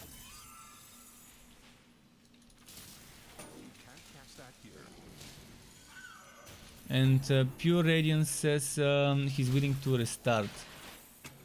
My pet has never been glitched online or offline, so I can't tell you. But you can test it. You can test it. I've never seen the glitch. Many people have kept telling me about this glitch. I've never seen it happen to me. So I wouldn't be surprised if it's server related, because most of the annoying bugs have been server/netcode related. So the pet's probably desyncing as well. If it happens on the offline, there's an option to completely reset the account, and maybe you can reset your offline account before you create a hero, just in case.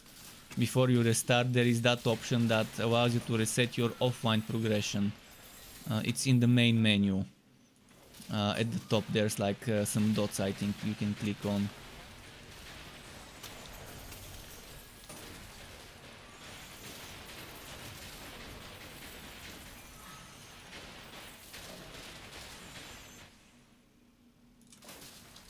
So you can see when you use it the right way, you're not gonna find yourself out of the boons.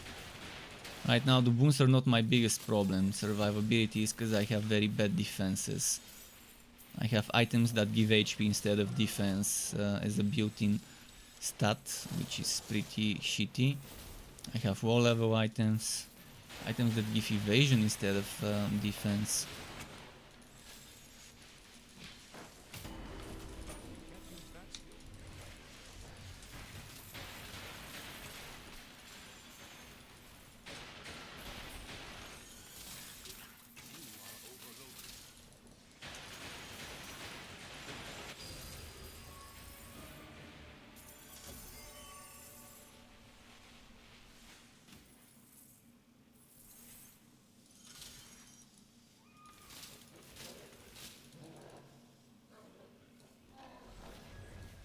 Oh, and the kegs can give you the boons, by the way. The kegs can give you the boons, which is great in case you run out of them.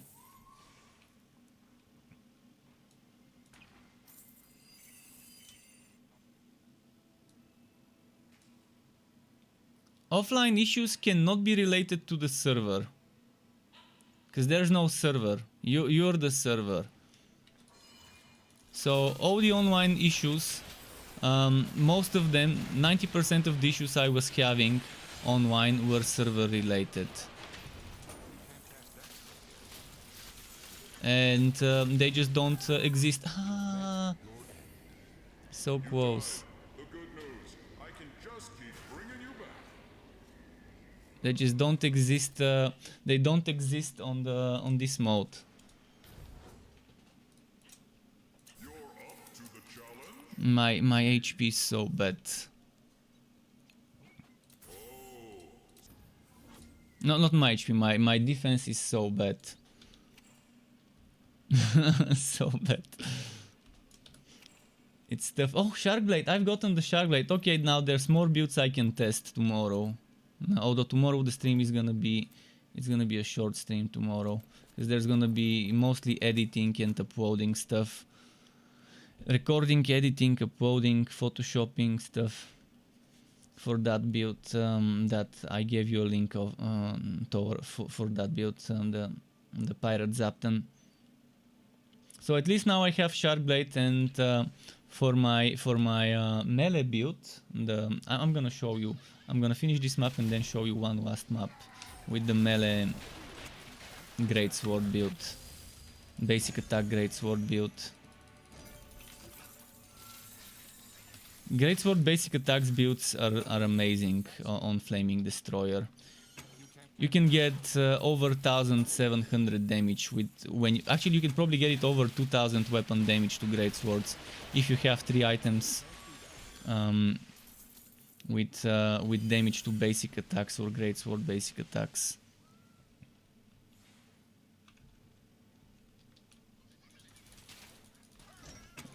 With one item I can get it to 1400, with 2 probably 1600-1700, and with another one it could go to 2000% weapon damage each time you swing your greatsword.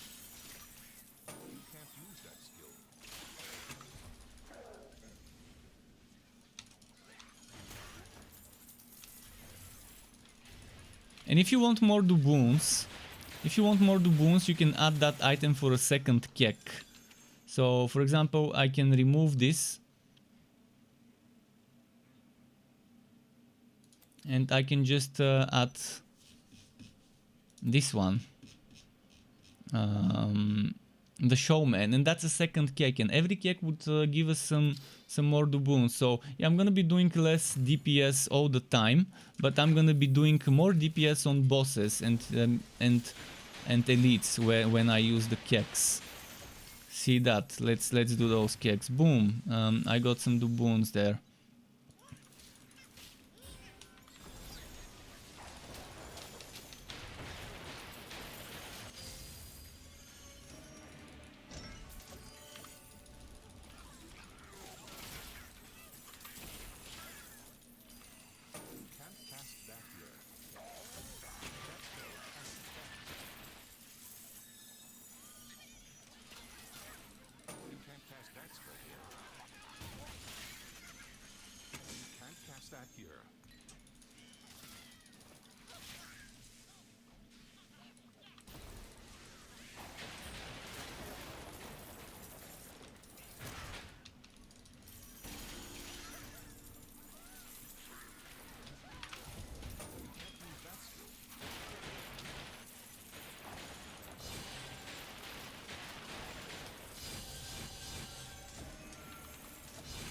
Nice.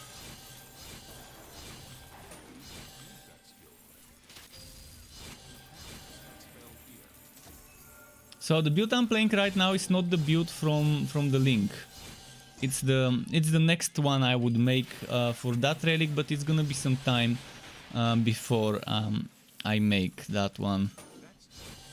Tomorrow I'm gonna be making the one from the link. I would rework my skills to match the one there. I would be recording.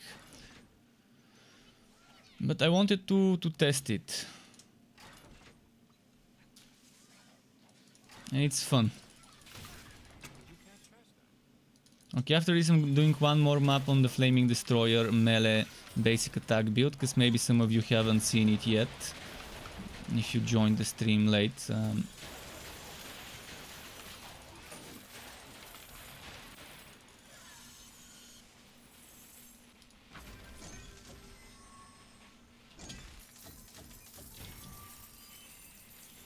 Okay.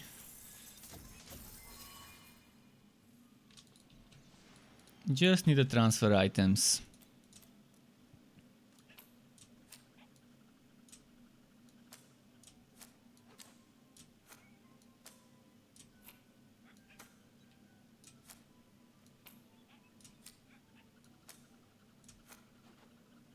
I need this, I don't need those to be transferred, but might as well keep them in this page. Just to know it's there.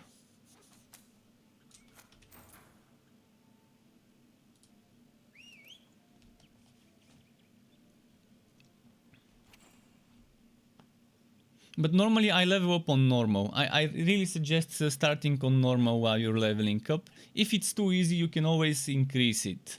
If things seem not challenging enough, just raise the difficulty if you don't care about the bragging rights.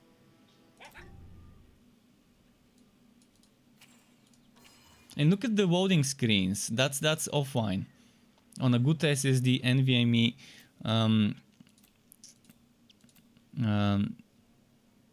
PCI Express for SSD, PCI Express, whatever that generation is, generation 4, whatever. Oh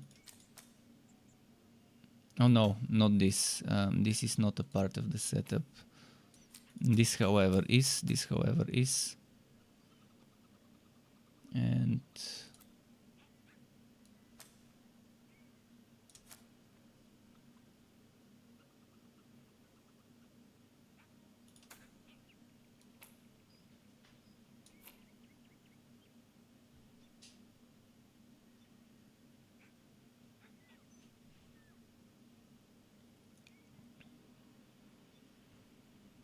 wait, where did I put the other gauntlets?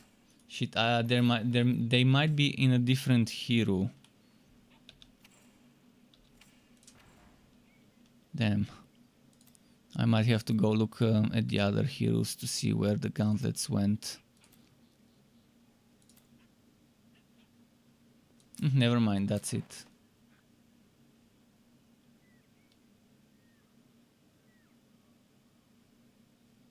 But the legs, where are the good legs? I had some good legs somewhere. They're on another hero, I bet.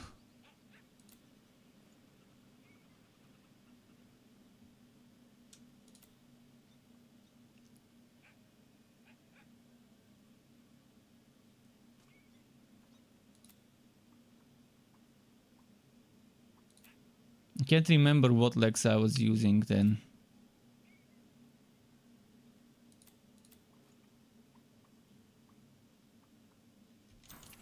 Let me quickly check. What else did I play? I played Bane. They might be in the freeze, but I don't think they're in the freeze. But let's just quickly check. Don't think that's them.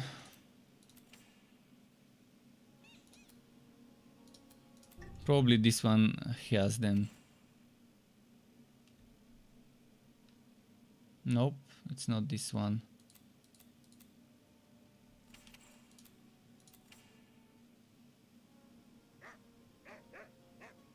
So that's the only. Oh no, maybe it's here. That's it. Wait, was I using Plunderbuss with that build? I can't remember. Well, in any case, let's put those legs. It's Plunderbuss, so let's put them over here.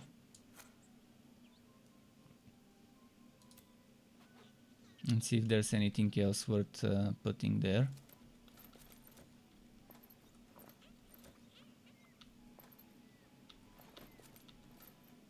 and do one wasp map with that setup.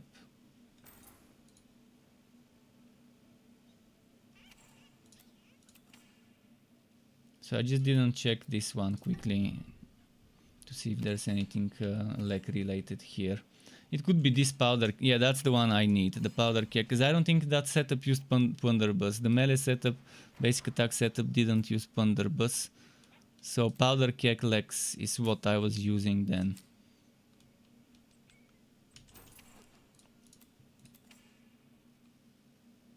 Alright, time for pyro.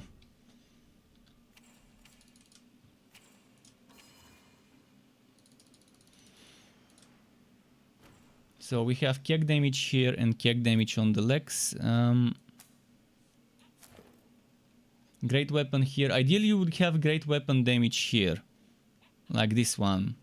And if you get lucky, instead of relic generation on the weapon, you can get extra basic attack damage, which would be better than a flat damage bonus, to be honest, if you want to make more damage with basic attacks. I'm not sure if it drops on weapons, but I think it drops on weapons. Maybe I can I get it from a socket? Let me quickly check if I can get it on a socket. But then only the great weapon would be benefiting from it. I don't think there's basic attack damage. Yeah, it isn't, because it's considered a skill, and it's gonna be unfair if you can roll basic attack damage but not damage to other skills from sockets. It's fine though. Let's just go like that. Step right up, contestant. You've got, like, weapons, right? Wouldn't have... So you're gonna see already we have 848 weapon damage. Wait.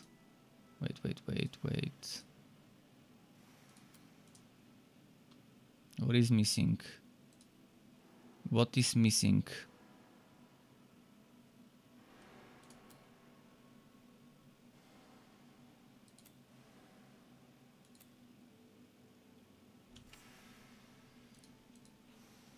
Yeah, I need to redo my fort, but I'm not gonna worry about the fort. Is the least of my worries right now.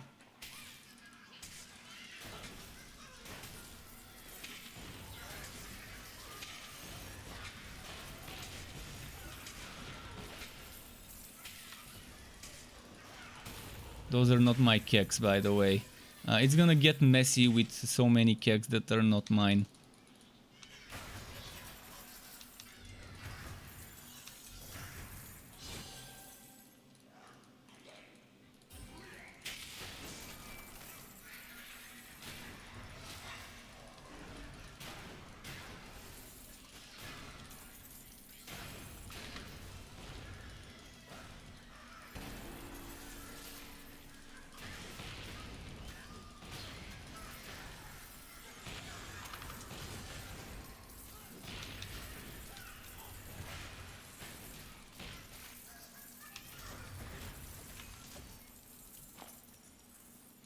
So yeah, that's a basic attack setup. That I'm not the best at using it. Remember that I'm never the best player to use my own builds. There are people who would be better off using them. I keep forgetting to use double cross. I keep forgetting to use it. Oh, that reminds me. Let's try the double cross item. The treachery item. Instead of the showman, let's try shark blade.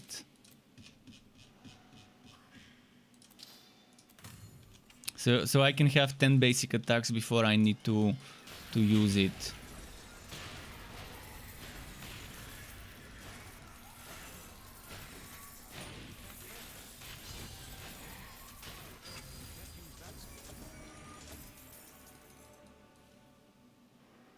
What is Eye of the Storm?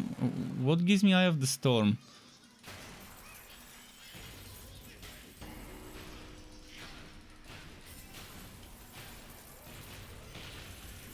Oh, it's this one.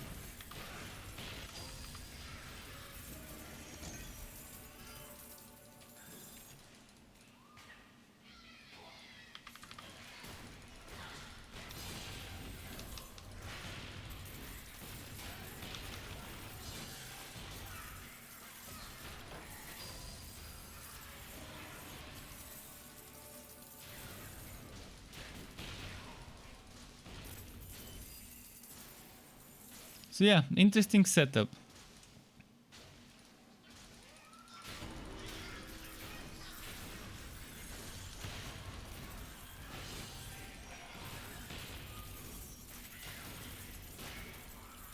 I keep forgetting to use that double cross skill. I'm just not used to it.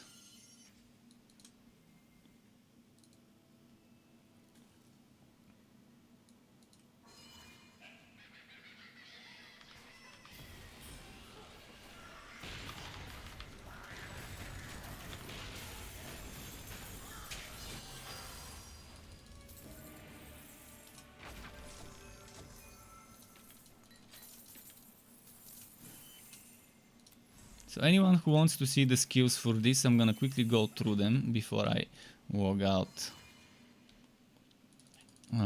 So first in the Legendarium, Sharkblade, Frostwoe, Liu General.